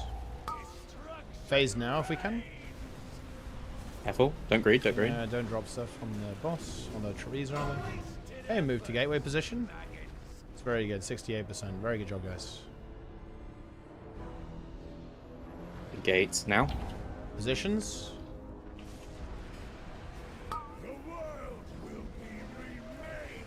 First set.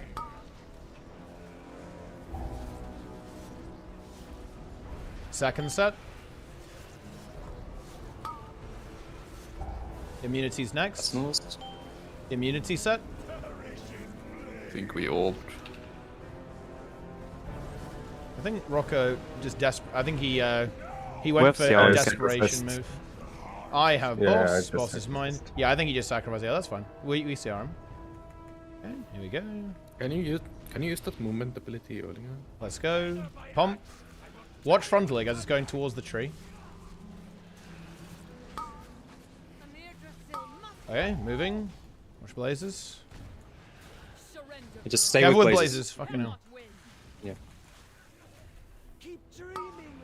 Frontal. Cross.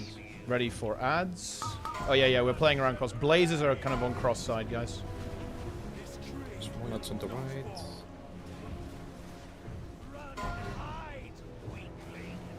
Focus red ad. And ready for cages. Cages go. Macros. Wait, so... Oh. There was a cage on me. We had 3 cages on blue. Yeah, I'm not getting a notification which one I should be going to, by the way. You don't get one. Yeah, you have to kind of... That was a YOLO one. Oh, it's a complete YOLO of like where the cage goes, right? Yeah. It's if you have 3 on one side, it is okay, but you need to press something basically if that does happen. Yeah, no, I moved in at the last second because And we need I thought there to were 2 move people already the on the other boss side. further as well. I think it needs to be a bit further. Yeah. Either But that you also or probably less want the far. markers. I think the markers also need to be a little bit further forward because the placement of it with the dark AoE was not great. Yeah, it was very hard to see. Yeah. I think we just go right on the edge here, basically, with this. Because the boss needs to be away from the able cages. to take a break without crumbling to dust again. It's about No. time.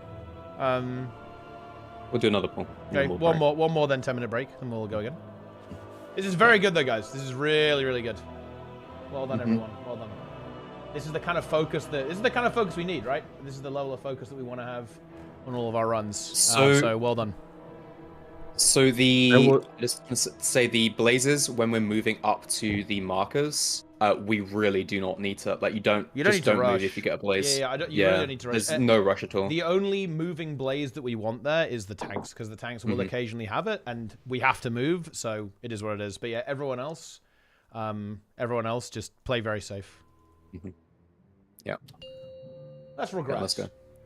Let's end. Regression stream. Regression session. 5, 4, 3, 2, 1. Frontals and fires.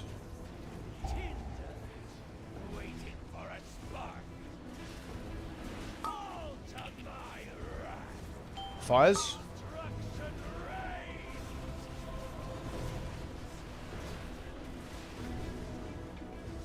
Good. Frontals and soaks. Soaks.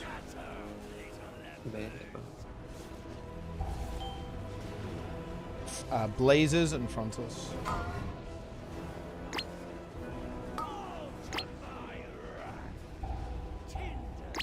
Vessels. Main gate.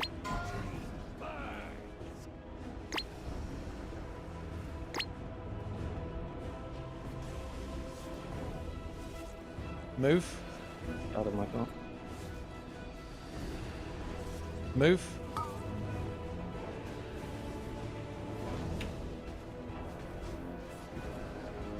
Frontals and fires.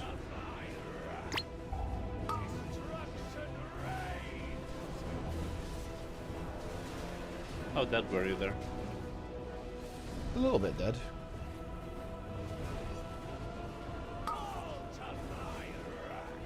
Soaks. Wait, what? Fill the space. What? Blaze. I just got teleported. I have a loading screen. What? I'm a Dalaran. What? What? What the fuck? What?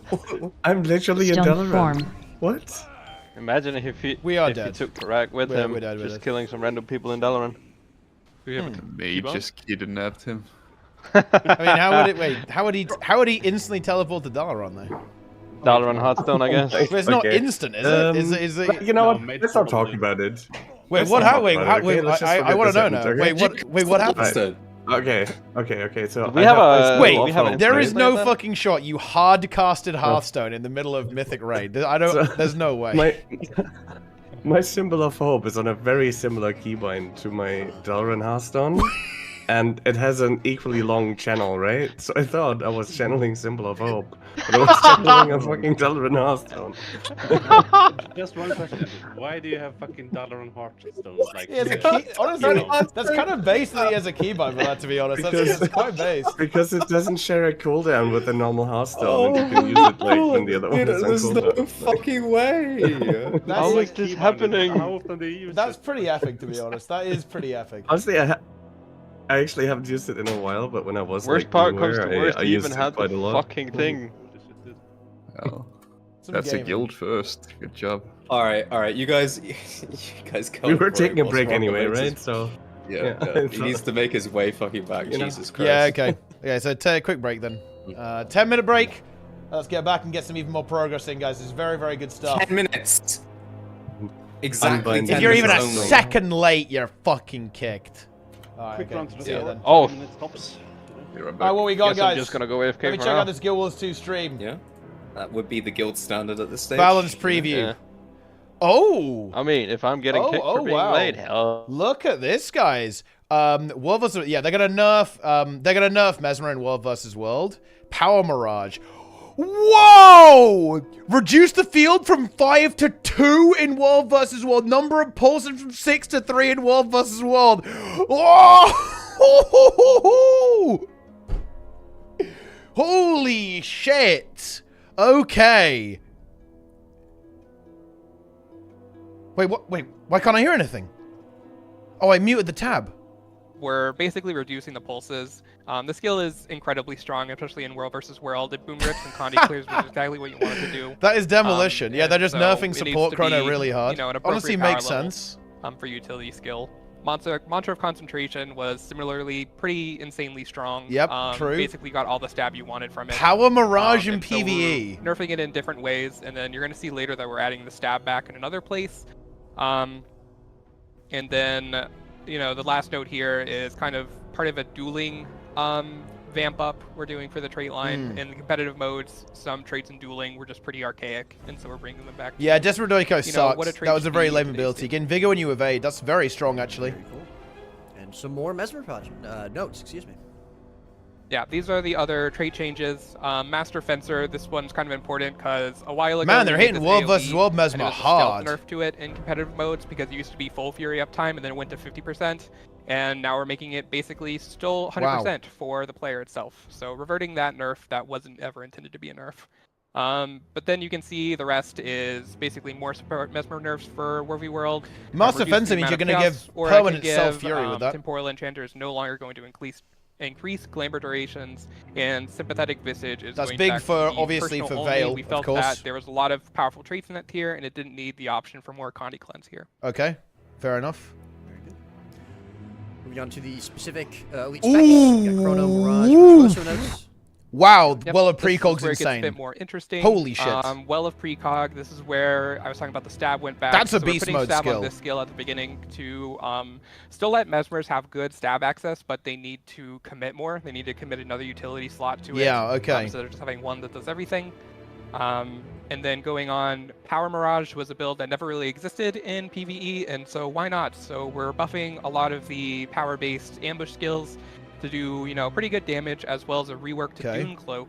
That was a trait that never really found a niche that we liked it in. So now, when you gain Mirage, or when you shatter 2 or more clones, you're going to gain Mirage Cloak, which is going to be, you know, a new dodge and then more ambushes. Okay, so pretty good if you can successfully do that Sword a lot. Decimation, that's And for we have Power 2 little notes Virtuoso, for right? Power Virtuoso Yeah, in yeah. PvE.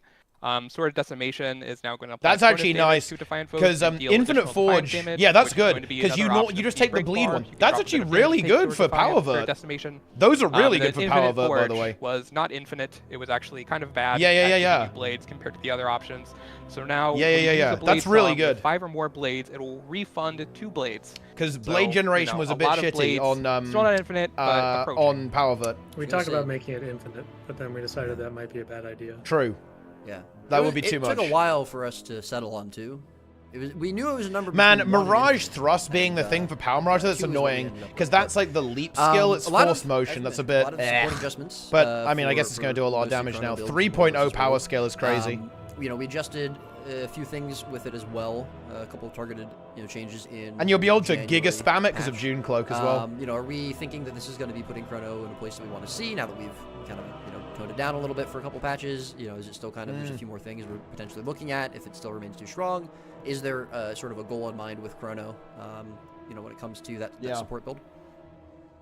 We're going to keep our eye on it. We definitely still want Chronomancer to be, a viable option that people can play, but we don't want it to be, overly dominant, where it's just, domination, taking over too many roles. So we are going to keep our eye on it after these nerfs for sure.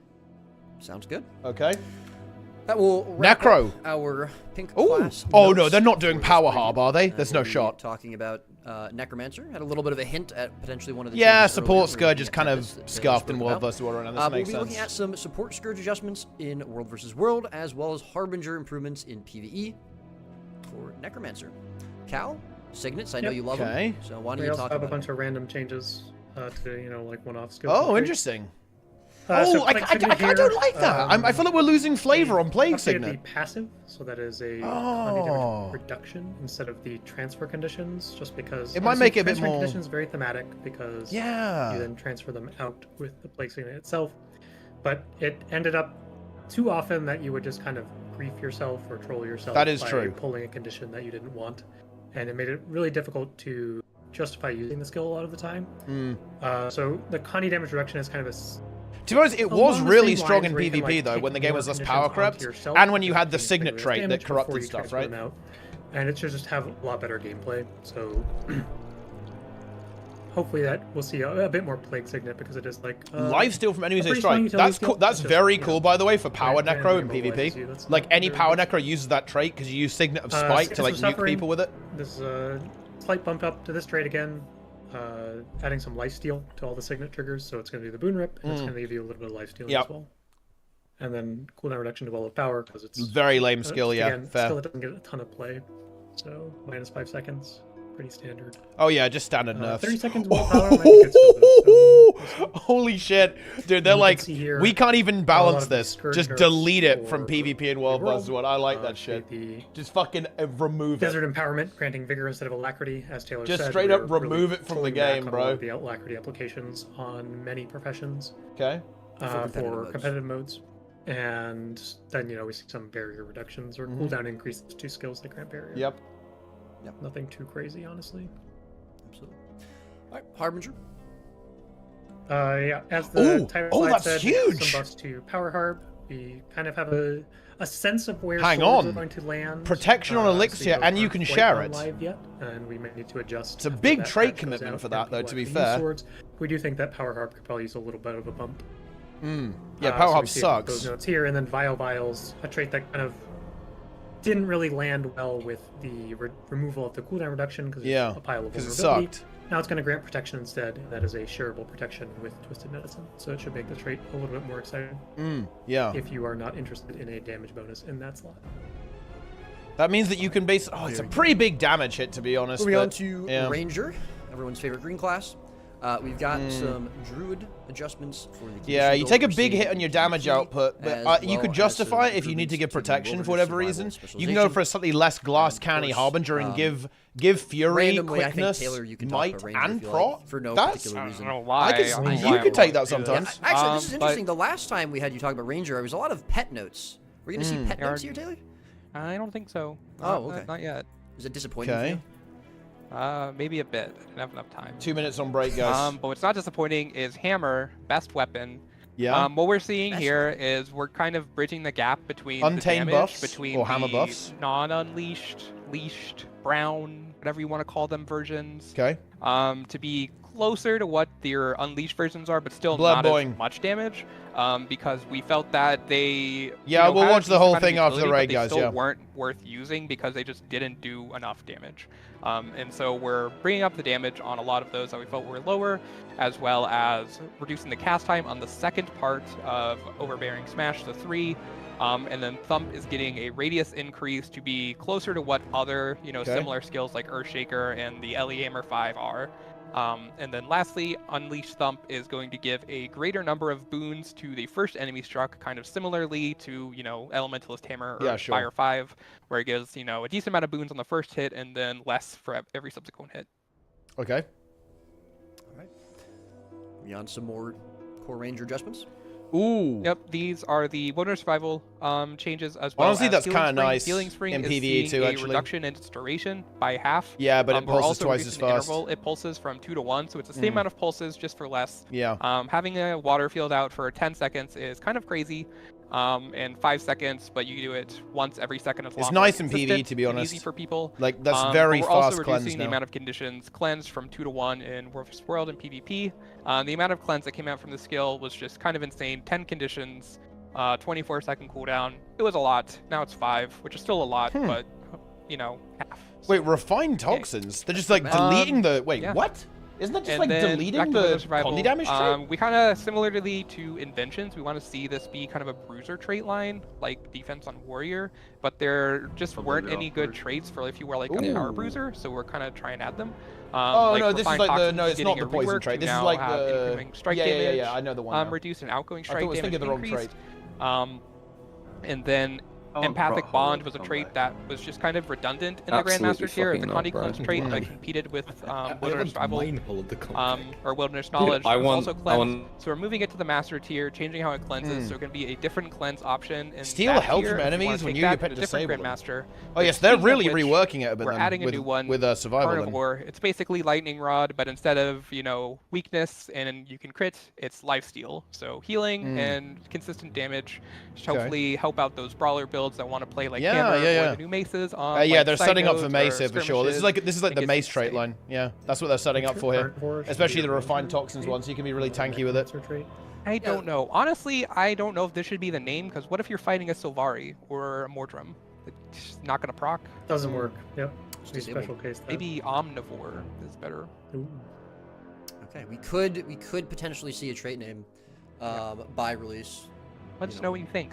Yeah, please let us know what you think. Yes. Maybe it should just be called Gormandize. Who knows? All right. Either way, we're gonna be moving on to Gormandize. Druid and Untamed. I mean, it's early. Ranger. Taylor, you've been Dude, doing they're such like a great job deleting a with lack Razor from Season World vs. World and You seem to PvP. know the Honestly, class so probably a good well. idea. I'm surprised. I'm shocked. I'm appalled. Yep. Boon Please duration. take it away. Oh shit. Race of the Dude, Land, some of no these are longer pretty Alacrity, interesting. back to Might. Decent amount of Might stat. We'll take a look at this a little bit later. Levels is good, NA's last hope. I'm consuming. NA's last hope. Yeah, there's a lot of teams in this group. Yeah. Wait, Pretty fat. they teams. banned a Taldazar? Wait, did they? What That was what were the bolstered. affixes? Wait, never mind. Yeah, what are the affixes? I think it's bolstering, I think, right? No. No, bolstering is Dark Wave Ranger? Crisp and Dark Heart. Oh, right. I feel like most people are just gonna ban Dark Heart straight up. Like, there's just so much room for error on that one. Yeah, it can go Although very they badly fixed wrong. RG, right? Mm-hmm. It's a little bit removed their strange. mistake, easily corrected. Oh, Good. oh, Bolstering nice. got On the- fixed after 8 years. What is actually, what are they... Is it just like 2 poisoners now, or...? No, Actually, Oh I yeah, haven't done they all the they just the mobs that sometimes despawn, they're always there now. So yeah, they just fixed it. Yeah. He means No, the but random. I mean the poisoners. Yeah, you had random poisoners or the filers. It still happens. Oh, it's oh no oh wait. No, oh, they removed it. Brutal. There was a post that they made that they Spurtle. removed that MG. He's AFK forever. It's over. Portal. So Spurtle. now they removed the water crystal. I don't know. Yeah, no, I'll have that's many 2 separate names. things though, right? Like they did the world Is questing. it dispose? But that's what I was asking. No, right? Because I haven't the done world it, quest. The but- world quest prevented a mob group from spawning, so there will always be a No, mob. I know. spawning there. Yeah, he's But not it's- asking it's about two that. separate He's things, asking though. about something else. Yeah. They also there were random. You could get random amounts of poisoners or defilers. There were 4 mobs that you could have 4 poisoners or 4 defilers or 2 poisoners, 2 defilers, etc. Right? And they fixed that as well. Nice. So I was wondering if it's like 2 poisoners, 2 defilers now, or what the new regular thing is. I thought they'd probably do 2 and 2. MTT has been updated, so you can see the. Oh, nice. Yeah. I've got to look that up. Yeah. Boom. They also fixed it in Wakecrest, right? The witches are no longer. Yeah, the random. witches are always spawned in the same spots now. But actually, yeah, I don't know which version they used. So, who the fuck knows? All right. Shadow Portal doesn't Yes, break stun anymore. That's actually a very good change. Well done, CMC. Yeah, I'm here. I'm just noodling on the guitar. So What doesn't break stun? Shadow Portal. Shadow Portal. As disgusting, putrid, fetid ability. All right, pool 15. Let's go. Warm up pool. Look, we're already warm. You say that. We're warm. We're Say that, fresh. but, you know. Let's go. 4, Deep 3, fresh. 2, 1. Frontals and fires.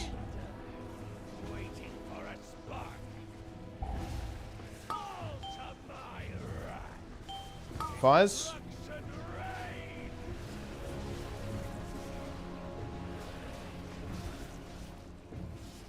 Frontals and soaks. Watch one on boss. Soaks. Reset. Okay. GG! I guess it was a warm-up pool then. It was a warm-up pool, guys. It was a Yeah, warm-up this is pool. what I'm saying, man. This is what I'm saying. Little warm-up pool. Little warm-up pool, guys. Enjoy, enjoy. I can feast. Feast. Yeah, well, I didn't eat GG. anything yesterday, Iron, so I made a good risotto today. It was Nice. What do you mean you didn't eat anything yesterday? He was too busy grinding gold in Classic WoW. That's the problem. Yeah, exactly. We had to do the runes, you know. Yeah, we had to do runes, you know. We need 300 gold. Like, you get like 10 gold an hour in that game. That's 30 hours of grinding, you know? Like, all the boys have got to do that. How much do you have to pay for 10 gold? Is it like 10 gold. 10 bucks, or? Actually, I don't know how expensive gold is. Jake is thinking about buying it. He wants to buy it. I mean, usually it's like 50. You make like 50 to 80 cents an hour. I mean, come to ask just like Jester or Darren's, you know, the gold buyers.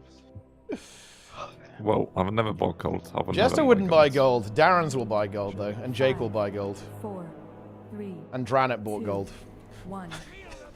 He bought 1k gold. And Mara bought gold. Oh, yeah, Maddo also buys gold, I thought too. Mala sells gold. No, she buys. She buys shipments. Frontals and fires.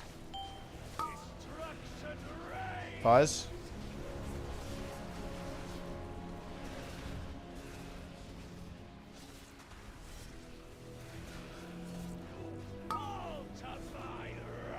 Soaks.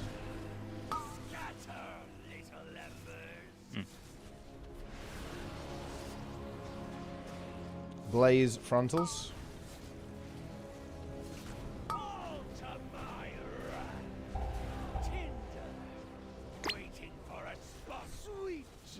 Let's see how that. I got it for that. I just cancel Angel and take. Yeah. Stone form.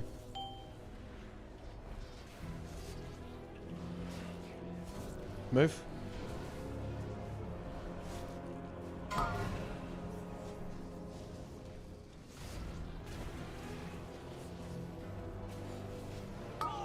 Frontals. Fires. I'm going edge. Fill the gap here. Yeah. Oh my god, can we not? Please. Frontals and soaks. Soaks. It landed on him. Blazes and frontals.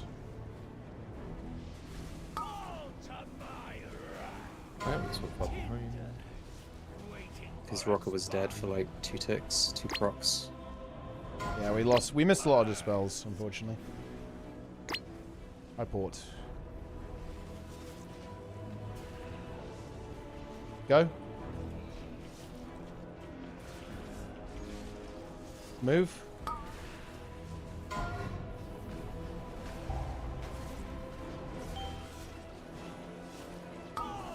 Frontal and fires. Fires. Push phase.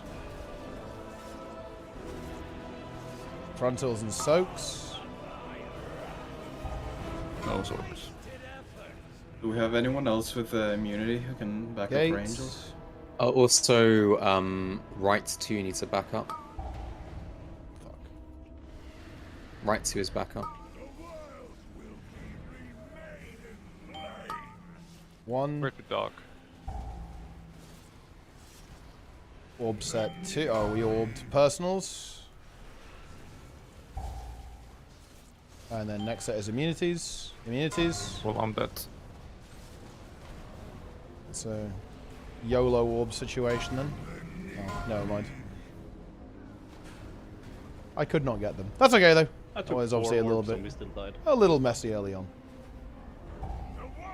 You really can't greed with that second set of firestorms, boys. Silly. Yeah, I had no space on my side. Like the person squeezed me in, so we got the extra thing. The squeeze was squoze. I mean, everyone should be towards the right side always. Like it's just There's no reason to be left towards the center. center. The very left one here, and yeah. Yeah, I mean that's fine. It's like I think it was the one to the side of me that was the issue. Yeah. The ones on the very right aren't far enough out. It causes trouble on the very left. Yep. Think about going left as becoming a communist. You don't want that.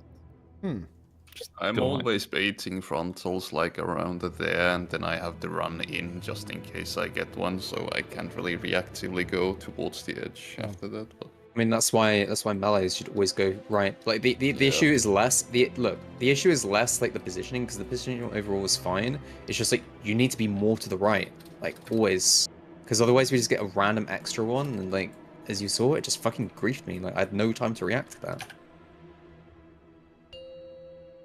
Let's go.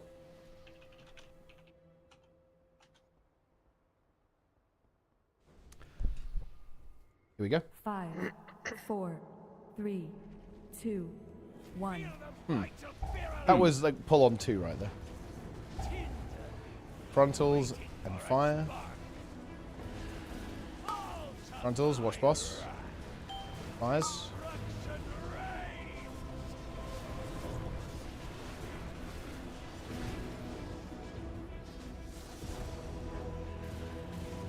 Frontals and soaks. Soaks. Blazes and frontals.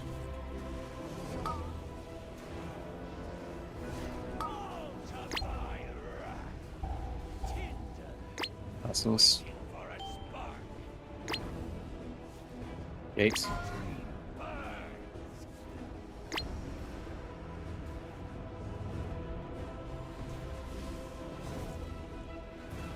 Move. Move.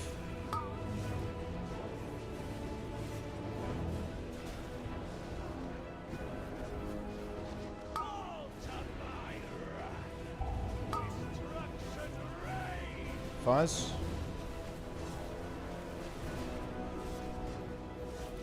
Frontals and soaks.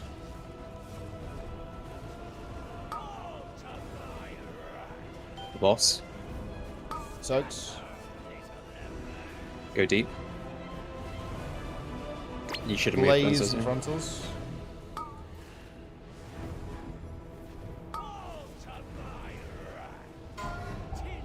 CL Nico.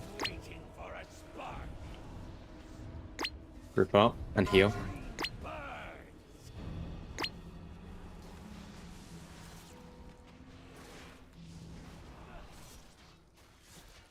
Move. Move.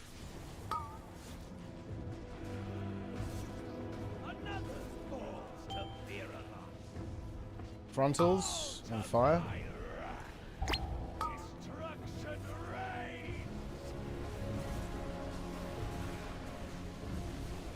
Phase. Nice. Good. Move to gate. Gate now. Positions.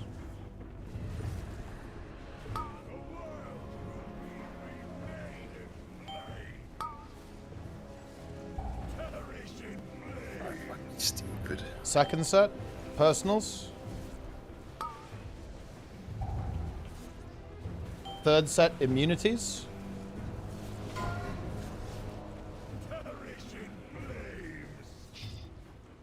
Break the shield.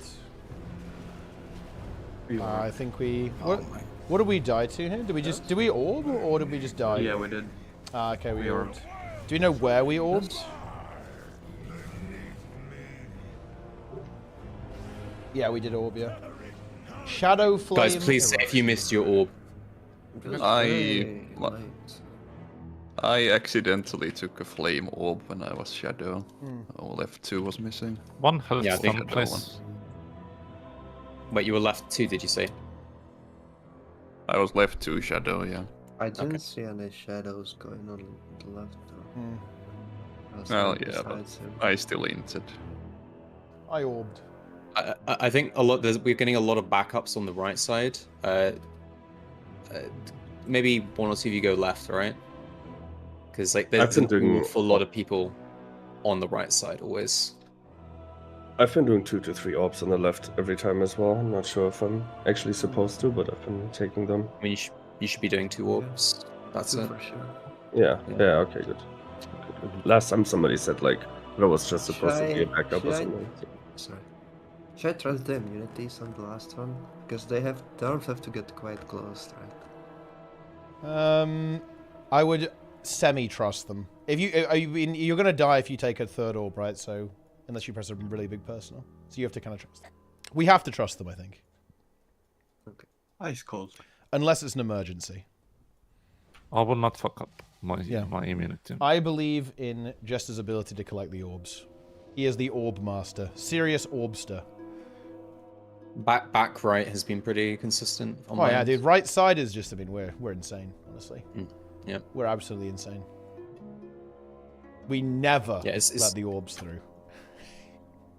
Very important you do your assigned ones, please. Let's do it.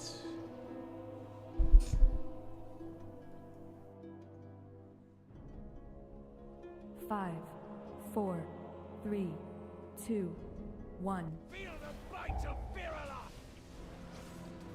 Tinder, waiting for us. Frontals and fires. All to my wrath. Destruction reigns.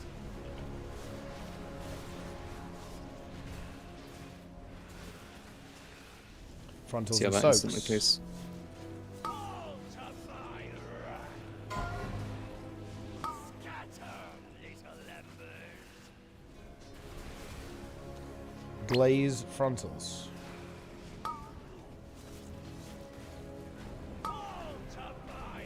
Frontals. Personals.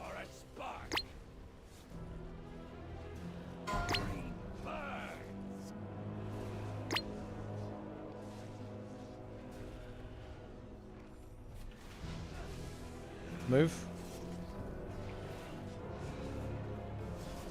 Move.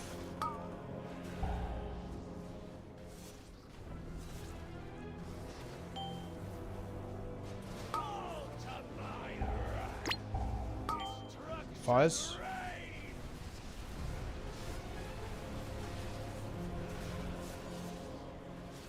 Frontals and soaks. Watch on boss. Soaks. Blaze frontals.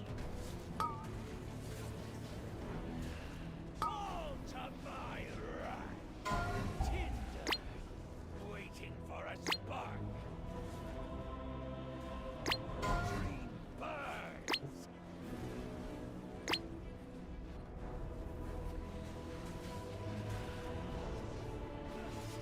Move.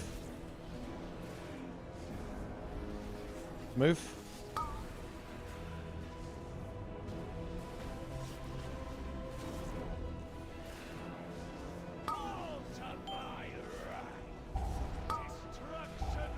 Fires. Have a lot of dead. Oh. Ah. Oh. What? The tree burns. The tree burns. Yeah, we can't be having these deaths. These deaths are not good at all, boys. Just a couple of early deaths though.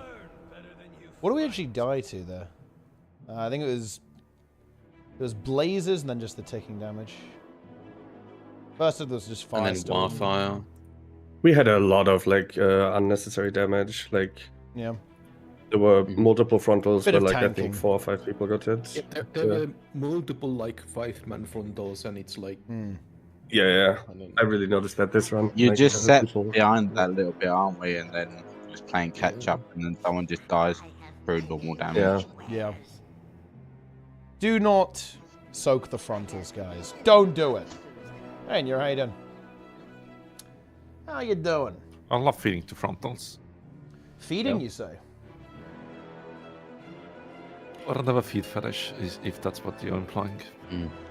You wouldn't Feed. feed. Frontal and dodge the soak. No. Feed. 5, 4, 3, 2, 1.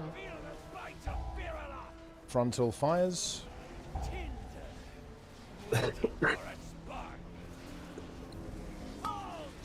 Okay, boss.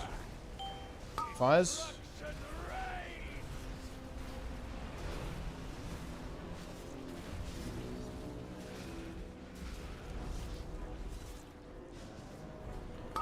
Frontal cabos and then soaks. Soaks.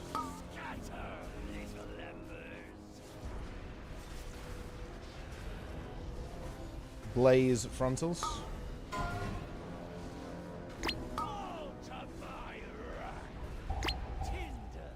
That's nice. CR.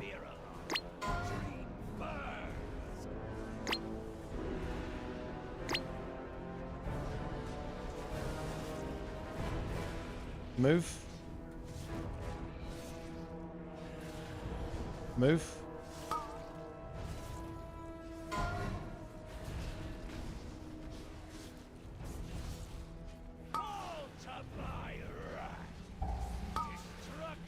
Fires.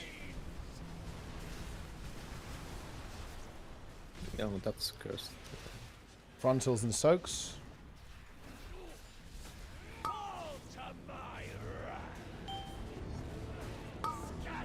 Soaks.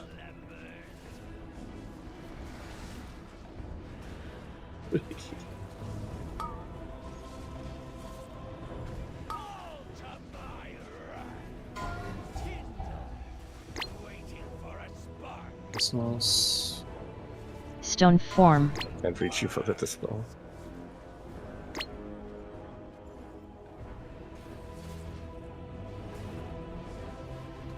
Move. Move. Watch blazes. Frontals and fires. Fires. Phase now.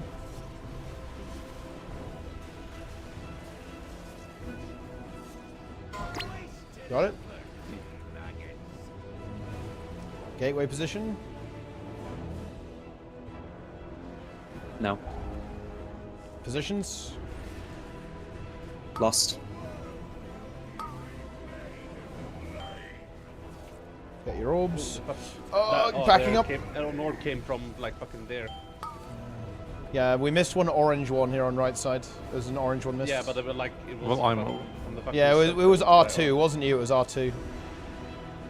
Well, I mean, it still came from there. There's like it should come from there above. Well, no, I mean you didn't miss it. Oh, it's because it was the. No, but it doesn't matter. Like, it's because of the person who placed like the fucking fire over here. You know. Yeah, not ideal. Unfortunate. We were farmed. We fed within milliseconds. You want to see? We did not place the firestorms correctly. Yeah. Unfortunately, we did not. We broke. Yeah, also right 2 was Aches, and there was just no chance he was probably going to be able to react to that. No.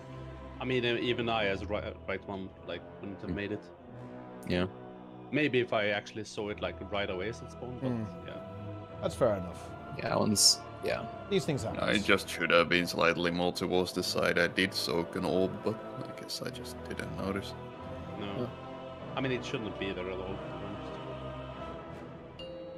Let's go again. Yeah, I just guess like 2 should be more towards the side anyway than I was. 5, 4, My save's 3, 2, 1. There's a lot of cat emotes these days. Frontals I'm not and fires. complaining. Jester wishes there were cat girl emotes. Nice spring. Frontals and soaks.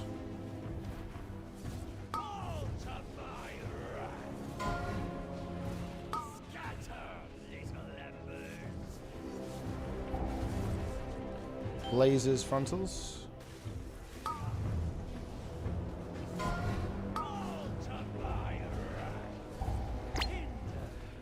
That's nice. Stone form. Gates.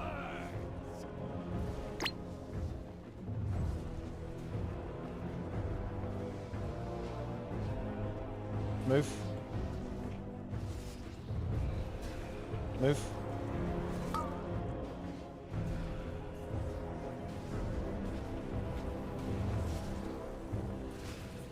Frontals and fires. Fires.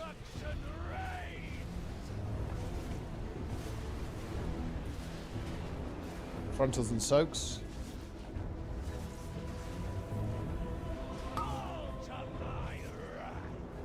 Oh, I taunted by accident, Vivi. You can take it. I am a taunt. I copied Vivi's macro. For some reason, it seems to taunt on every ability. Not sure what's going on there. Yep. Blazes and Especially on frontals. Death Strike. Yeah. See on Nico. Arsenals, group up. Delay darkness to the first tick.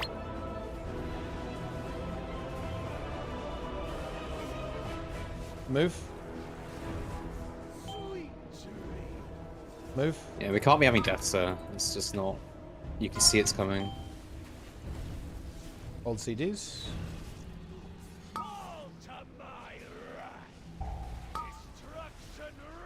It's fucking over. We can just try to do the intermission again. Damage was good actually. If we hadn't lost like 4 people, would have been pretty good.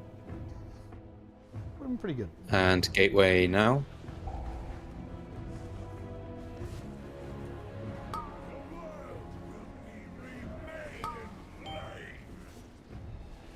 Orbs. Second set coming up with personals. Be orb. I'm over. Also, I stole yours. Oh, GG. Okay. Well, I mean, I soaked as many as I soaked 5 orbs. It wasn't enough though. DPS looked good though, even with 3 people dead, right? Yeah. It's getting there. Yeah, it was fun. We just got to keep improving that. Just got to keep improving that, I think. Yeah, we can't have anyone dying to the orbs. Like, it's just, you know, you can see where it's coming from. There is 0 reason to greed there. So you Like, get we're so a close red to shield or a shadow shield, and you have to checks collect and the ones that everything. you're the same color as. It's a bit like Keep Construct, but if everyone you take more and more damage, right? So you have to kind of like divide it up amongst people. Potted, and if you take the I did one, also if take you take the wrong one, it will instantly kill you. Was it just because you could died for, or? What do you mean you could have potted? And if I any could've get potted, in, I you could've basically survived. the group wipes. Oh. I also ticked out. Oh, what, from the dispel? No. Dream from Rent, the I think. Dream Rent, second one. Yeah, I always held bottom of that So one that's how since it I don't have a goes. personal there.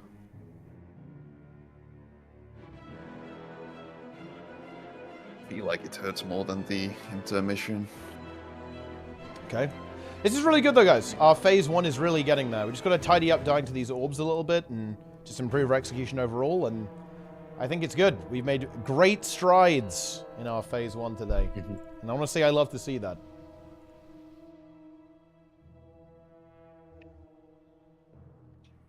Five, 4, 3, 2, 1.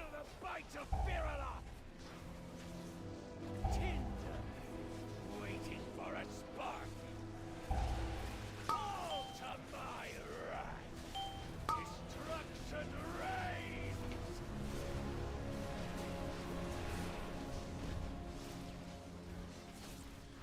Frontals and soaks. All to my wrath. Scatter, little embers.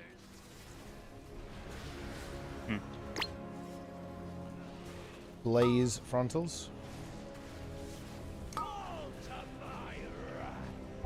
Tinder, Personals. for a spark. Dream burns.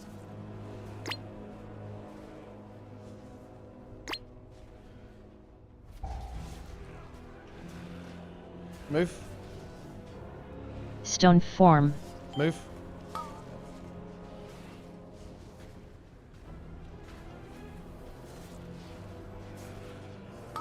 Frontals. Good boss. Fires. Fine. Frontals and soaks. Soaks. Scatter, little embers.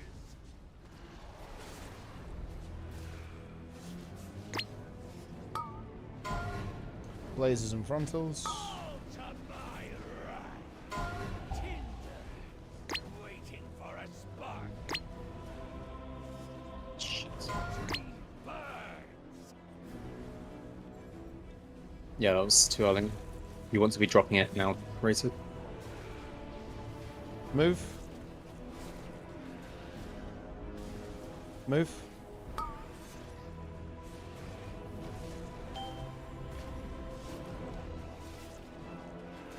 Frontals. Through boss. And phase during this. Let's go. Careful. Go, go, go, go, go. Nice. Gateway. Gateway now. Get in position. Bust.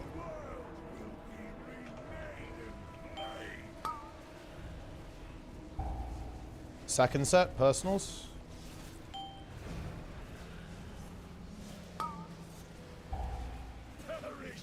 Third set, immunities. I'm over, fuck. Backing up, back up, back up. We got it. I mean, I would have died there, but I had the cheat that. So. In position.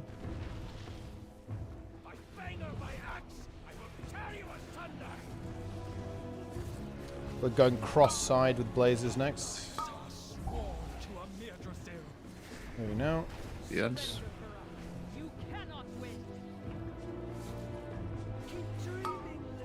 Oh. They were going right to the edge of it, so even past this even further. Oh well, we got ads now. We lost an ad. I can grip it in a second. And you can Vic grip it actually, because I'm tanking something right now. Second turn. And cages. Okay, do we succeed? Cages on blue. Okay. All right. Well, we need to grip everything. Try and do knockbacks here, guys. Get the CCs. I don't have my grips now. Just play towards the tree here. Play towards the tree. Oh. It's over. Yeah. I'm gripping. I can't use my grip setup on if I wanted for this. Like, You shouldn't. You absolutely shouldn't. That's correct not to. Yeah. The shaman knockback is not ideal. It's like a blast wave. And I knocked stuff away from us as well. Maybe it's better if everyone knocks, but I guess if you, well, if well, I mean, assuming the ad is the marker, don't you just go like there and push it into the middle? Well, because the problem is the one there will get pushed away. Yeah. And as long as yeah, there's, but I mean, I'm supposed to grip it in before you blast wave, right? Yeah, you need to. It's like a staggered thing, right? Yeah. Like you're not just instantly like First you knocking grip, everything. Then you push it in. Then the next guy like pulls it in or pushes it. Yeah. Right? And then eventually the Omega grip Feels good. Yeah. And when the execution is good, it's not gonna take like 5 minutes. It's gonna be like Yeah, we got phase So, one pretty down now actually. Pretty I good. think Definitely getting pretty there. much right after we're done with cages and the like, we can immediately start to people with knockbacks can immediately get into position to spread. Spread out, right? Immediately move in after the dark AoE is gone, the Dragon Breath. Start knocking and gripping them in. And then everyone else needs to be on the which one is it? The orange ad? The orange ad. Whichever one is it's full DPS. Yeah, on the orange ad. ad. Yeah. Everyone else is on the orange ad, just absolutely blasting that down. And once you've done your knockback grip or whatever, you can go back to the orange ad and start DPSing that. And obviously, you can start building up AoEs and stuff. This one's going to take us a little bit of coordination and time pools to like get it sorted because it's like. But once we get it, we'll get it very quickly. It's just it's a lot to process there. It's a lot of sequencing of actions that we're going to have to get right. But once we've got it, that's all of phase 2, right? Like that sequence is all of phase 2. We have to do one set of cages, get the grips correct, kill those ads. That then repeats, and then it's phase 3. Right, so that's some perspective on where we're at. Like, if we can get that overlap, then we can pretty much finish off phase 2, which is really good. Yeah. Are there only 2 fire explosion things from the ads? There's 4. Yeah, there's 4. Okay. 4 of each. Yeah, okay, so it's not very exact. But that's what is your grip last, Depot, basically? My grip is gonna. Oh yeah, the Giga Grip. Yeah, Giga Grip is last. Yeah. So basically, I'll do my first regular grips. Vic is doing his regular grips. Then we push them in when they're all in range, because the Mega Grip range is not super high. It's only 15 yards. So everything's pretty close, and then Giga Grip. And then you feed me the Blessing of Autumn. Yes. It doesn't have to be immediately, by the way. You just need one in between the phase, if that makes any sense. Like, as long as I get one Autumn, I was it's holding fine. it already, because You have like 30-second leeway. I was just holding. Yeah. You can, as long as I get one Autumn before the next one and full duration, that's fine. Yep. I can actually delay my stuff then. That's nice. Yo, Spin, bro, they're playing Arcane on Throne. You know, where's the Arcane? Arcane? Yeah. We would have... Maybe we we should just the car. Sun King's Blessing. Arcane. Alright, just... Yo, Arcane, the award-winning TV show, is that what you were referring And also to? the World versus World player. Yeah. Oh, yeah. World versus World player. 4, 3, 2, 1. I think he gave his account away, though. Not that he would ever do that, because that's against TOS, but, yeah. Nobody would do that. No World v World players have ever broken the TOS. True. That's very true, actually. Fires. Especially not Roy Marks. Roy Marks definitely did not buy gold Roy from a Marks Chinese gold selling site for his GVG tournament. That did not happen. Or multiple other occurrences. CR Zerzio. Soaks. I think he can ank. He has anked. Blazes. Frontals.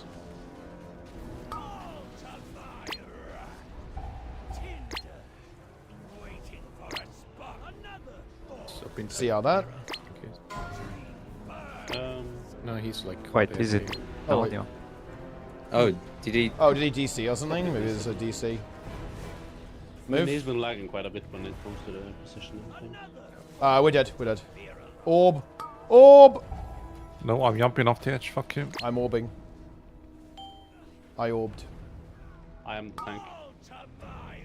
Boom. I'm taunting. Yeah. I'm I think it's going blood. That's I mean, quite annoying for the he healer played though, blood on in the shit one raid and we didn't have Vivi, and he's like, oh man, I'm enjoying this. And then he played tank in M+, and now he's never tanking ever again. It's Well, the funny thing is, I tanked in M+ before I tanked in raid, so... Yeah. Dude, Vic's just getting ready to tank next year. Yeah? And then Vivi's on Org, right? That's what we're doing. Like, he's going to Org, and Vivi's gonna, and then Vic's on tank. It's good. I was just about to say I'm not playing next year, but I mean, if Vivi goes Org, I might. I'm not. Org aloof. Orgaloof. I'll play next year if it means that we will play Zork.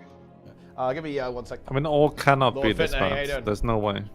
I mean, I think I think you'd break, Jester. I don't think you'd survive augmentation of Evoker. Although actually, I don't think Jester would handle it. yeah, it'll be too much. Isn't just like the perfect guy to play Orc? Yeah, Essentially, like he enjoys like Hunter, you know. Dog Like assembly. No.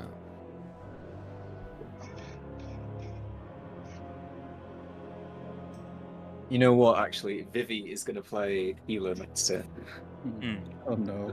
You would enjoy it. No. I mean, honestly, Mistweaver, like I heard you just blast DPS and then, yeah, like that sounds fun, I guess. Oh no. Bro. That's You are basically playing what Holy Priest. You are playing Holy Priest. Okay. I think you would enjoy H-Ball. I think Go Seb ahead. is playing healer in keys and she's not having fun. Who? Seventh. Oh wait, she plays WoW? Yeah. Oh, okay. Does she still stream? No. She's behind a great firewall and it's a bit shit. Ah, yes, I see. I've returned. There might be some Turkish credit cards or something be used Hmm. to, you know, get the game. Honestly understandable. Well, Angels, they're talking about engineer shortbow, bro. You might want to check that out. So when is Angels re-rolling to Shadow? Angels, are you going to get back? Shadow. You're getting back into PvP, right? Yeah. You are the darkness.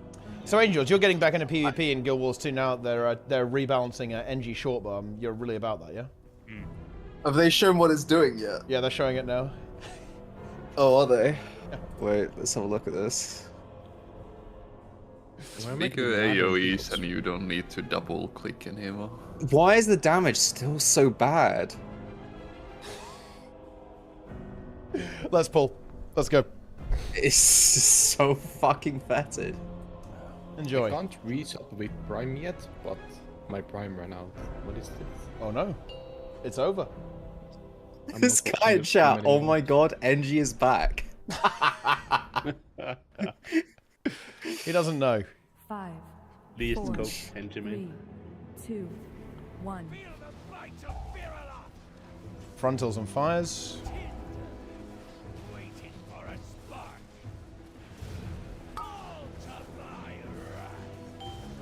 Fires.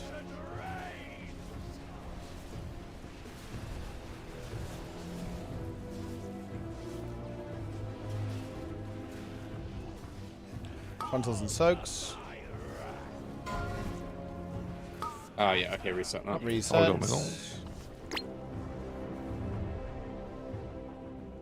I've descended to the depths.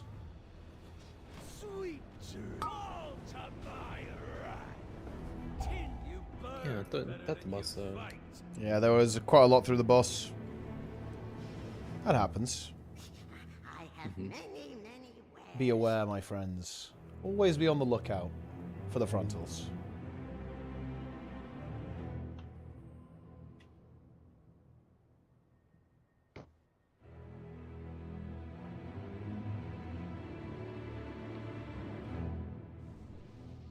Man, people are doing some psycho pulls in the MDI. Holy These shit. pulls are very good. If they don't pull onto boss now, though, it's no balls. Oh, they're not doing it. They're cowards. They should go boss. Yeah. Is the tank like scared or what's going on? Yeah, like, is Lepan like bad or why is he not going boss? 23. I think it might be because of bursting and then the healer counter Yeah, spell. and also the squids like pulse the damage as well. Yeah, that's so much damage. I don't know. Frontals and fire. Just heal low. Yeah, like, does it miss me with this like Fires.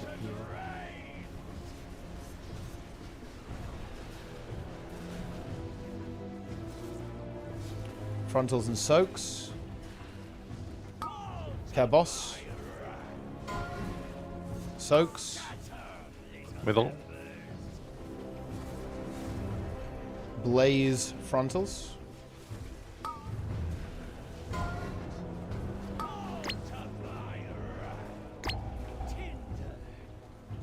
That's nice.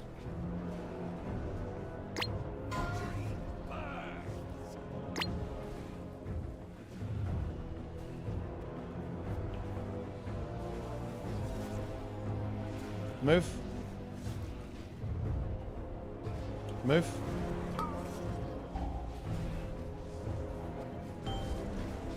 I'm fucking over. See our Jester? Serum. But don't forget. Yeah, You can take it now. Fires. Rebuff Jester.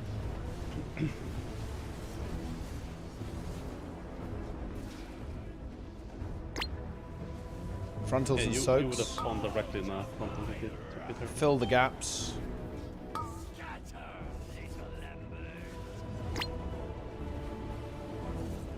Blaze frontals.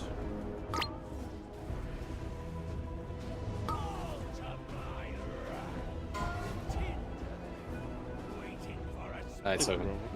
Oh, yeah, it's very over. Holy shit. We have fed. Like 4 people got hit by Feed. the frontal. Yeah. We Yeah, got my bad. absolute Those rat bullets nests. were so shit. Yeah, definitely this is a big theme, and this will continue. As honestly, maybe even more so in Phase 2. We need to be really good at dodging blazes. There's a lot of just damage going out. We need to minimize that as much as we can. Yep. So even though now we are getting into Phase 2, we need to keep this in mind. We're moving our loss timing, so our intermission needs to improve. We've got to keep getting better and better and better at doing DPS to it while solving the orb mechanic. And we've got to keep cleaning up any mistake that we end up making here in Phase 1 as well. So do not... We've beaten these phases, but we have to perfect these phases now. Like that is the key. We must continue to be more consistent and better. So we get through to Phase 2 every single time. And then without lust as well. Yes. Let's go. Let's go.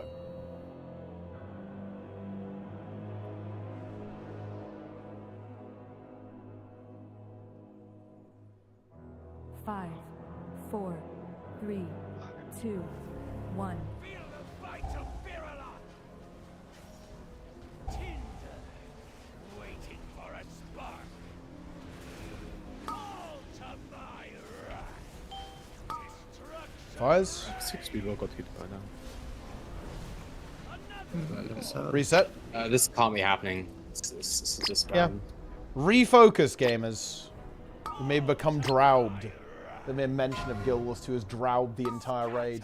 Dude, Dark Angel lived the frontal. That's base. He's tank god. I mean, you can live one frontal, right? I lived one. Frontal, you know. Yeah, How long it it, looks like also, half your it Yeah, also just- means that I have to heal you for 600k Yeah. for no reason. Oh yeah, Yeah, I'm not saying no, you I mean, guys, should be, I'm just saying DPS because of- players, the frontal is a one-shot, okay? Because otherwise they're going to go, ooh, I'm going to tank it, and the healers heal me, ooh. I didn't get hit by a frontal on that one. No, I meant, I eat all you the know, frontals on when we were purpose so you wiping, can I was pass. trying to hit you with the frontal. Yeah. That's why. Oh, you trying to kill me? Yeah. It's kind of toxic, man. Like, Trying to get the 100 damage taken pass. this is why I'm putting Vivi on the healer next year. You know, it's he doesn't Maximum do things feed. like that anymore. Imagine me, Angels, and maybe we're Right. healing. Let's focus, gamers. We've got time left on raid. Refocus for the last 40 minutes. Let's go. 5, 4, 3, 2, Interesting. 1. That's all you need is some laughter. Frontals and fires.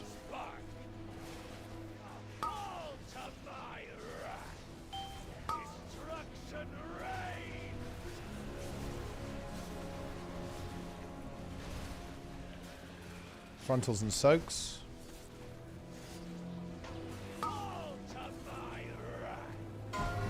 Soaks. Oh, my PC is not having a good time right now. Blazes and frontals.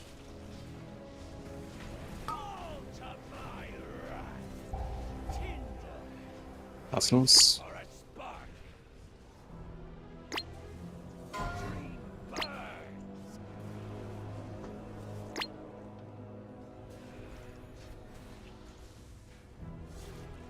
Move.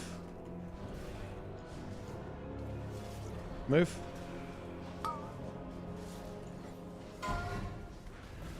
Oh, I got sniped. That's spicy movement. We can see arm. Cancel. Fires. Oh. Not guys. We're dead. We're dead. Die. I mean, that sniped me through the group all the way from the other side. I mean, sure, but like... It is alright, games. That one is hard to see. But you need to... It's... Yeah, I mean, that overlap is really scary, right? Because we have to It's move, like, do blazes and dodge, right? So it's a bit tricky. Like I could have and should have dodged that, but frontals are also like kind of an issue the entire time. The baits are never on point. Like, yeah.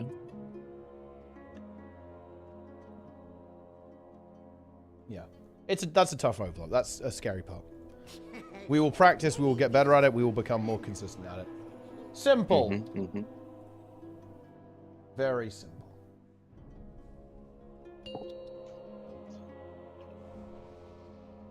All right. Here we go. 5, 4, 3, 2, 1.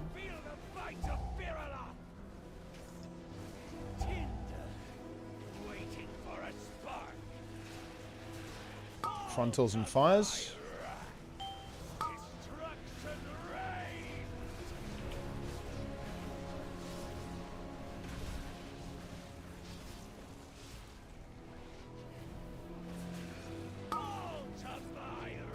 Soaks.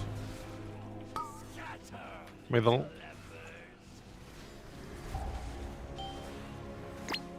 Frontals, blazes.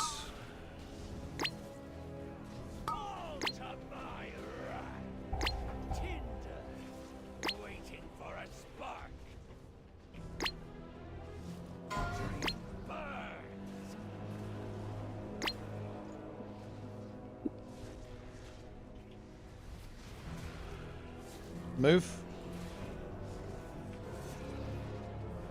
Move.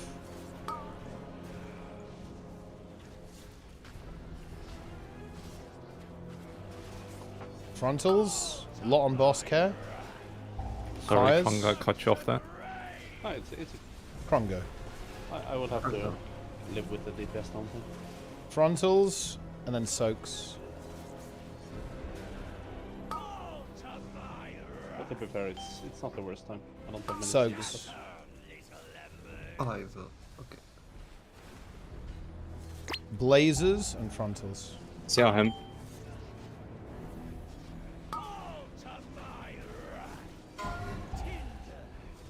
Personals.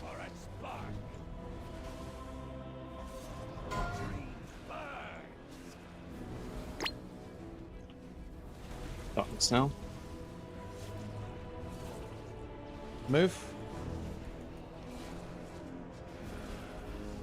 And move.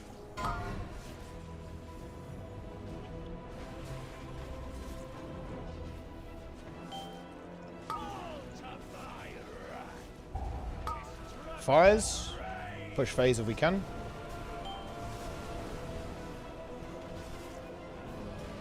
Yeah. Position. Gate. Go. Oh, nice.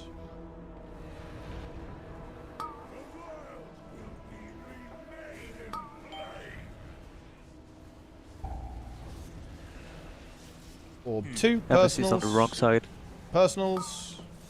Orb number 2. Backing up orange. I die for that, so it might be solo tank. Yeah, I died to a fucking shadow or Reclamancy. Yeah. Dude, how did I miss the first fucking op? Yeah, It's over. immunities. Yeah, it's over.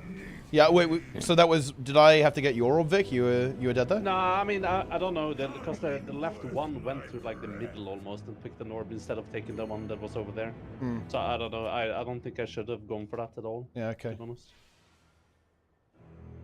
Don't worry, Roy. I'm going to watch all of them, actually. I am not going to miss out on any of your stream memes. We are doing a live react Almost altered after time this. out. There was a soak. Yeah, that would have I mean, been less than ideal. If I didn't run into a I had shadow to or cancel, like under right? his wing, I probably would have made that to the flame orb. But yeah, I think left one should have gone for that one. But I'm not sure. Like, what color? Okay. Orange. Did you press the macro, Max? Don't press the macro if you did. Yeah, it says to press the macro, ignore it. That it doesn't. We don't need to do that anymore.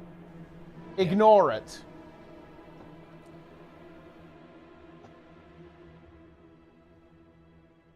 Full ignore. Let's go.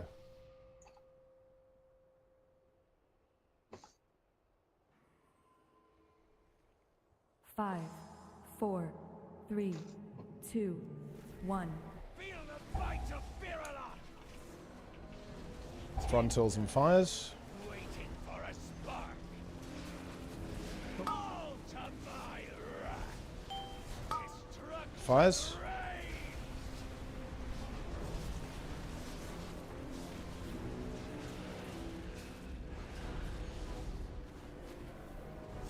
Frontals and soaks. Everyone on boss.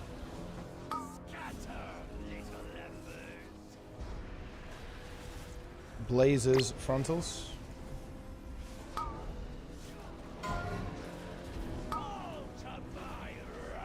Frontals. Arsenals.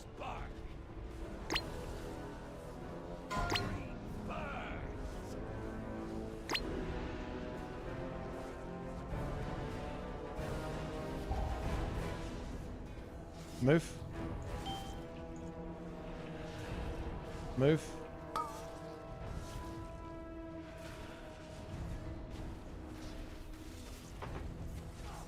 all to my wrath.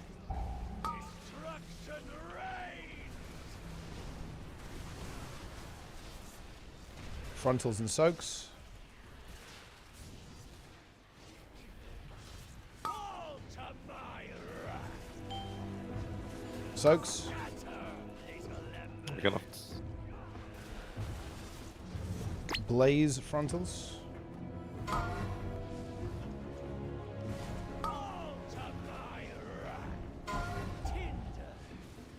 See all that?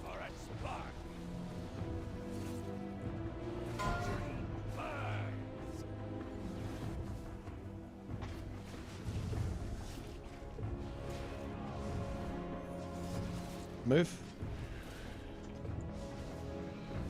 Move.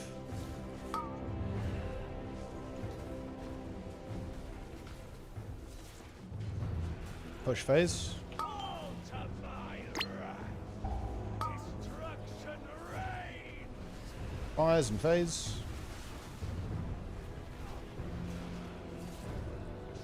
Wasted effort, maggots. Move towards gateway.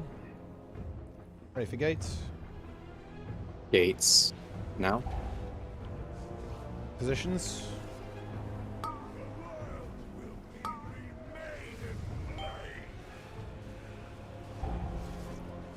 Orbs 2, personals.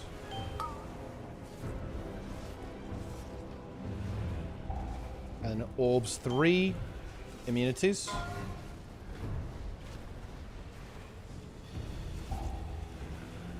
Really good, I guys. think I Really picked good. one. Yeah, I greeted for one to make sure we got it. Okay. That was very good, though. Well done. Frontal's going towards tree. Blazers will be playing on blue side.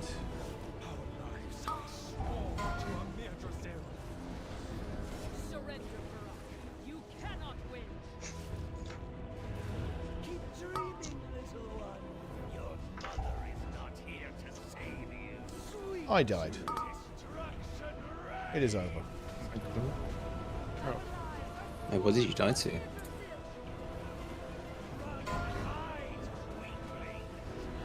Frontal did a lot of damage.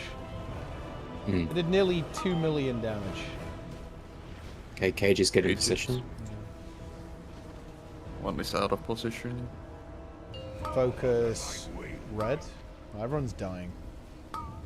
This is not Max good. is forever present.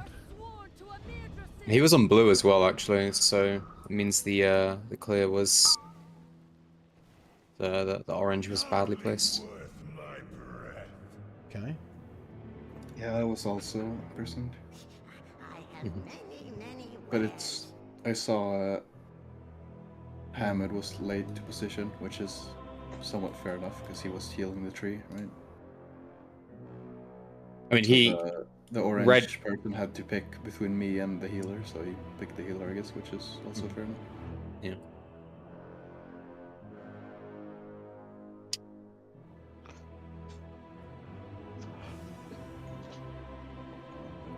Holy the legendary Atal deserve. Holy They built Holy. everything up to the priest. I'm gonna play unholy there, dude. They played with the priestess. The Colossus is gonna pump.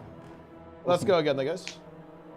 Wait 1 second, sorting out a weak core issue. Yeah. I mean, that ball is honestly less bad because the priestess does nothing.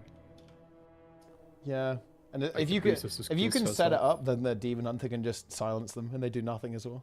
Yeah. And it looks like they were at a very specific spot, so the mobs kind of got stuck and couldn't leap around as well, which is pretty interesting.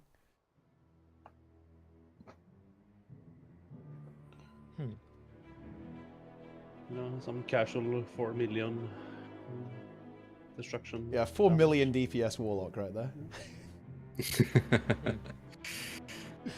Why does Eggs not do 4 million DPS? Yeah, why is X What's not up with doing that? 4 million DPS? I mean, I'll be honest, it's because of me.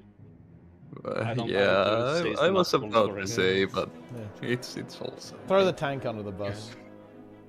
I mean, I am not saved enough as a tank. I mean, you always blame the tank. Like, Oh, that's worry, like, we both suck. Okay, yeah. I mean, why can't you pull like I this mean, and live? if you pull on boss, I mean, I it's can kinda if you heal me, inflated. fucking noob. If you pull on boss, it's a bit inflated because details reset. So You think that yeah. druid is healing? That druid's in fucking cat form. Like, what do you mean? He's druid isn't healing. Yeah, that is actually probably true. I don't think I've ever seen a druid heal in Mythic Plus, you know. Just a 50 DPS. Like, Max, you ready? Okay. Oh, give me a healthstone, please, actually. No. Ask nicely, bro. Jesus Christ. Yeah. Genuinely such so demanding, the people in this guild, man. He Like, does that it's with the unhinged. mage water as well, and wow, he's like, give me mage water now. Dude, I'm a warrior. Why would I need Yeah. to fucking trash mage water? It's really fucked up. He's permanently just flaming. He's bullying all the time. A suggestion: we can give Hammett the stone. I think in Dreadnought's kill they did it. So Oh, they can come back to the shit. cage. Mm. Oh yeah, sure. Yeah, that's big actually. how many times can you stone per fight? Teleporting with the stone is a 2-minute CD, but me giving Yeah, it you to can him, feed it like, all over the place, yeah, anytime. It's actually not really like cool. yes, it is not shared. Yeah. It's per individual. Yep. Well, I was gonna Yeah, say so- that like 5 people interrupted me, but like the using the stone to teleport is a 2-minute CD per player, but me giving the stone to someone else is only 54 seconds, so I can hand it around pretty freely. Yes. Yeah, so give it to Hamid after when we enter P2, I guess. Yeah. Okay, Hamid, make sure. Do you I'll want to give it just, to him now, actually, yeah, so he I'm can get a giving it to him keybind? now, so he can get the Yeah. keybind. Yeah, so you need to just bind the. Yeah. It's the just a spell ability. that you cast. It's a 2-second cast, and then you teleport. You can move Yeah. while casting as well. That's worth noting. Yeah. Quite nice.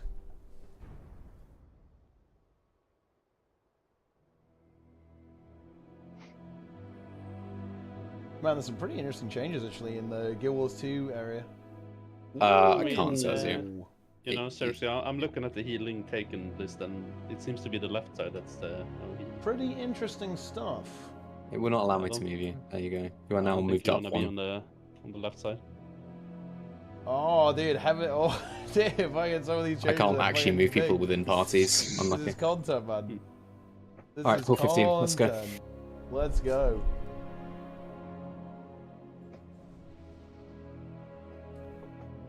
It is time to defeat the golems. 5, 4, 3, 2, 1.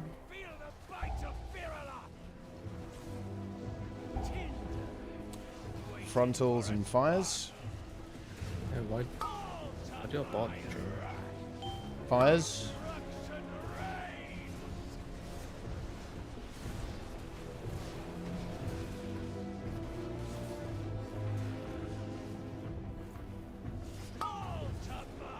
Soaks.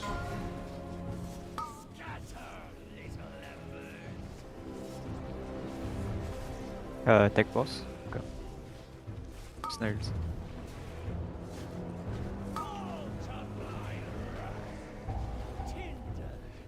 That's nice.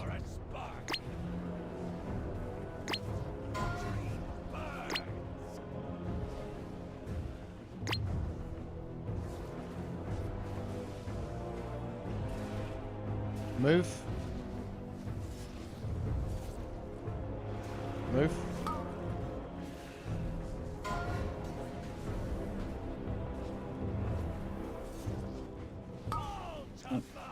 On both. Up on boss. Fires.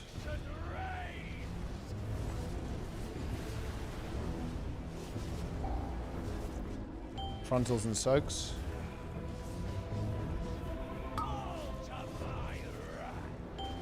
Soaks.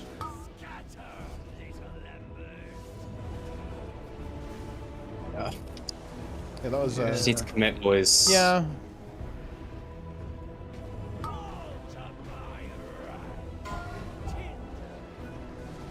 Press. I'm dead here. Like that was insanely scuffed. Did you? The soaks killed me because nobody was in two of them. Yeah. You can't be hovering outside with a soak. You just have to move in, please. Oh, I mean, I think that was like a plain chicken kind of thing. Like neither of us knew which one would dodge. You just Yeah, go. yeah, You just go. Doing research, I'm not sure to start WoW. WoW and Guilds 2 endgames different or similar? Very different. I'm not a fan of Guilds 2 gear growth, always the same, but I don't have enough time to always be getting WoW new advice. WoW subs holding me back to me. Honestly, straight up, I would play like a single player RPG instead, if that's the case, because if you want vertical progression, but you don't want a sub fee, there's not that many good options, to be honest. I don't know. Honestly, maybe try New World, unironically. Why is the MDI chat so unhinged? It is always weirdly insane, to be honest. It's the same with World's First as well. 2, 1.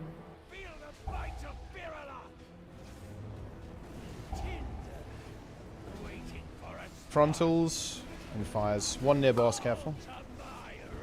I trolled. Fires.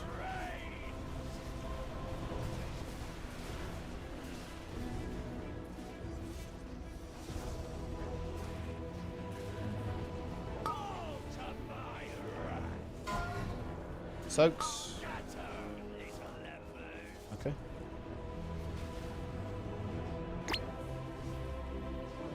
Blazes and frontals.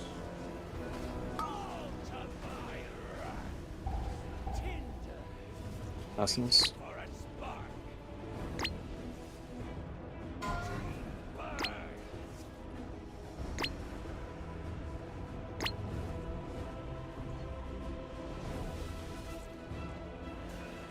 Move.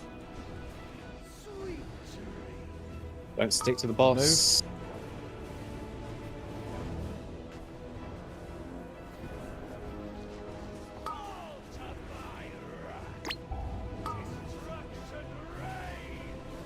Fires.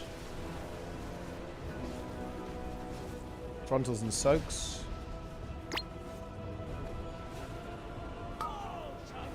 Careful, blood on boss. Soaks.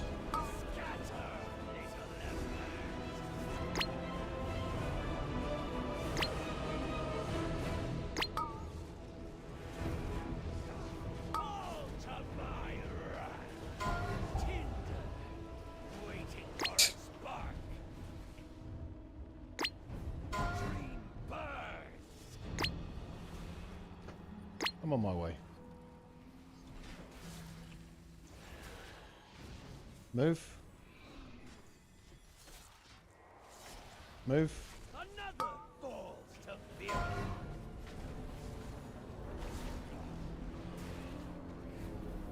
Fall to fire. Fires.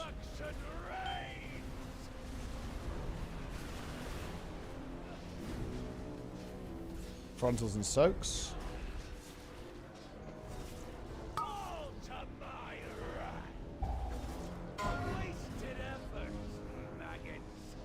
We got it. Ready for the gateway. Do we have any backup for Fated Simeon? Gateway now. Just prepare to soak on.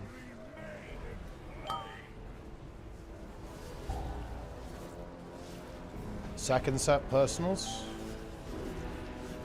We don't have a left 2 on Shadow. Yeah, it's fine. Third set immunities. I'm on third orb now. Like it's gonna pop. Phase 2.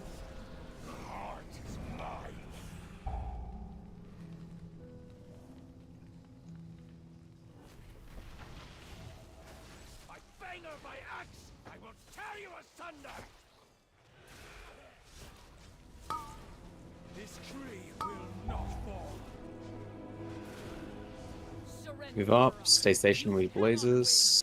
Blazers are going towards cross.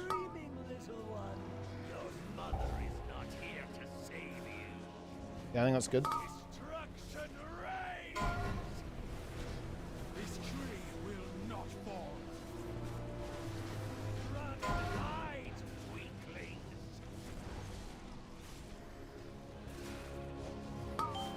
Cages. Break people out.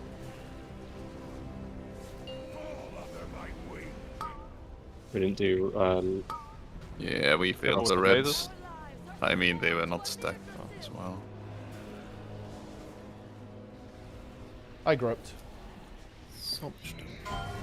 Yeah, this is pretty gnarly. Ah, and there's a giant tree as well. I'm also caged. Yeah. No, He's it's on his way. especially gnarly. I mean, you can kill with a tree going off. Like, it's not enough to actually wipe you. So what do we die to there? Oh, so I've seen Echo kill it with a tree. I mean, it's Echo, so they probably just pump the odds, but yeah. Yeah, it's Echo. So. I think the cages weren't quite stacked. I like to, like, basically somewhere around here. Okay. Max died to melee, then just died to blazers. Yeah, well, I was up. I was the stunlock person, so. I don't know if I was too poorly. I don't think I did, but maybe I did. I mean, Vitus took infinite damage from the ads, wasn't it? Blazing the screams. Yeah. I mean, we have to go rob those and whatever, and pre-spread. Honestly. Do we need something real? Do we have any big defenses and stuff lined up for that? I mean, my AMC is ready, but it's not party wide. Yeah. There's gonna be an Aura Master with the. Okay. Do we need one? Like, I'm gonna be real. Do we need one? Because it has a ramp up time before it actually does damage, right? So if everyone's pre-spread and goes and rupts whatever their own specific ad, and we can send stuff like Sigils of Misery, we can send Chaos Nova, whatever. Then we're not going to CC immune a lot of this stuff, and then we don't have to worry about it whilst we knock everything into place. Yeah, if we're really fast, maybe it's okay. It's a lot of damage though. It's quick as well. It's fast. It's a lot of damage. To be Aura Master right there. It's a pre-spread. It's a pre-spread for sure. Okay.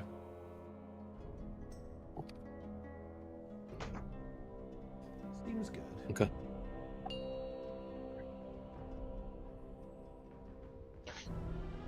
Alright, here we go.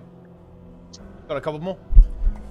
Let's get another 3 pulls in. 4, Let's go.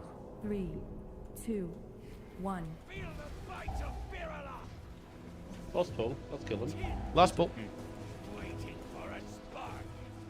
Some Vendril. Fires. I move. Frontals and soaks. Boss.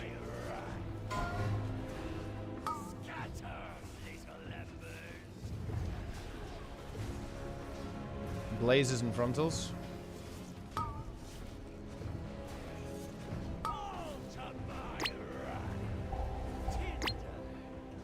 Personals.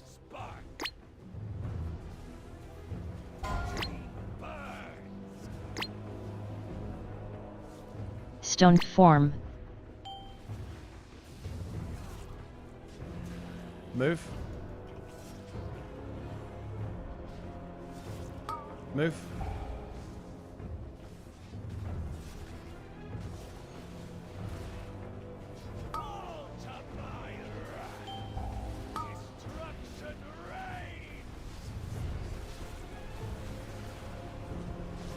Frontals and soaks.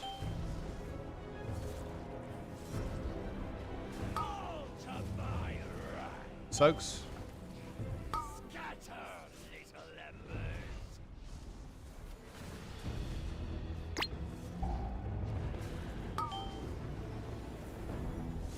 Frontals.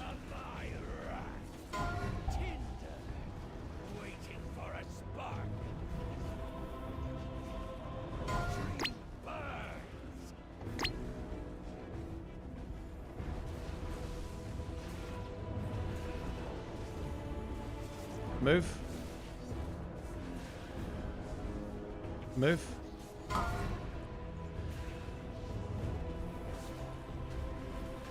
Oh, somebody moved it place last second. Can you stop moving? Fires. Oh, I don't have CR for Rucker. Let's play it out. We practiced the intermission at least. We res them after the intermission. Let's go. Go for gateway. Gateway now. Positions.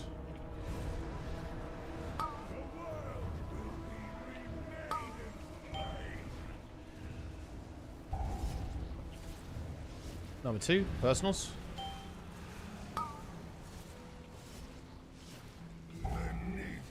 Third set immunities. Oh, I believe we orbed. I believe we orbed. Rated. What was the plan? Did rated orb? Oh, he killed himself. Nice. He ended his own life. He took an orb, it just wasn't his orb, you know. Ah, yeah, he took the shadow orb. Yeah. Mm-hmm.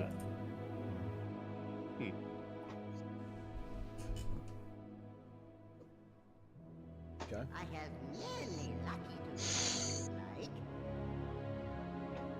There was some dashing going on. I don't know if that was, you know, intentional or... He instinctively went for the red orb. Feels for a friend of the Grumble. I macroed. Unfortunate. I spored. Alright. Let's get a couple more in. Yep. You got an early pull, Embassy. Interesting. Very interesting. He's pulling tricks on himself, so he can just, you know, Get threat. He will get aggro. 3, 2, 1.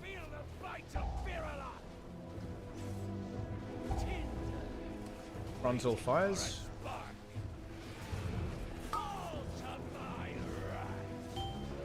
Fires.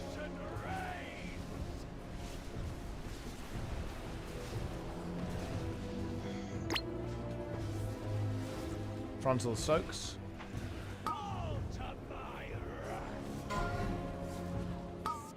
Soaks. Blaze frontals.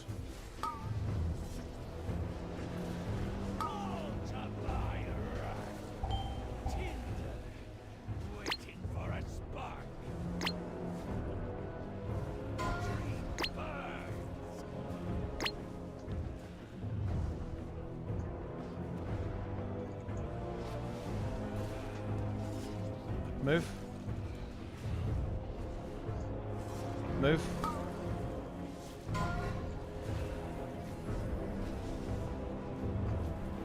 Frontals fires.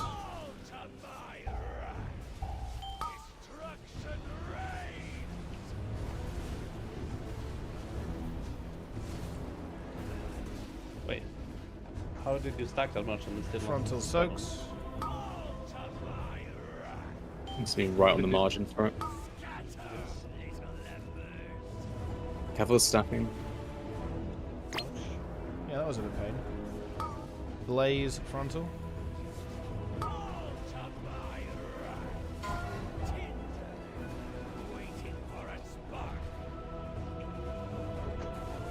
We can see all that.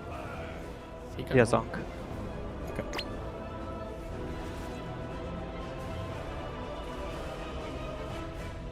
Move. Yeah. Move. Those first ups were really fun.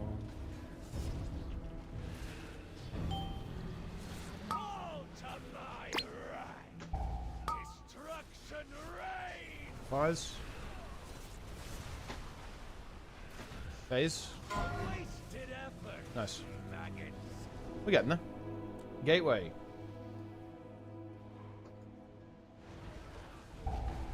Positions.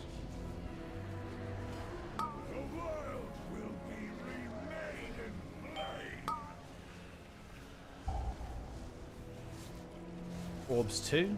Personals.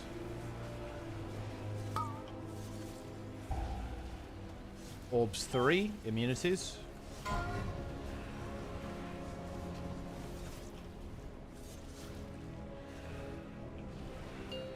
Nice.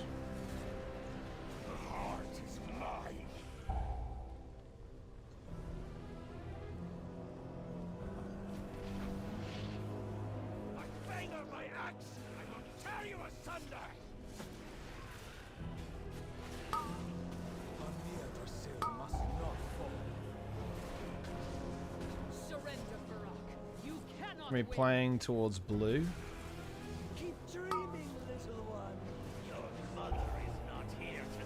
Yeah, let's get the things right this time, okay? Okay, so lasers.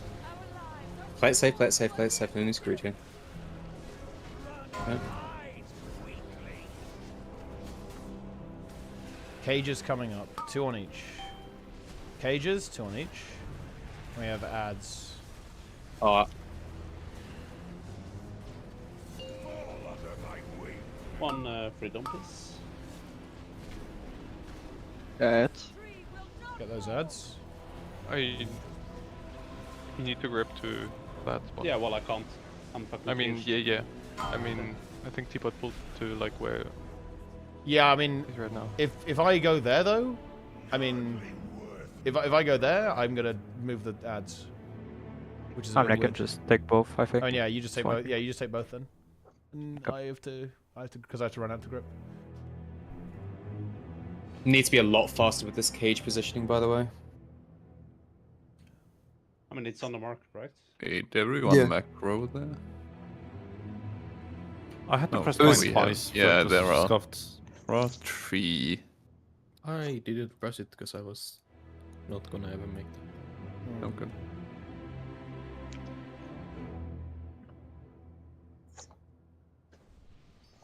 I mean, I was late pressing it and wasn't able to quite get into position. But you know, if there are people pressing it after me, then you need to just do it better. Okay. Yeah. I still see it. Why do I still see 5, it? 4, 3, 2, 1.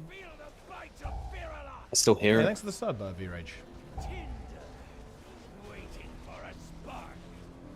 Frontals and fires. 1 through boss, Kev.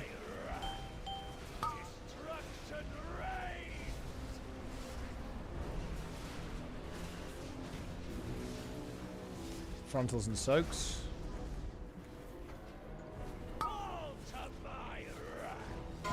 Soaks.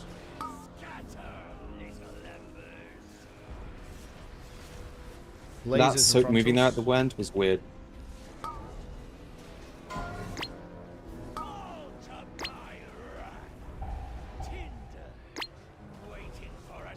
Personals.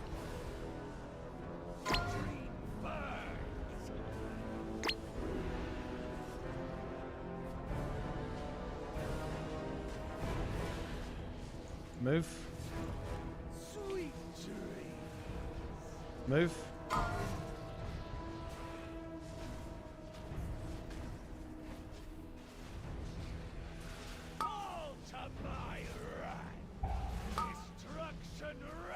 Fires. Ah, my bad. We are not SDR. We are not.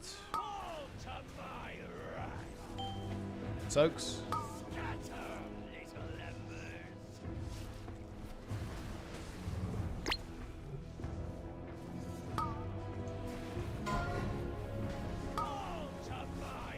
On both.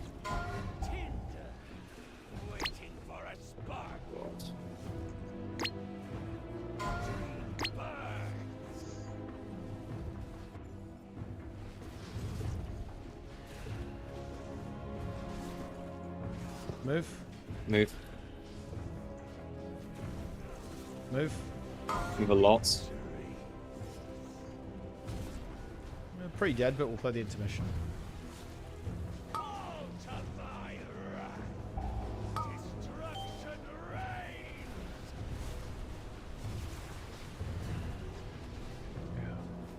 Push phase if we can. Frontals and soaks. On both. Yeah. Gateway.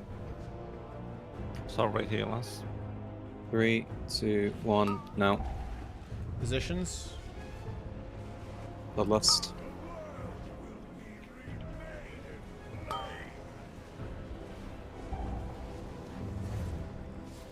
Oh, well, I suicided. Nice. Second set, personals. There's an invuln backup. I don't think we have one though. We missed Yeah, one. we orbed in. We orbed. Yeah. Okay, let's go one more. Yep. Yeah, I died right too. I was... Did a panic rush. It was missed. Yeah, Vivi is hard padding his survivals. The cheat death trinket is OP for percent alive stats. It's broken. He's gone from padding DPS to padding alive stats. Yeah, yeah. Alright, let's go one more, guys. Let's see if we can get another phase 2, and then we'll come back tomorrow and smash phase 2. That is the plan. Yeah. Padding ever might uptime. Yeah, I mean, he won't be able to do that, though, because you're going to be playing Org, as you have said that you would play Org.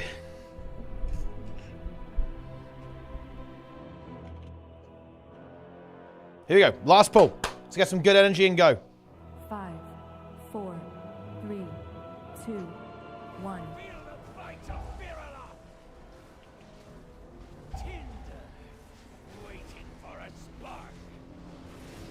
Frontals. Fires.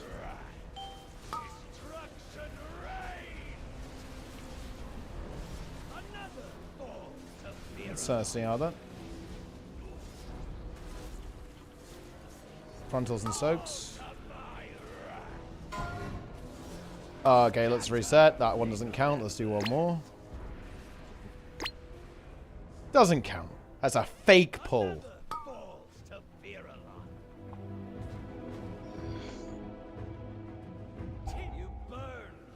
Before we go, do a feed review as well. Oh, feed review.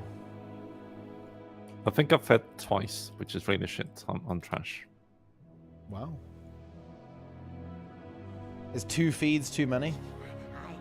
Yes. On a hunter in particular, there's no excuse, you know? There is no excuse. Alright, last pull, guys.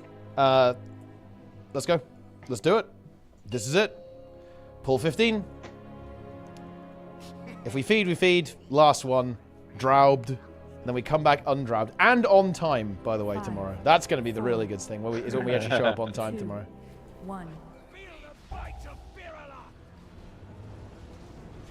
Frontals and fires.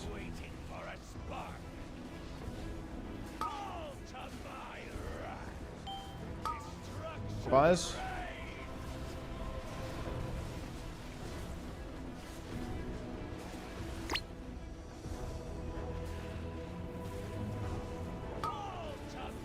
Soaks. Left. Blazes and frontals.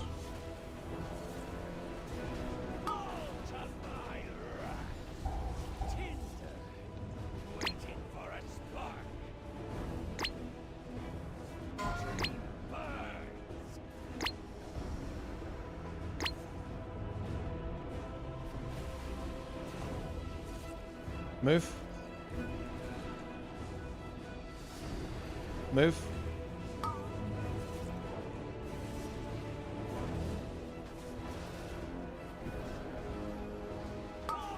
Frontals, Cabos.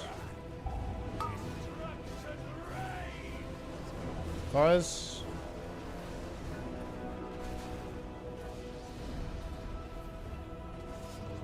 Frontals and soaks.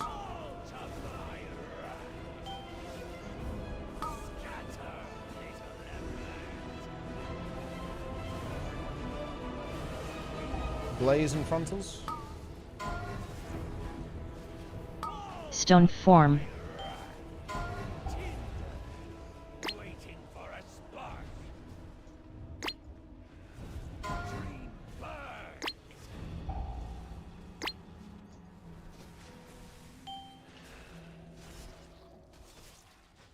Move.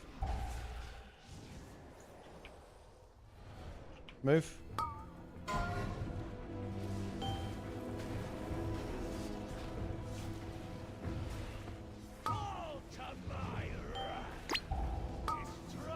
Phase. Nico.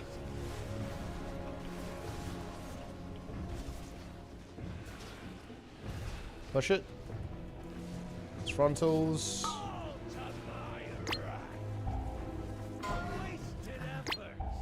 Okay, position. Take it. No. Positions.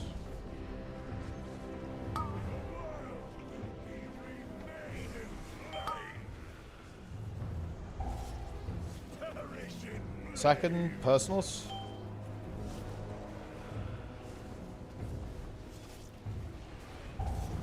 One just went. Go! Orange, 2 went in.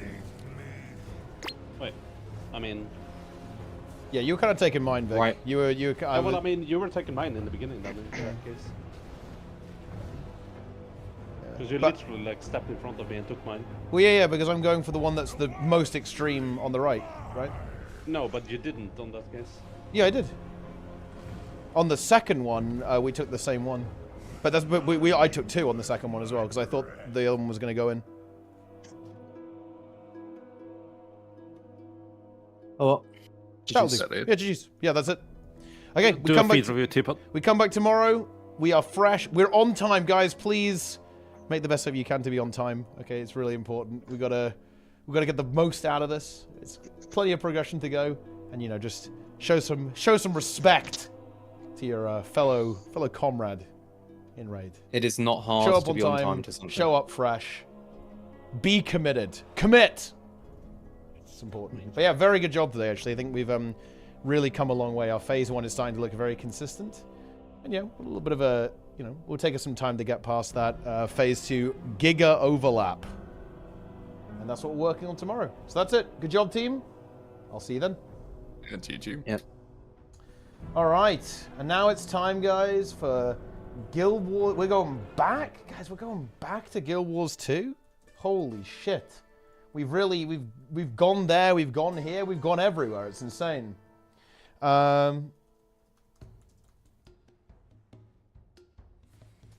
Okay, here we go.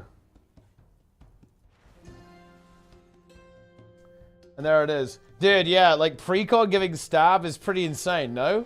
Holy shit, 2 abilities with stab on, man, it's so sick for PvE, because I feel like you can kind of use precog most of the time. You can even have both sometimes, but a lot of the time you can kind of get a 2-for-1 deal in PvE with Well of Precognition. It is a little bit annoying, I guess. It's a little annoying because it's a small radius in PvE. And I think that's where the mantra is going to come into play, of course.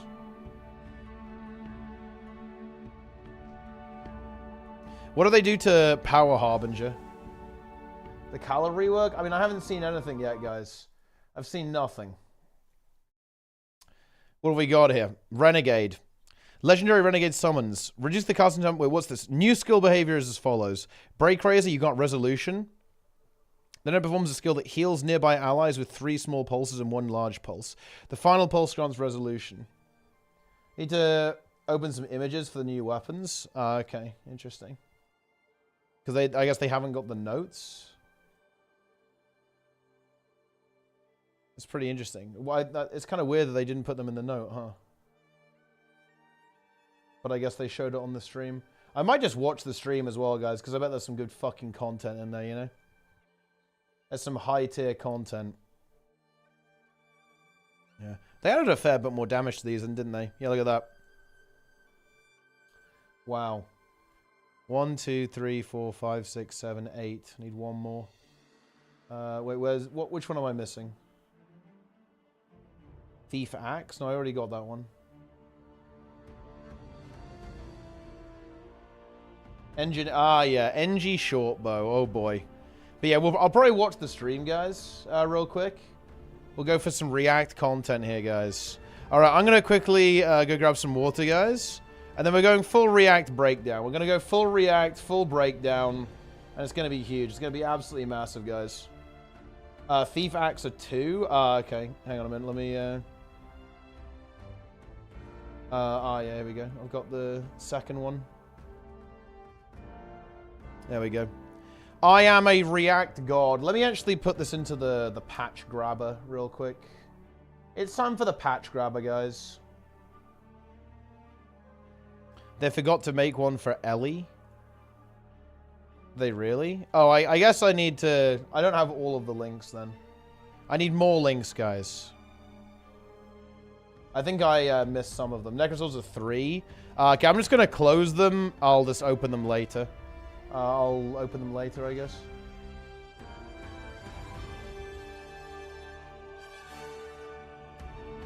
Okay, hang on.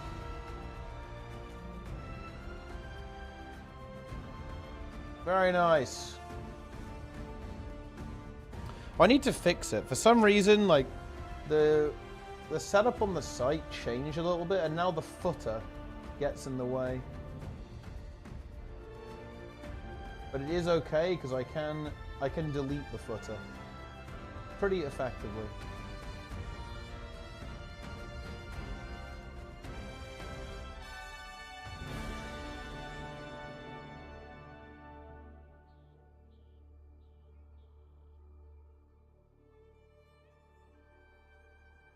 That is the good news. The footer will be cleansed.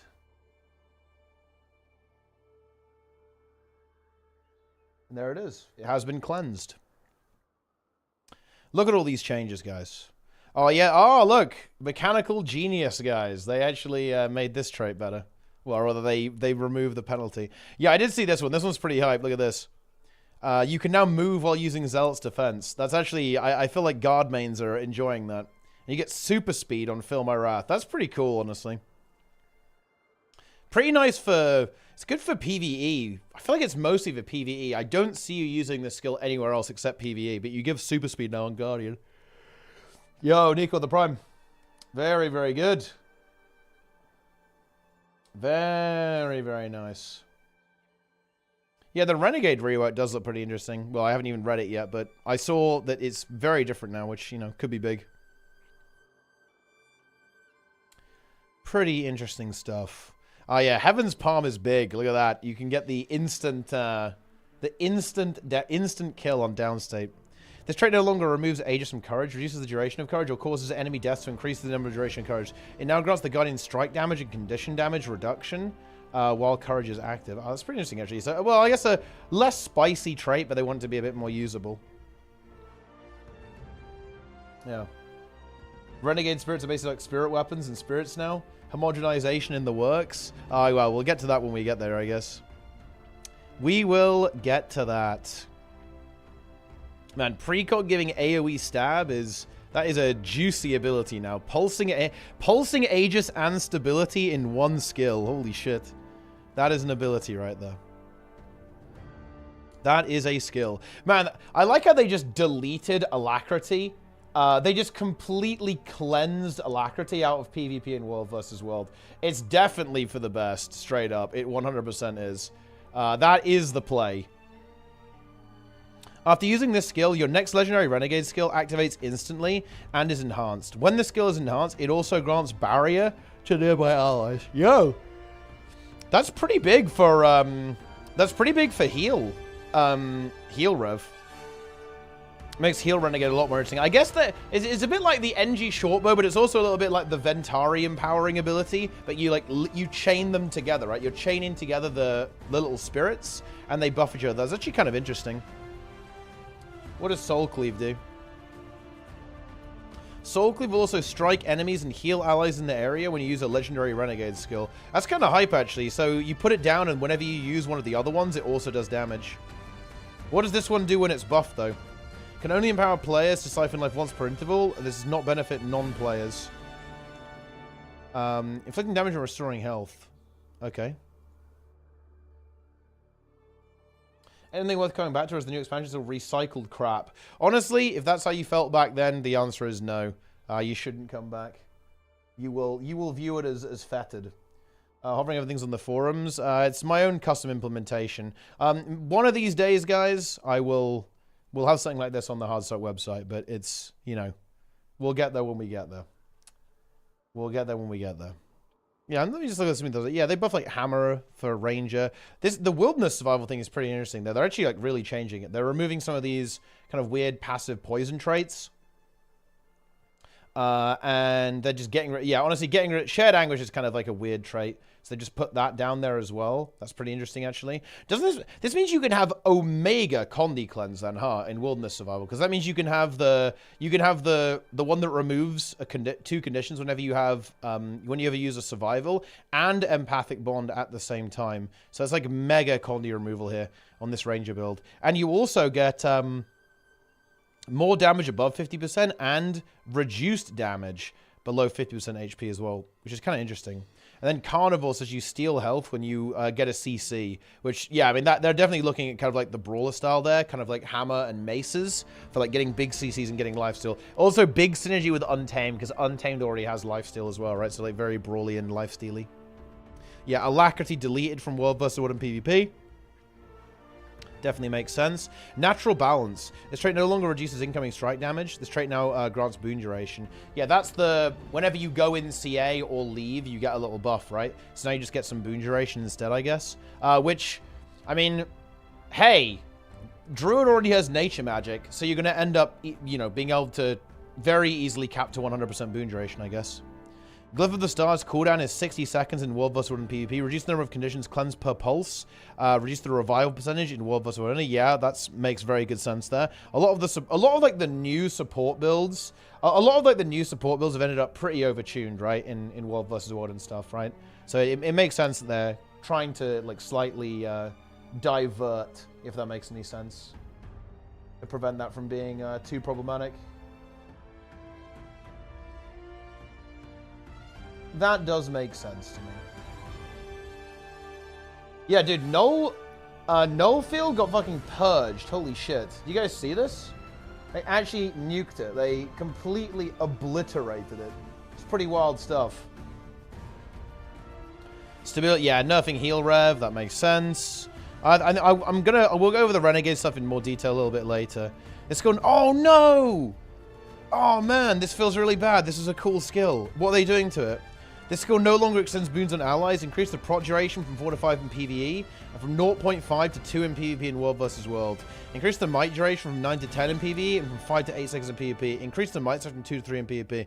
Oh man, this was kind of a cool ability, but I guess they felt it couldn't really be balanced.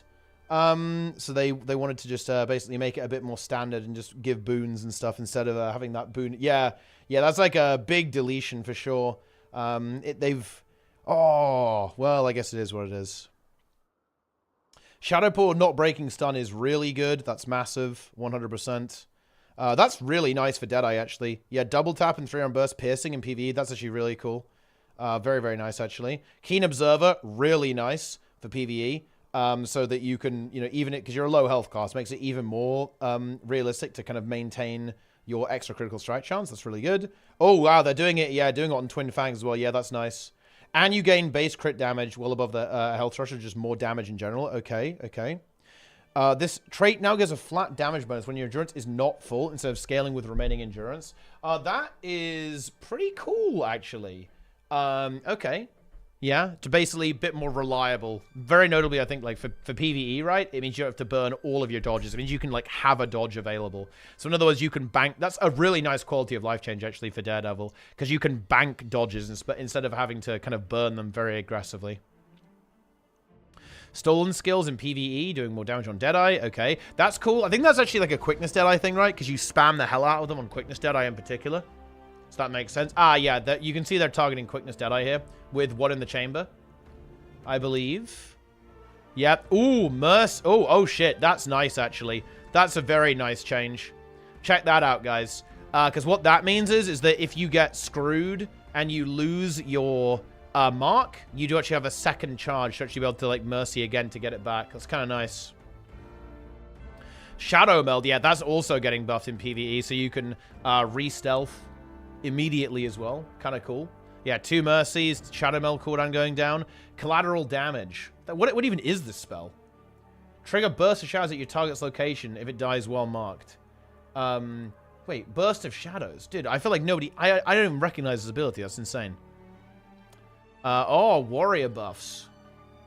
Buffing arcing slice, but not during the execute. 100 blaze damage going up. Dude, they claim they fixed rush. That's exciting. That's big content right there. We love to see that. Giga tooltip. Otherworldly bond. Jesus Christ. I'm not gonna lie. What the fuck is that?